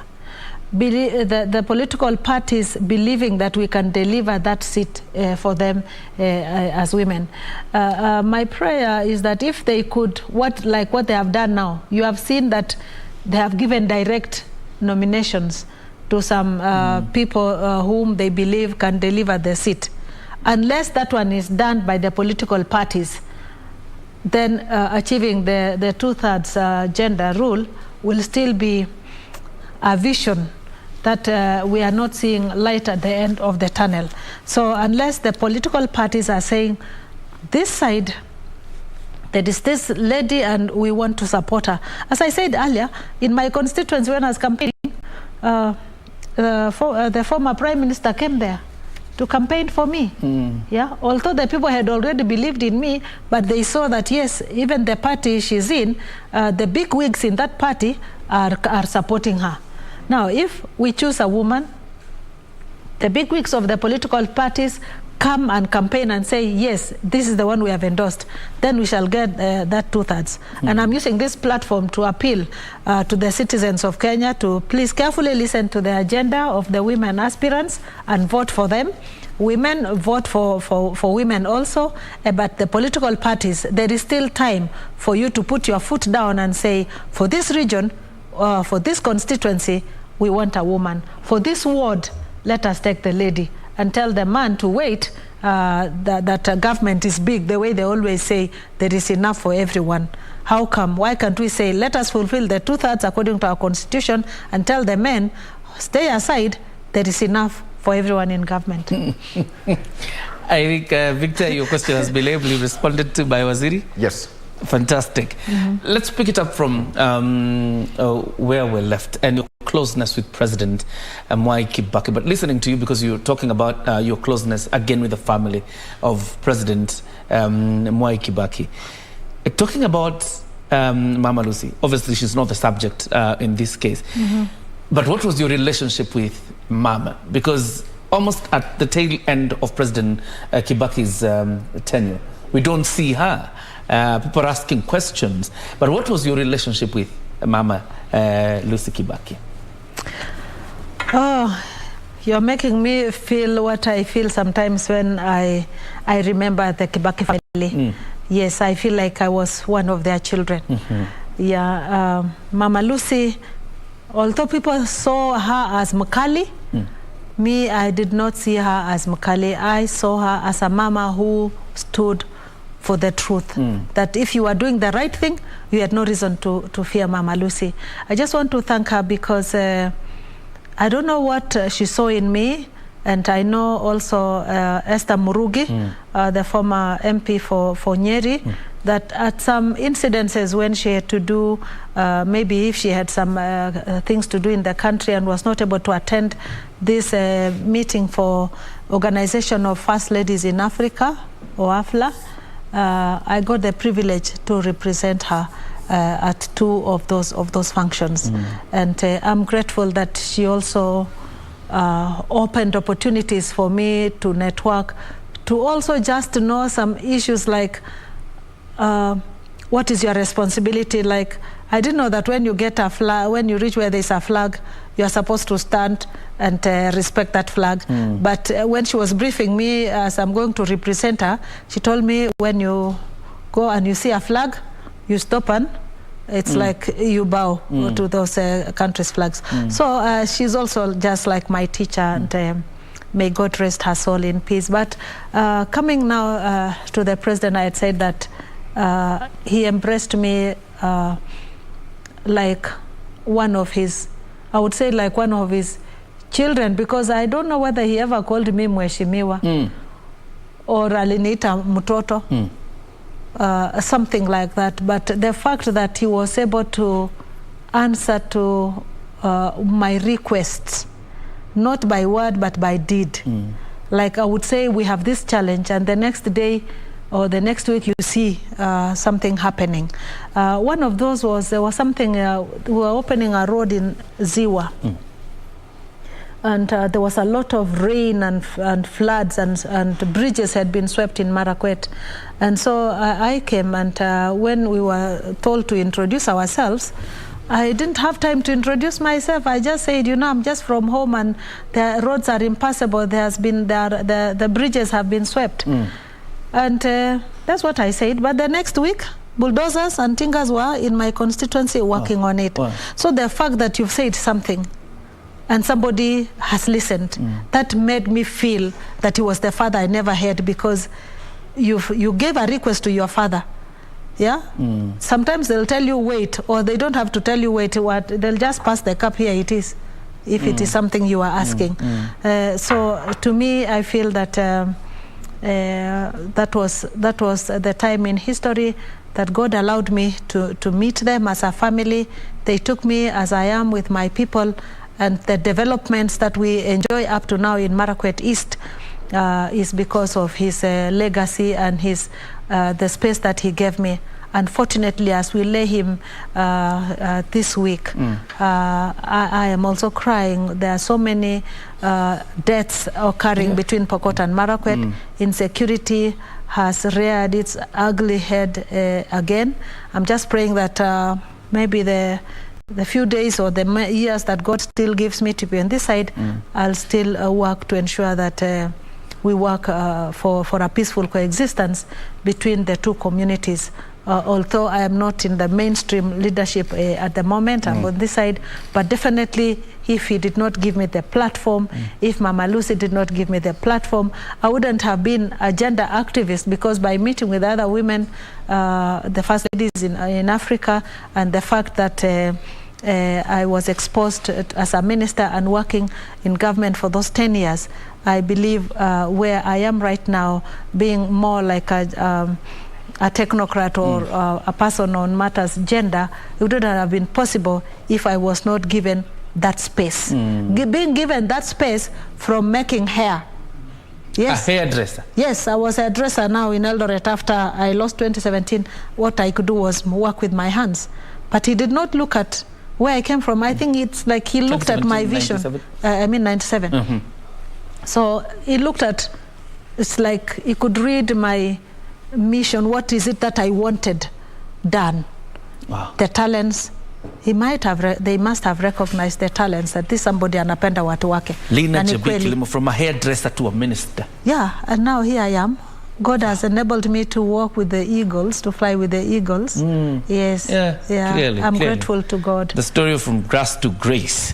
Let's talk about the very emotive issue of what is happening where you come from, and the northern part of Kenya. North Rift. When you were dealing with those problems, there appeared to be a kind of pacification, and even the celebrations that you were talking about. What has happened in here between? Why is peace there, a momentous issue, and then all of a sudden there's explosion? Oh, well, I really don't know, and I don't want to criticize anybody. Yeah, what I know is that I used to go by road and stay with the people, and being informed of what was happening. We opened the marketplaces, which were not there, so people were talking to each other. You see, when you are not conversing with somebody, you become suspicious. You don't know what they are planning, and we also don't know what I am planning. It is something very emotive. I don't want to blame anybody. However, you have to be hands-on. For security to be sustained, you as the representation of the people must be hands-on. Don't just drop in a chopper and fly back without knowing what is happening. The answers are not with you. You don't know it. It is the people, and I think this is something that I learned from His Excellency Mwai Kibaki. You go to him with a problem, he will tell you, what do you think yourself? So it's like now you look around and say, oh, yes, what is justice? What is it? What am I supposed to do? It's like he throws it back to you. In your opinion, what is the right thing to be done? Yeah? And I remember that during his tenure, we used to talk about creating an enabling environment. So if you have been given the enabling environment, then why don't you do that which you know is right? Yeah. All right. Yeah. Also, this is the camera I'm supposed to be here, and I'm looking at you. No, it's still, it's still okay. Even looking at me. There's the problem of mop-up of gas that happens in that area almost every other time, and every time we hear an operation, there will always be a mop-up of guns. And the question I always ask is the unity between leaders and the national government. Why haven't we ever found a solution to how these guns get into these areas, even after mop-up? Is there that unity between the elected leaders and the national government? Maybe just do that research. I don't think there is. Depending on the reason why somebody is sought to be a representation, to be a representative of the people. Yeah. I just wish we could be able to measure the passionometer of the leaders we elect to us. Yes, are they passionate to come and work for us, or they are working for themselves? Are they our representatives, or they are tenderpreneurs who want to use that position, of course, to enlarge their territory on matters business or anything? I think we need to spend more time with the people. One thing that I know is that you would find me in the bush slaughtering an animal and eating with these people, just embracing them as they are. And that is something I learned. I was embraced as I was, in being naive. The president embraced me and trusted that I could work for his government. I did the same by embracing the people whom I represented, without looking at their educational background or their social background, or looking at their ethnicity as a Pokot or a Marakwet. To me, they were all human beings. So the issues of boundaries also causes a lot of problems, where somebody says, these are my people. No, we are all Kenyans. You know, at times you hear this other community have killed, and people are saying, yeah, or shoot to kill, for example. Who are you shooting to kill? Yeah, and you are a leader and you're saying that. Or saying that it is now time we take up to protect ourselves. I think there's need for the leaders who are elected to sit down and draw a program with the national government. They're all serving together. Instead of looking at a DCC, the Deputy County Commissioner, as responsible. No, even you as a leader, you're responsible. When you point a finger at government and say, oh, security, the buck stops at the president, so what have you also brought in? What is your proposal? So that the president can implement, because you're the person with the people. So what is your agenda? For me, I came and I said, I have something called Call Declaration. Yeah, and I said, this Call Declaration, it is not found in KSG. Those days we used to call it Kenya School of Government, not Kenya School of Government, we used to call KIA. So it is not there. But this is what the people believe, that if you hit somebody and they bleed, you pay 30 goats. So we would pay, but go after the culprit. You kill somebody, you pay 40 cows, we pay, so that the people feel justice has been visited on them, but go after the culprit. Yeah, but right now, if you're not doing anything, the relatives will want to avenge the blood of the person who has been killed.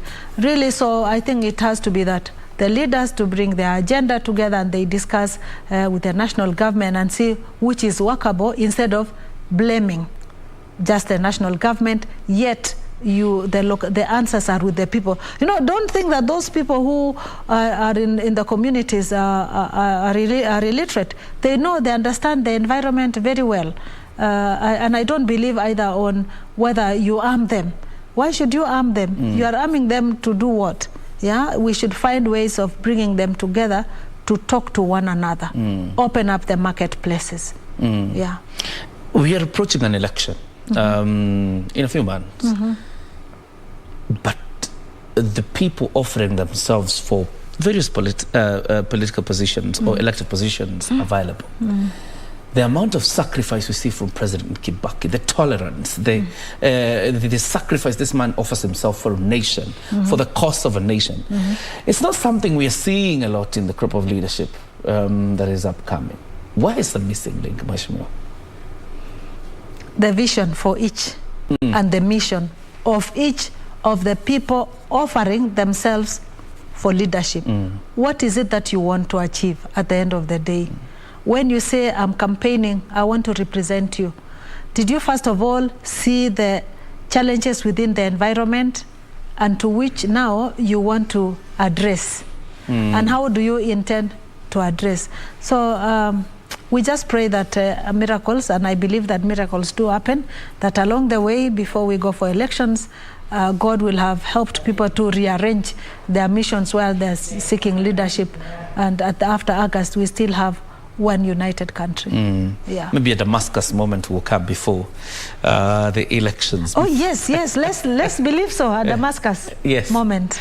Before I retire you and Balozi, Victor probably can take the last words from Balozi. Absolutely. And, a question to Waziri. Go ahead. Do you think that it's now time for us to have a female deputy president? You'll answer that. There are some questions and some talks along the corridors of politics. What is your take on that? What's your take on that? Yeah. Can I answer straight away? Because yes, go ahead. Okay, yes. Go ahead. Yeah. Look, we've been trying to get there, 2/3 gender. And then we also say that we want in every organization almost a zebra kind of where there's a man, a woman, a man, a woman, so that we can bring gender equity in our country. I think we should start from the head. And in this case, the presidency. I vote for a woman deputy president. Let me tell you, as the president is a man leading, and as we speak in Maendeleo ya Wanawake meetings, when we are talking, we always say the women are the head, the neck, so we can turn the head to look this way and that way. It is time we have a deputy woman. Yeah. Okay. Wow, very interesting. The same way you got that strange call, maybe it could be you. Yeah. Hold it a bit so that we go to Parliament a bit. Okay. And obviously, as you engage Balozi, it would also be important to understand from Waziri, with all these ideas, because she's brilliant, as you can tell, why is she not offering herself either exactly, that's the question. MP or in Marakwet as, governor? But she will tell us in a bit. But let's head to Parliament, where Purity Museo again joins us as we continue with a very exercise of celebrating President Mwai Kibaki. Purity?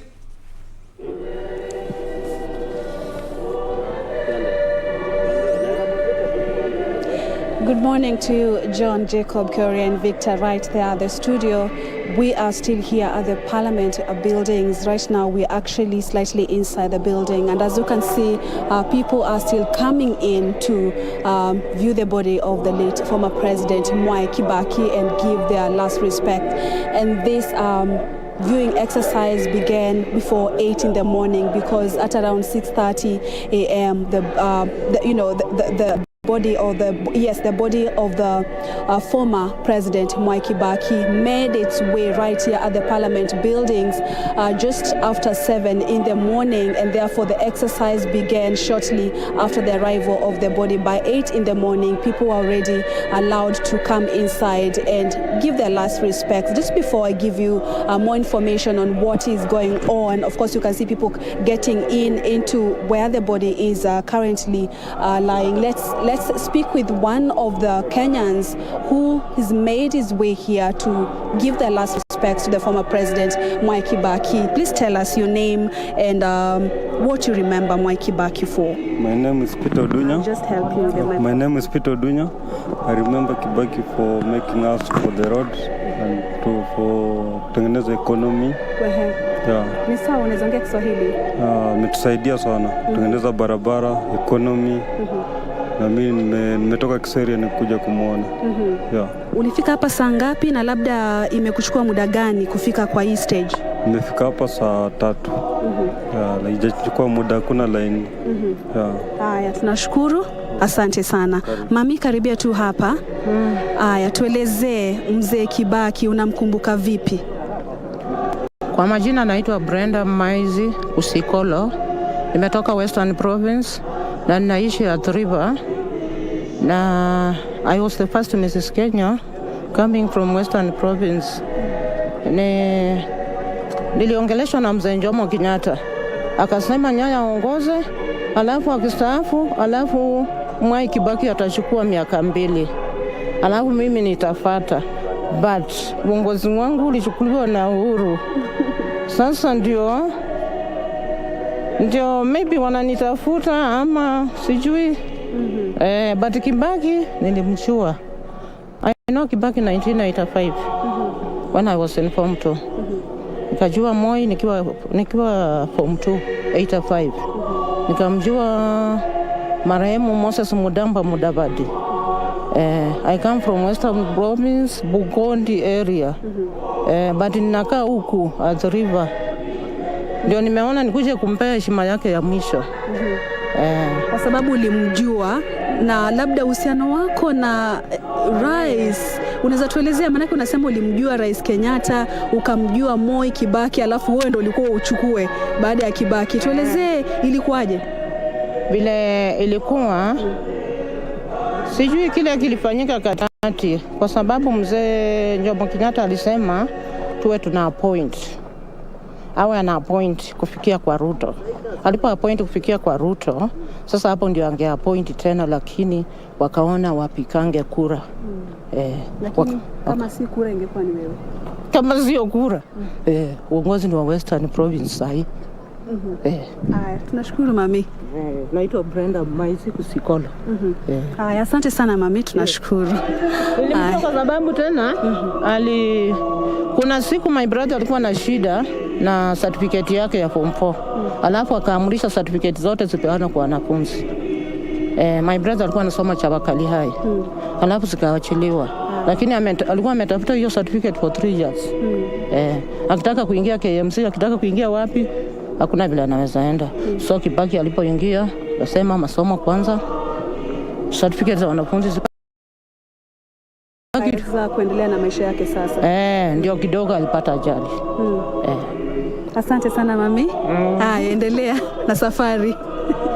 So, Jacob Kiria, I've been speaking to some of the Kenyans and deep conversations here on how Kenyans remember the late President Mwai Kibaki, and of course some had a personal relationship with the former president, while others it's because of the impact he's had during his leadership as the third president of the Republic of Kenya. The exercise continues at around 5 p.m. and Kenyans are coming in. The queues have not been empty. The exercise is very smooth, but as you can see, very orderly. But it's been a continuous process from around some minutes to 8 in the morning. It's been ongoing. The body is still lying in state, and today is the last day, so Kenyans have an opportunity to just come and give the last respect to the former president, Kenya's third president, Mwai Kibaki. And Jacob, remember, after today, the exercise, the body viewing exercise comes to a close, and therefore on Friday they are expected to hold, the country is expected to hold a national memorial service in his honor, and therefore now before his burial on Saturday at his home in Othaya. So this journey began on Friday last week when the late president died.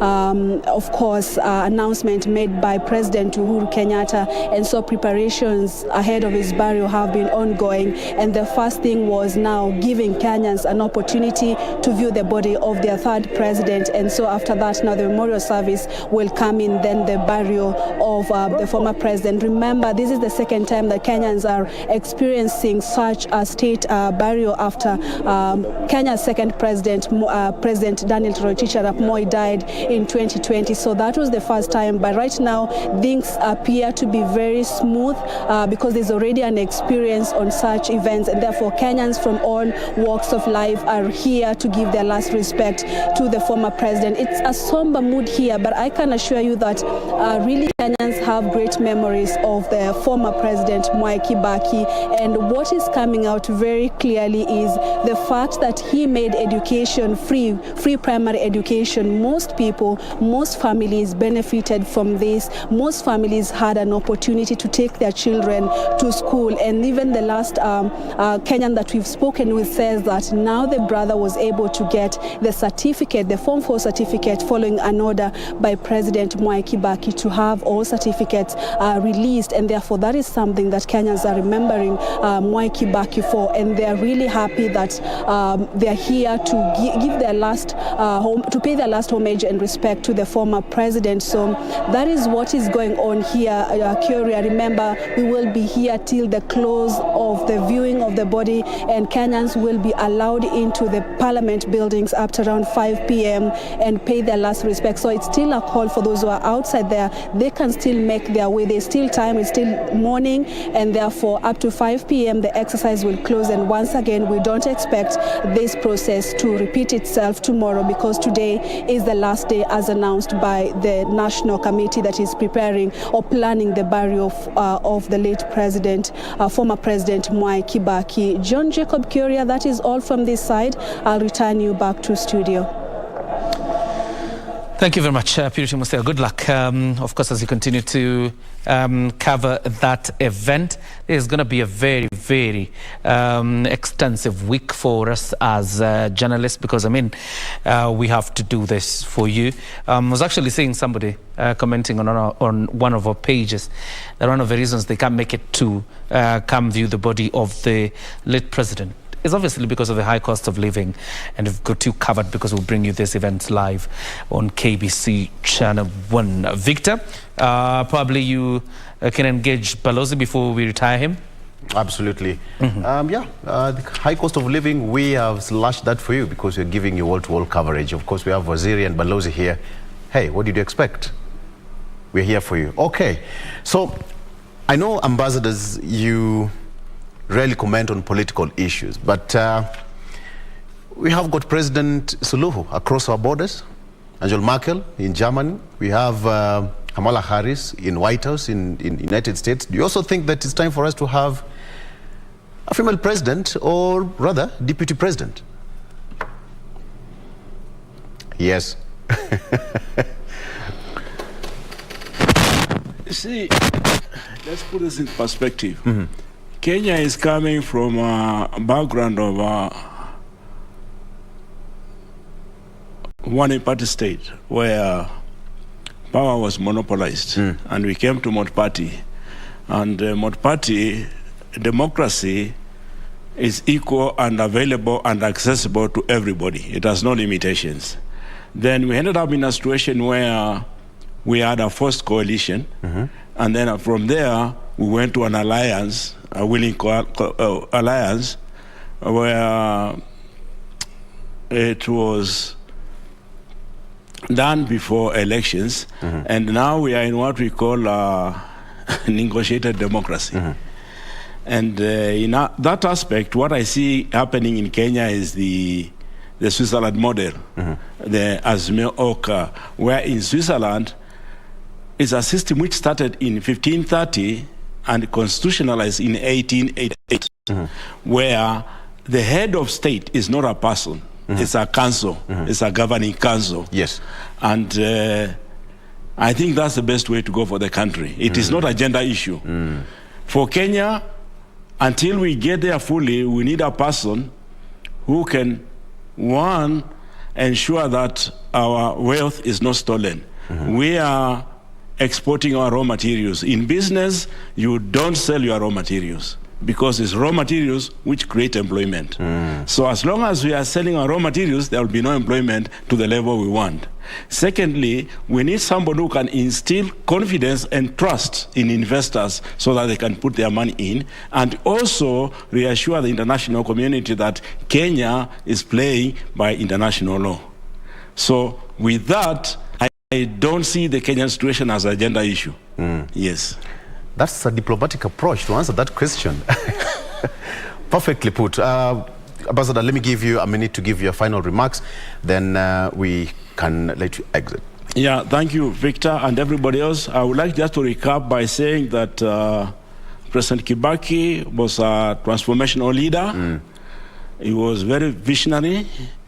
He was pragmatic.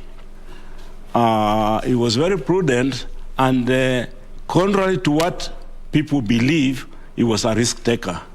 He took a very big risk when he pushed the country towards the look east foreign policy, when no one wanted to look away from West. Right. And it paid dividends. And with that, I would like to offer my profound condolences to the family and to ensure them that our prayers are with them, and also to let them know that President Kibaki has left an excellent legacy, and we are here to ensure and to protect that legacy. Thank you very much. Balozi, thank you so much for your time.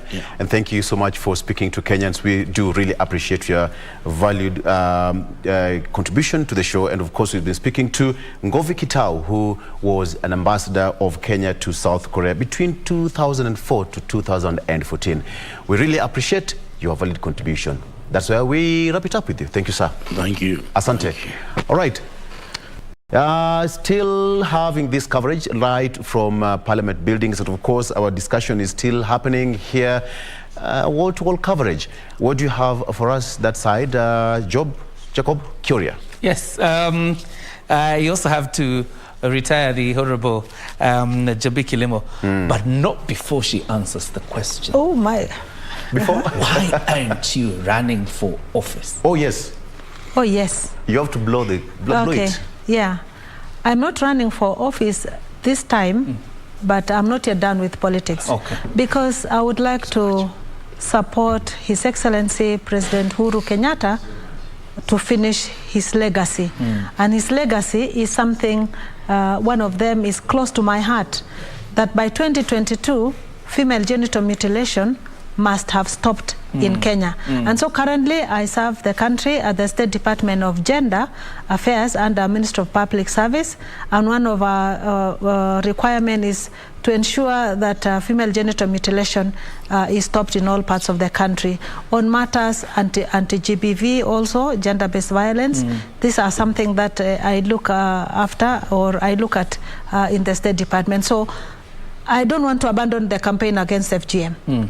And by resigning to go and vie for another seat, I would want to walk this journey with His Excellency. Yeah, because that is one of my major reasons why I sought parliamentary representation. I wanted to be a place where laws are made, and I'm glad that law was signed by President Kibaki, and now that baton was carried by the current President Uhuru Kenyatta. So I want to finish with his legacy. Then 2027 is just around the corner. I'll be back. Maybe you're looking at the next governor for Elgeyo Marakwet. 48 hours is a long time in politics. Aziri Leader JB Kilimo, thank you very much for your time. Yes. And of course helping us share the story of President Mwai Kibaki and his legacy. Thank you very much. And God bless you. Of course, hope to see you in Othaya. Yes, definitely. And just on behalf of the residents of Othaya and Dogo, where I used to represent, I would like to tell the constituents of Othaya Kubwa, they know that we also came there to celebrate, that we both honored him as a president, and they embraced us as Othaya and Dogo.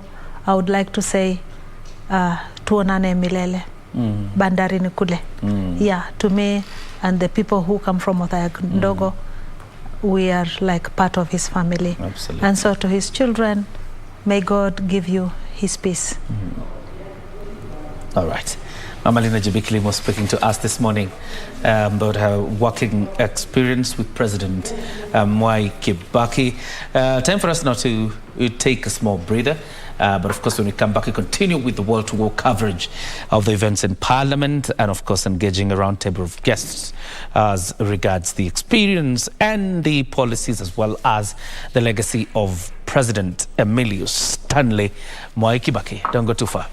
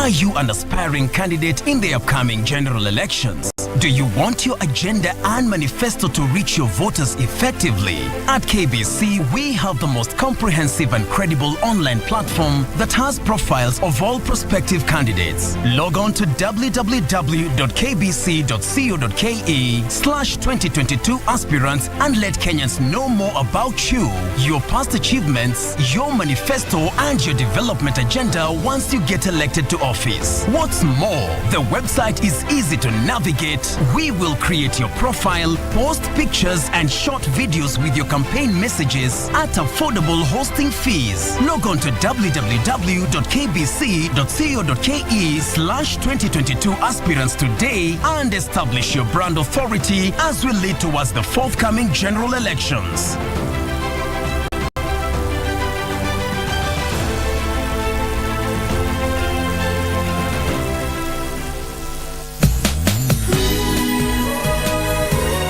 Promise me to take good care of my sister. You can count on me. I can't bring myself to accept that my only son and my daughter are going to get married. I can't do it. I'll do my best to get the company back on its feet. Please calm down. Give me a bit more time. Your best choice is to transfer the ownership of Shufeng to me. What? There's no way. I won't accept it. I won't accept it. Let's put the past behind us. Just come back to me.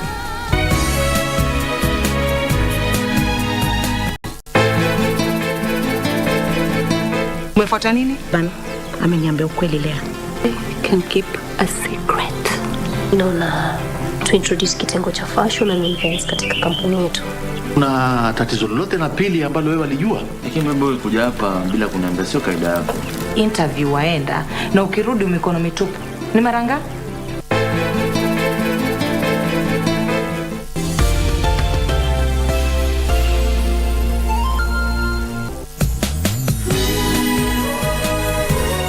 Promise me to take good care of my sister.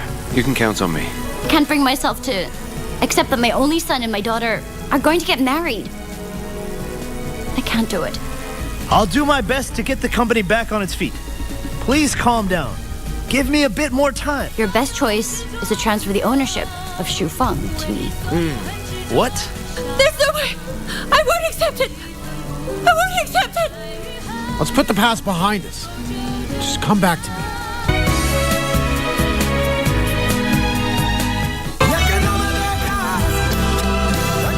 Hit him again. No. I think Julieta will kill herself.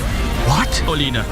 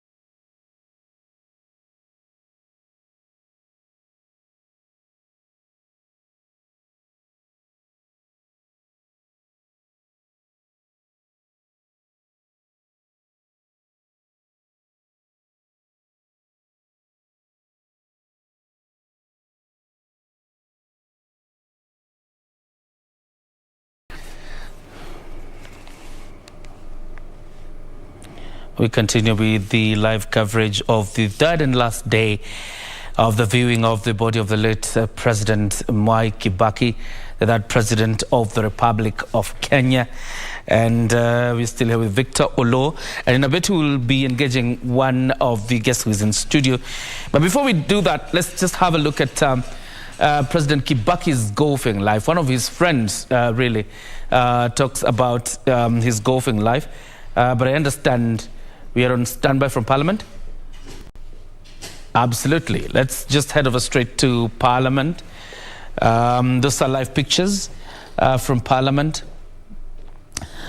The body viewing of President Mwai Kibaki. Now, The officers you see on guard there, the pall bearers, and they are changing the intervals of 1 hour. 1 hour after every 1 hour, they will be changing, and they are drawn from the three arms of the Kenya Defence Forces, that is the Kenya Navy, Kenya Air Force, as well as the Kenya Army, and all in the rank of colonel. The biggest honor and respect that can be accorded to a former head of state. This is the second time we are doing it in less than 2 years after the death of President Daniel Arap Moi, the second president of the Republic in the year 2020, and now President Mwai Kibaki. 2 years on, after President Kibaki stood at the very same place to view the body of the late President Moi, we are here again. Such a sad moment for the Republic, losing the two gems, two retired presidents. And that means then we don't have a living retired president. Comparing probably to one of our neighbors like Tanzania, it means we do not have a surviving retired president. But the other sad thing, Victor, as I hand to you to engage your guest, is the fact that President Kibaki has written no memoirs. It would be interesting to read from his wealth of experience, from the time he comes into government up until when he leaves. It would be important to tap from this wealth of experience if he had actually written the memoirs. Or maybe probably it is in the pipeline, you never know. You never know. He's been described as a man who loved his private life. And of course, you'd never know. Probably he just wanted to have his memoirs put in the open for you to see, the record speak for itself. And since Monday, Jacob, we've had a lot of attributes pouring towards President Mwai Kibaki, people who worked with him. We've had ambassador here who was appointed during President Kibaki's tenure. We've had Waziri there, and so many guests here in studio. And all we could hear from them, one thing is common, that President Mwai Kibaki was a leader par excellence. He carried himself with a lot of decorum. He was a calm guy. For example, the way Waziri Jabi said that when she went to State House, she was breathing fire. And President Kibaki just looked at her, let her rant, vent, and then Mzee just stood up and held her hand out. And that's how the whole fire was put off. And I think that shows a lot in terms of leadership. How do you handle hard situations? People would say that he was a man who was in control of his emotions. So we can learn a lot from him as well, in terms of leadership, how to handle situations, even during hard times, how we handle our emotions actually matters a lot. Okay, so with me in studio, I have got a gentleman. We want to talk about an issue, which is also anchored in the Constitution. When you talk of leadership, when you talk about matters to do with role-taking in different institutions of our economy, in our country, people living with a disability actually form an integral part of our nation. And now I have one gentleman, Samson Njapitu, who is the communications officer in the National Council for Persons Living with Disability in Kenya. And first of all, just to welcome you in our studios. Samson, karibu sana. Thank you so much, Victor. Just to get your opening remarks, as usual, what would be opening remarks before we continue with the discussion? First of all, let me take this opportunity to, on behalf of the National Council for Persons with Disabilities and the entire fraternity for persons with disabilities, to convey the message of condolence to the Mzee Emilio Mwai Kibaki. This was a great leader. In fact, the National Council for Persons with Disabilities was established courtesy of Mzee Emilio Mwai Kibaki. Yes. It was established under his presidency? Yes. As you remember, Mzee, it was the first time he was sworn in as the president of Kenya. Right. He was sworn in on wheelchair, when he was on wheelchair. And just by coincidence, on 31st December 2003, it's when he signed an act which established the National Council for Persons with Disabilities. And this come with a lot of other, so many things, privileges for persons with disabilities, rights for persons with disabilities, establishment of the National Fund, the National Persons with Disabilities Fund. Now, you remember now, persons with disabilities have now a space, courtesy of the Mzee, by establishing the council, establishing the privileges and rights for persons with disabilities. Currently in the country, persons with disabilities enjoy so many privileges, which includes they can access to government procurement opportunities. Currently, persons with disabilities, if you want to import a vehicle, you import vehicles duty-free. If you are earning any income as a person with disability, you enjoy a privilege of getting your earnings tax exempted between 150,000.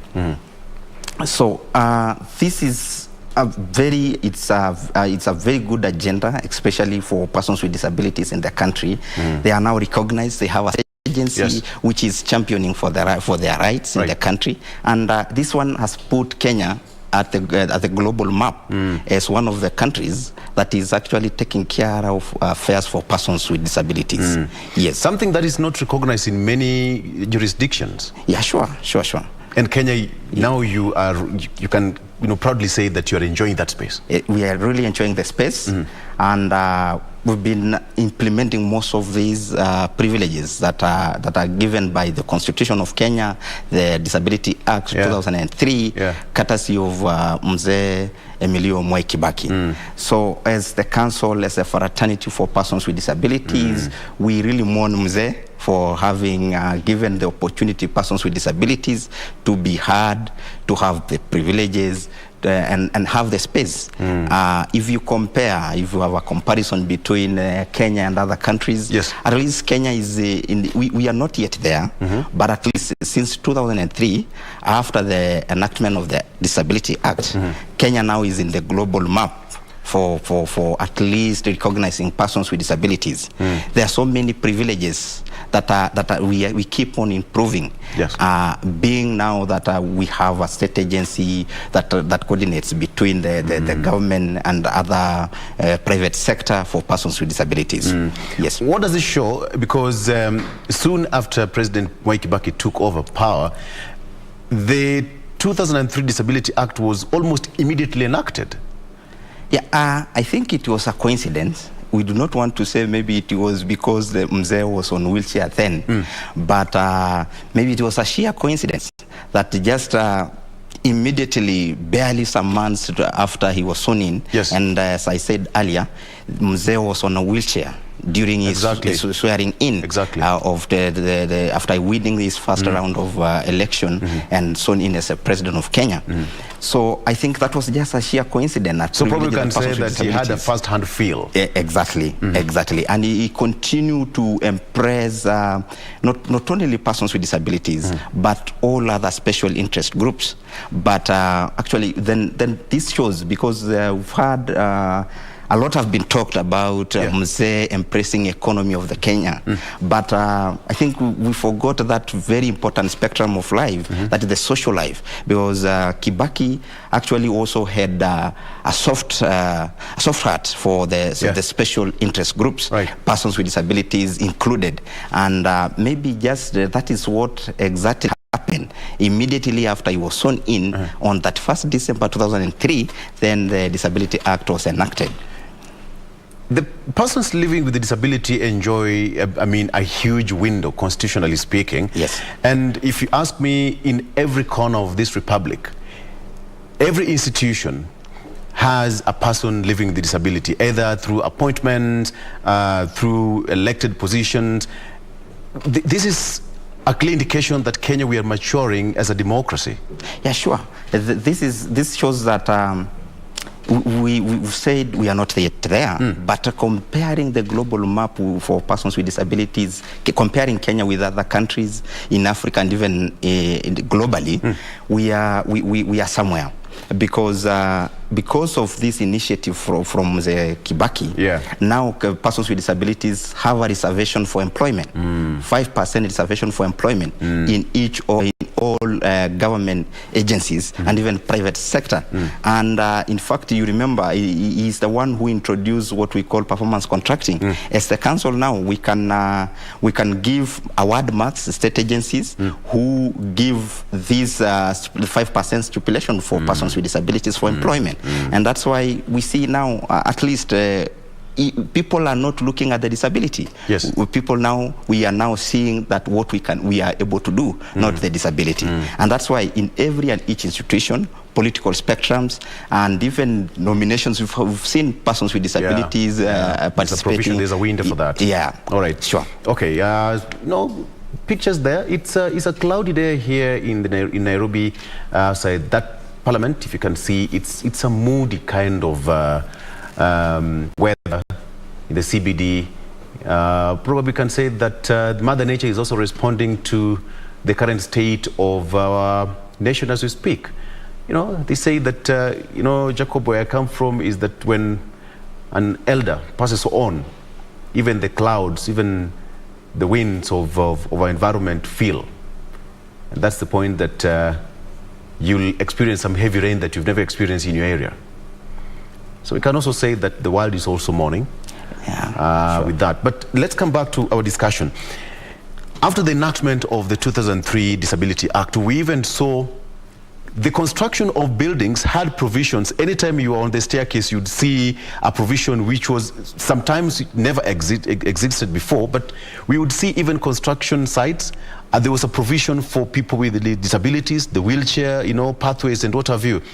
That really tells a lot in terms of how they are being recognized in the country as you speak. Sure. Yes. Yeah, as now the Act, the Constitution of Kenya, when you see chapter, the Bill of Rights, Act 54, which talks about the rights and privileges for persons with disabilities. This in itself shows how Kenya we are progressing when it comes to persons with disabilities. And you remember, the Constitution still was promulgated during the tenure of Mwai Kibaki. Right. And that's why we are saying, Kenya, we are somewhere. But at least we are not yet to the position that we want, but at least we are somewhere, because now we can have buildings which are accessible. We were seeing even institutions, integration for persons with disabilities, learners with disabilities. You've seen how persons with disabilities are performing, both even academically, in institutions of learning, and in workplaces. So definitely it is a discussion that we can see it's heading somewhere. It's a positive actually development which has put Kenya in a very good map when it comes to persons with disabilities. Do you have some challenges that you're still facing to date from 2003, since the enactment of that act until right now? Yeah, sure. Definitely there are challenges always, but as we've said, some of the sections of the Act are not yet implemented. Regulations, we have bills that are still pending in Parliament. We have also definitely, we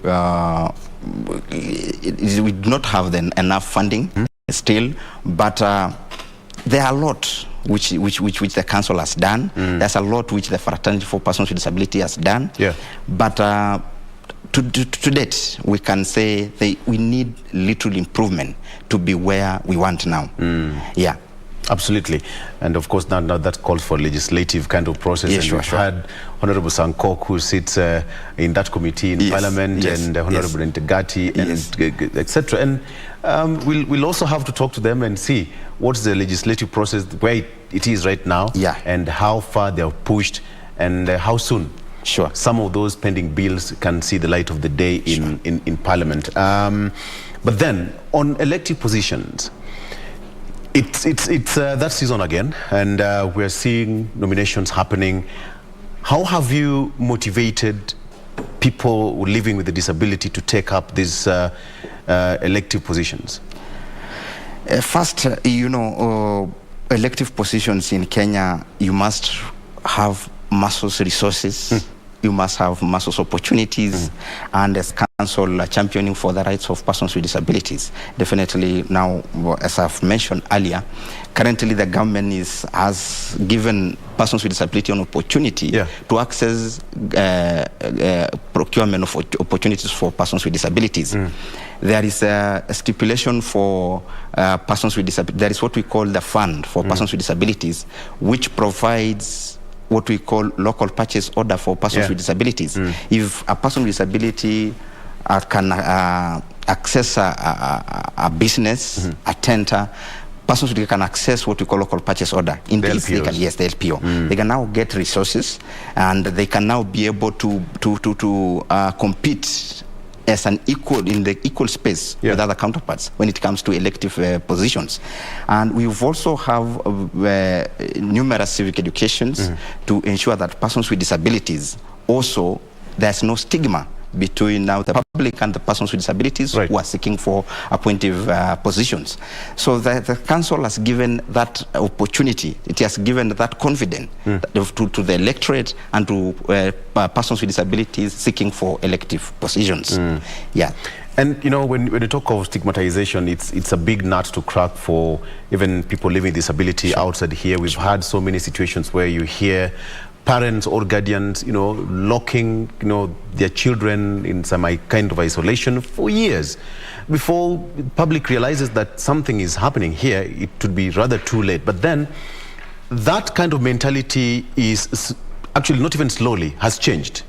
And through your council, the PWDs, that's how you call it? Yeah, persons living with disabilities. Now you also have an equal voice across, across board, because you are now being recognized as people as well, not like the way it was Kitambo. Sure, sure. Yeah, because of these privileges, these opportunities that persons with disabilities have, where now we are creating what we call public confidence to persons with disabilities. Employers confident to persons with disabilities, such that now persons with disabilities employ a person with disability not because you don't see a disability in a person with disability, but see what they are able to do. Look at, for example, if you just mentioned Honorable Sankok. Right. He's making a very good, he's doing a very good job in the National Assembly. Same case to Isaac Maura. Same case to, we have even a judge who is now visually impaired. Yes. So, you see, this is now creating, due to these opportunities, which is being provided by the Constitution, the Disability Act, the society now have started to see that this is a person with disability. Right, just to cut you short, if you whatever you're seeing there on your screens right now, that is now we call change of guard. The other set is now living. Now we have got a change of guard.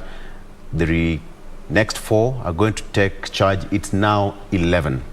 It's now 11, and they are going to stand there keeping vigil for the next 1 hour before the exit for the next batch to come. All of them in the rank of colonels. There you have it. They are organizing themselves in 4s, and slowly their sword will be put slowly facing down. A sign of mourning. You have it. And all hands on top of each other. It's 11 sharp. Jacob Curia, we talked about time. It's 11. And change of guard has just happened at the stroke of time. It's a very interesting phenomena. Yeah. And quite encouraging. Looking Absolutely. at the discipline the military is applying in the entire exercise. Change of guard, again, it will happen. And it will keep happening up until 5 p.m. Absolutely. All right. So some of the things that we rarely see, even to the viewer out there, these are some of the things that you know, as a nation, we rarely see. But when such, things do happen, we do appreciate that every profession has its own dynamics and certain ways things are done. All right, it's 11:01. We're still having this discussion in the studio. Now, when you talk of PWDs, Even in the military, we have got people who got injured in line of duty, but you rarely see them being, dismissed off service. They are still held, they're still given positions in the military, and that's the way it is. Sure, because now that's what there are so many rules. If you can climb a tree, for instance, there is another way you can do for you to get the fruit. So if I'm a military officer and I got injury in line of duty as a person with disability, there are so many other assignments you can be assigned to do and still perform. And that's what we are saying. Stop seeing a person as their disability, but see this is what is able to do. And these are the privileges the Constitution of Kenya is bringing to persons with disabilities and even special interest groups at large. So we're saying this is now an improvement that we are seeing, and it keeps on improving day in, day out. Yeah. How does the council mourn President Mwai Kibaki? Of course, we, as the council, we first and foremost, as we said earlier, the council is being because of Mwai Kibaki. It was enacted it is through the bill which was enacted 2003, that 1st December, just barely some months after the swearing in of Mzee Kibaki. So as the council, we have so many privileges now as persons with disabilities that we have to remember Mwai Kibaki with. Persons with disabilities now can access procurement opportunities. Persons with disabilities can now get reservations for employment. Persons with disabilities can now go to any premises they have. There is a stipulation for accessibility for any premises, courtesy of Mzee Mwai Kibaki. There is a fund for persons with disabilities, which was given out. Which was created, created for persons with disabilities. There is a lot we remember Mwai Kibaki for, and definitely we feel like we are at home, and we're mourning Mwai Kibaki for all the services that we have as persons with disabilities entirely. And through that act, donor funding was also, the doors of donor funding also open. Yes. Now that the funding, the partnership with private sector, with public sector, now we have now an umbrella where now, and even persons with disabilities now are recognized. Yes. And they are now, we as society know there are persons with disabilities in the society. So there is recognition. Now you can recognize persons with disabilities in every and each spectrum. When you go to sporting, there is they are there. Yes. If you go to business, they are there. And that's why there are all these open opportunities for persons with disabilities. There's no day, there's no time that persons with disabilities are left behind. That reminds me of the old adage that disability is not inability. Inability, sure. Absolutely. So it can all be done. It's so long as you're not brain dead, then you're still up and active, and things can still be done. But then now, when you look at the global standing, initially some countries do not recognize PWDs, and they're still lagging behind in terms of legislative processes to make sure that the PWDs are also recognized. But when you look at the global ranking, where are we? Victor, I think that's a very good question, because on the map, you must know that where are we as the country? And as I've said earlier, the National Council for Persons with Disabilities and government at large has put persons with disabilities in the global map recognition as Kenya. Yes. Because we have very few countries that you can compare with the Kenya as a country. A few countries that have a state agency, a few countries that have a fund created for persons with disabilities. So I think if you compare between now other countries and Kenya, and you remember there was what we call the Global Disability Summit, which we co-hosted as a country with the UK. So you can think where now where the country is when it comes to matters disability. Yes. Okay. I'm not alone. I'm with my colleague JJ Kiore here, and live pictures still coming from Parliament buildings. Kiore, we predicted today was going to be a busy day, and clearly it is. The footprints there, it's overwhelming. People have turned out in their numbers. Yeah. And let me tell you something very interesting. It's very chilly outside. It is. But people still turned up in their numbers to view the body of the late president. And this is the very last day Because after today, it will not be possible to do that. Because the only other time there will be an event around President Mwai Kibaki is on Friday during the interdenominational service, and then his burial on Saturday. But before I hand it back to you, Victor, let me link up with Purity Musa and Ben Chumba from Parliament Buildings once more, so they can tell us how the situation is there and whether the queue is still bulgy, as we are seeing from a screen. Purity.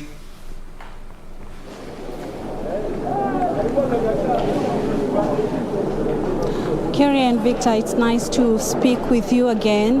Right now, we are still at Parliament Buildings, and today is the last day for the viewing of the body of the late former President Mwai Kibaki. The body has been lying in state since Monday, and where we are standing now is the gate where, after viewing the body, Kenyans are now making their way out of this place.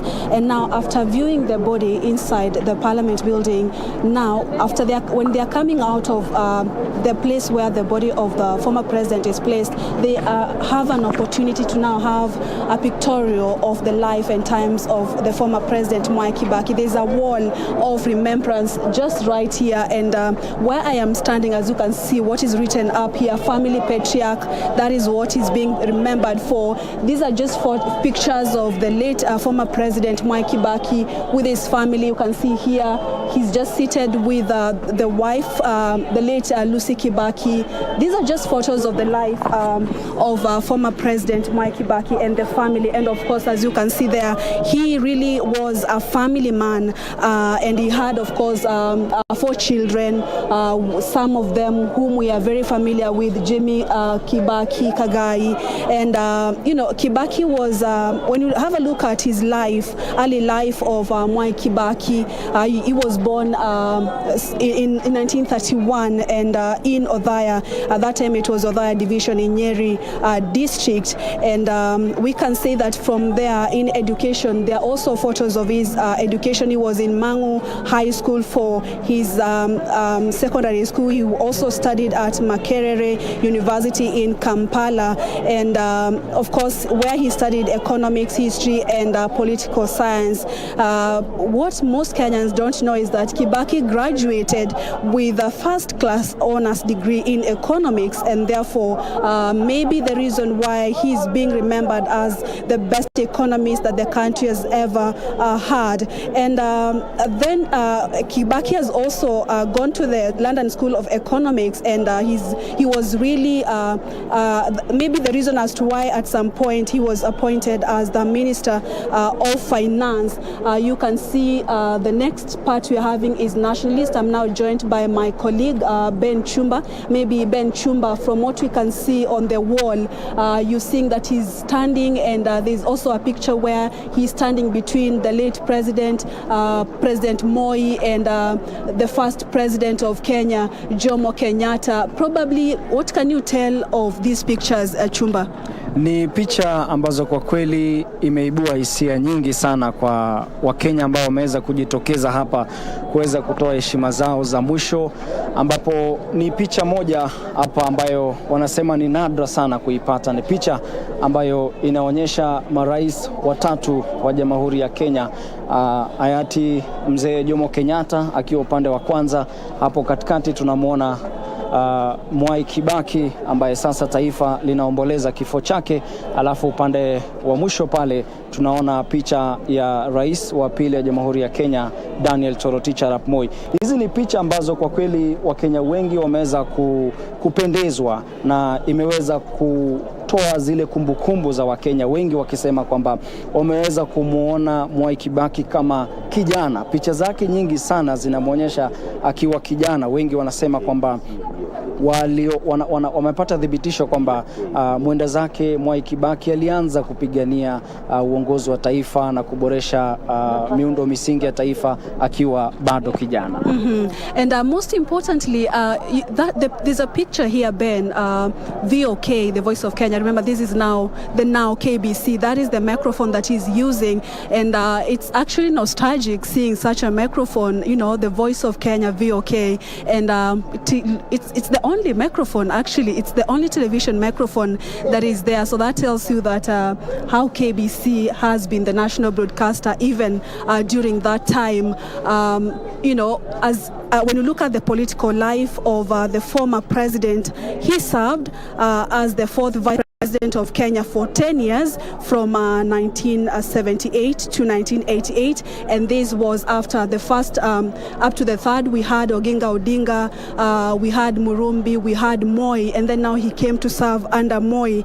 And then before that he also served as an opposition member of parliament from 1992 to 2002, and he actually unsuccessfully vied for the presidency in 1992 and 1997, and he served as the leader of official opposition in parliament from 1998 to 2002. And therefore, in the 2002 presidential election, he was elected as president of the Republic of Kenya. And Ben, as you can see, these are just the pictures of him, his work as the vice president. He was serving under President Mwai. There's a picture there where we are seeing him with President Mwai, and there's also another picture here where they are actually having, maybe looks like some light moments with his boss, the former president, the late President Mwai, and therefore that looks that like it was such a perfect relationship there he had with his boss. And even the picture above here we are seeing is again having some good moment with the president. He was always accompanying President Mwai, who was now as he served as the vice president. And they're also we're also seeing some pictorials of him as an opposition leader. Remember, as I had earlier mentioned, Kuria and Victor, is that he served as an opposition leader after unsuccessfully vying for presidency. And now the final one that most Kenyans are remembering him for, remember the promulgation of the 2010 Constitution.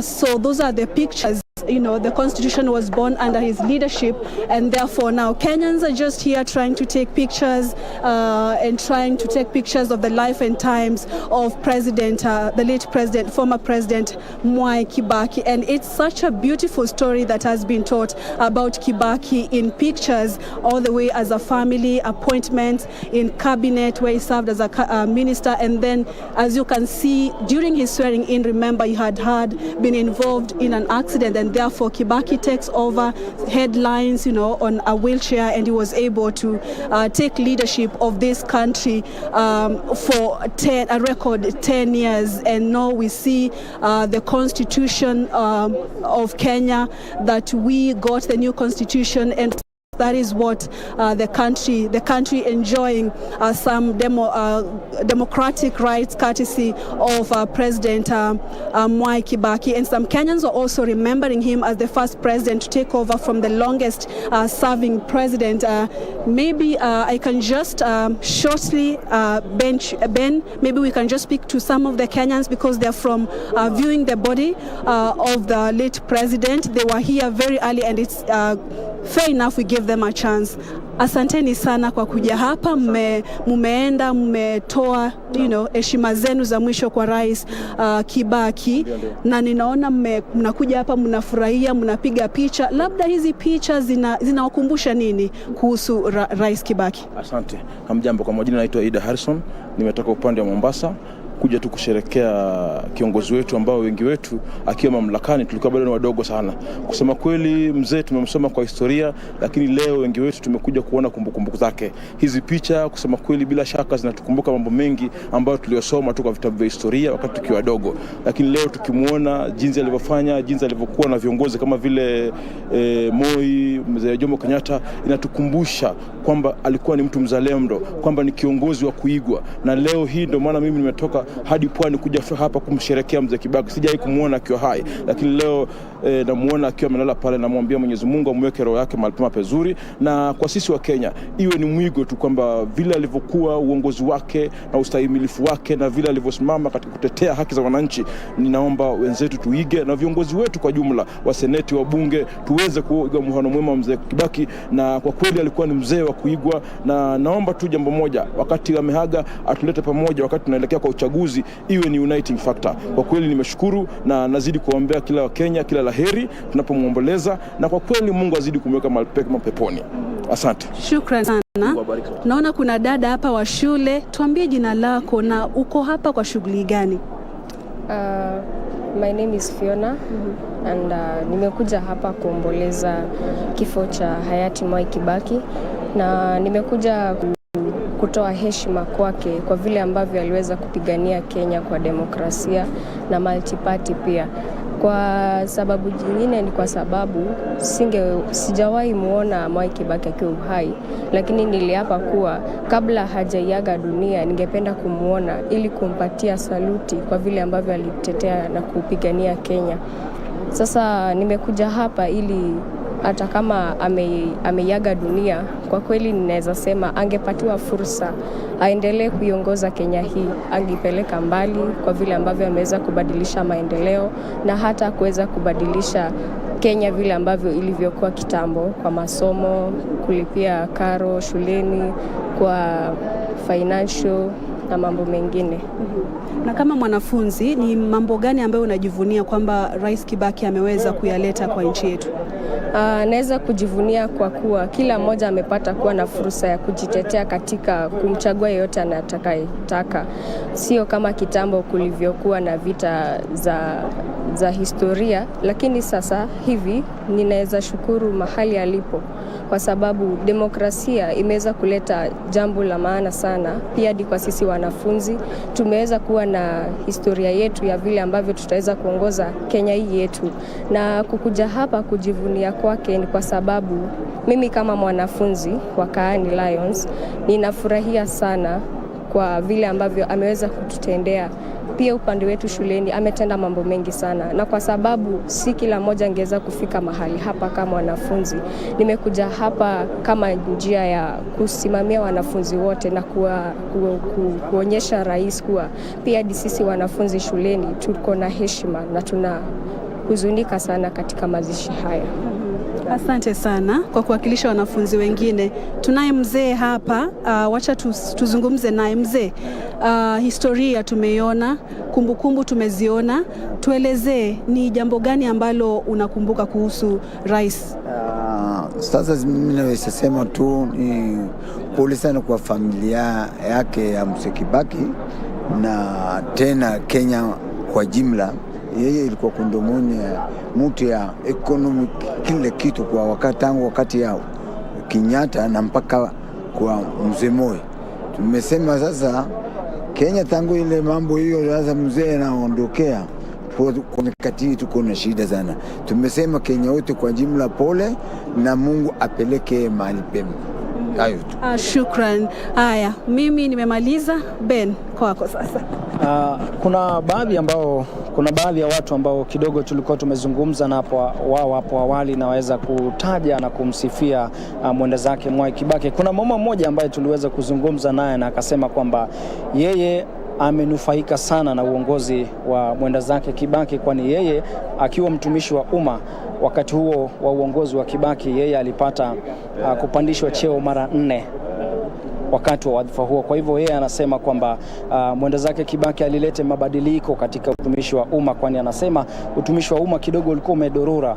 Watu kutoka sekta ya binafsi walikuwa wanakuja hata upande wa utumishi wa umma. Kwa hivyo hizi ni picha za moja kwa moja, mtazamaji, ambazo unazipata kutoka majengo ya bunge, ambapo shughuli hii ya Wakenya kuweza kujitokeza kutoka tabaka mbalimbali anga kuweza kutoa heshima zao za mwisho kwa mwenda zake Mwai Kibaki inafika siku ya 3, huku sasa ikiwa ni siku ya mwisho. Wakenya mbalimbali wanazidi kujitokeza kunradhi kuweza kutoa heshima zao za mwisho, kwa sababu hii ni siku ya mwisho. Kumbuka ni shughuli ambayo ilianza siku ya Jumatatu hapo jana. Pia tuliweza kushuhudia Wakenya mbalimbali wakijitokeza hapa, na ni jambo la busara kukumbuka kwamba kuna baadhi ya viongozi kama vile kiongozi wa chama cha ODM Raila Odinga ambaye kwa sasa ako ng'ambo, lakini aliweza kukatiza shughuli yake hapo jana kuweza kusema kwamba ataweza kufika taifa la Kenya anga kuweza kutoa pole zake kwa familia, na pia huenda akajitokeza wakati wowote akifika kuweza kutoa heshima zake za mwisho kwa Cooperative. Na Ben, kuna mmoja hapa anasema kwamba alifanya kazi katika Wizara ya Environment, labda ako na historia kidogo, tumuulize, tuelezee ilikuwa vipi. Kwanza tuambie majina yako na ulikuwa unafanya kazi wapi, ni mwaka gani, na sasa tuelezee ilikuwa vipi uhusiano wako na Kibaki. Hamchambo wananchi, kwa majina naitwa Dr. Richard Sigei. Kwa kumbukumbu wa mwenda zake Mwai Kibaki, mimi nakumbuka yeye sana kwa sababu tulifanya yeye kazi pamoja. Nikiwa Minister of Environment and Natural Resources, nikiwa National Focal Point for East Africa Community. Kwa hivyo nakumbuka yeye kwa maana alileta mabadiliko mengi. Moja yao ni historia ya 2010 Constitution, alafu performance contracting na Vision 2030. Kwa hayo mimi nakumbuka yeye sana kwa maana alileta mabadiliko mengi. Hata hii historia sahihi ya mabadiliko ya uchumi yenye inaendelea sahihi alileta wakati huo, na mimi nakumbuka sana na natoa rambirambi zangu na pole kwa familia na Wakenya wote. Thank you very much. Asante sana mzee, tunashukuru. Now we want to hand it over to you, but as you can see, it's a beehive of activities right here as Kenyans pay their last respect on this last day of the day that the body of the late former President Mwai Kibaki is lying in state. It's back to you in studio, Curia and Victor.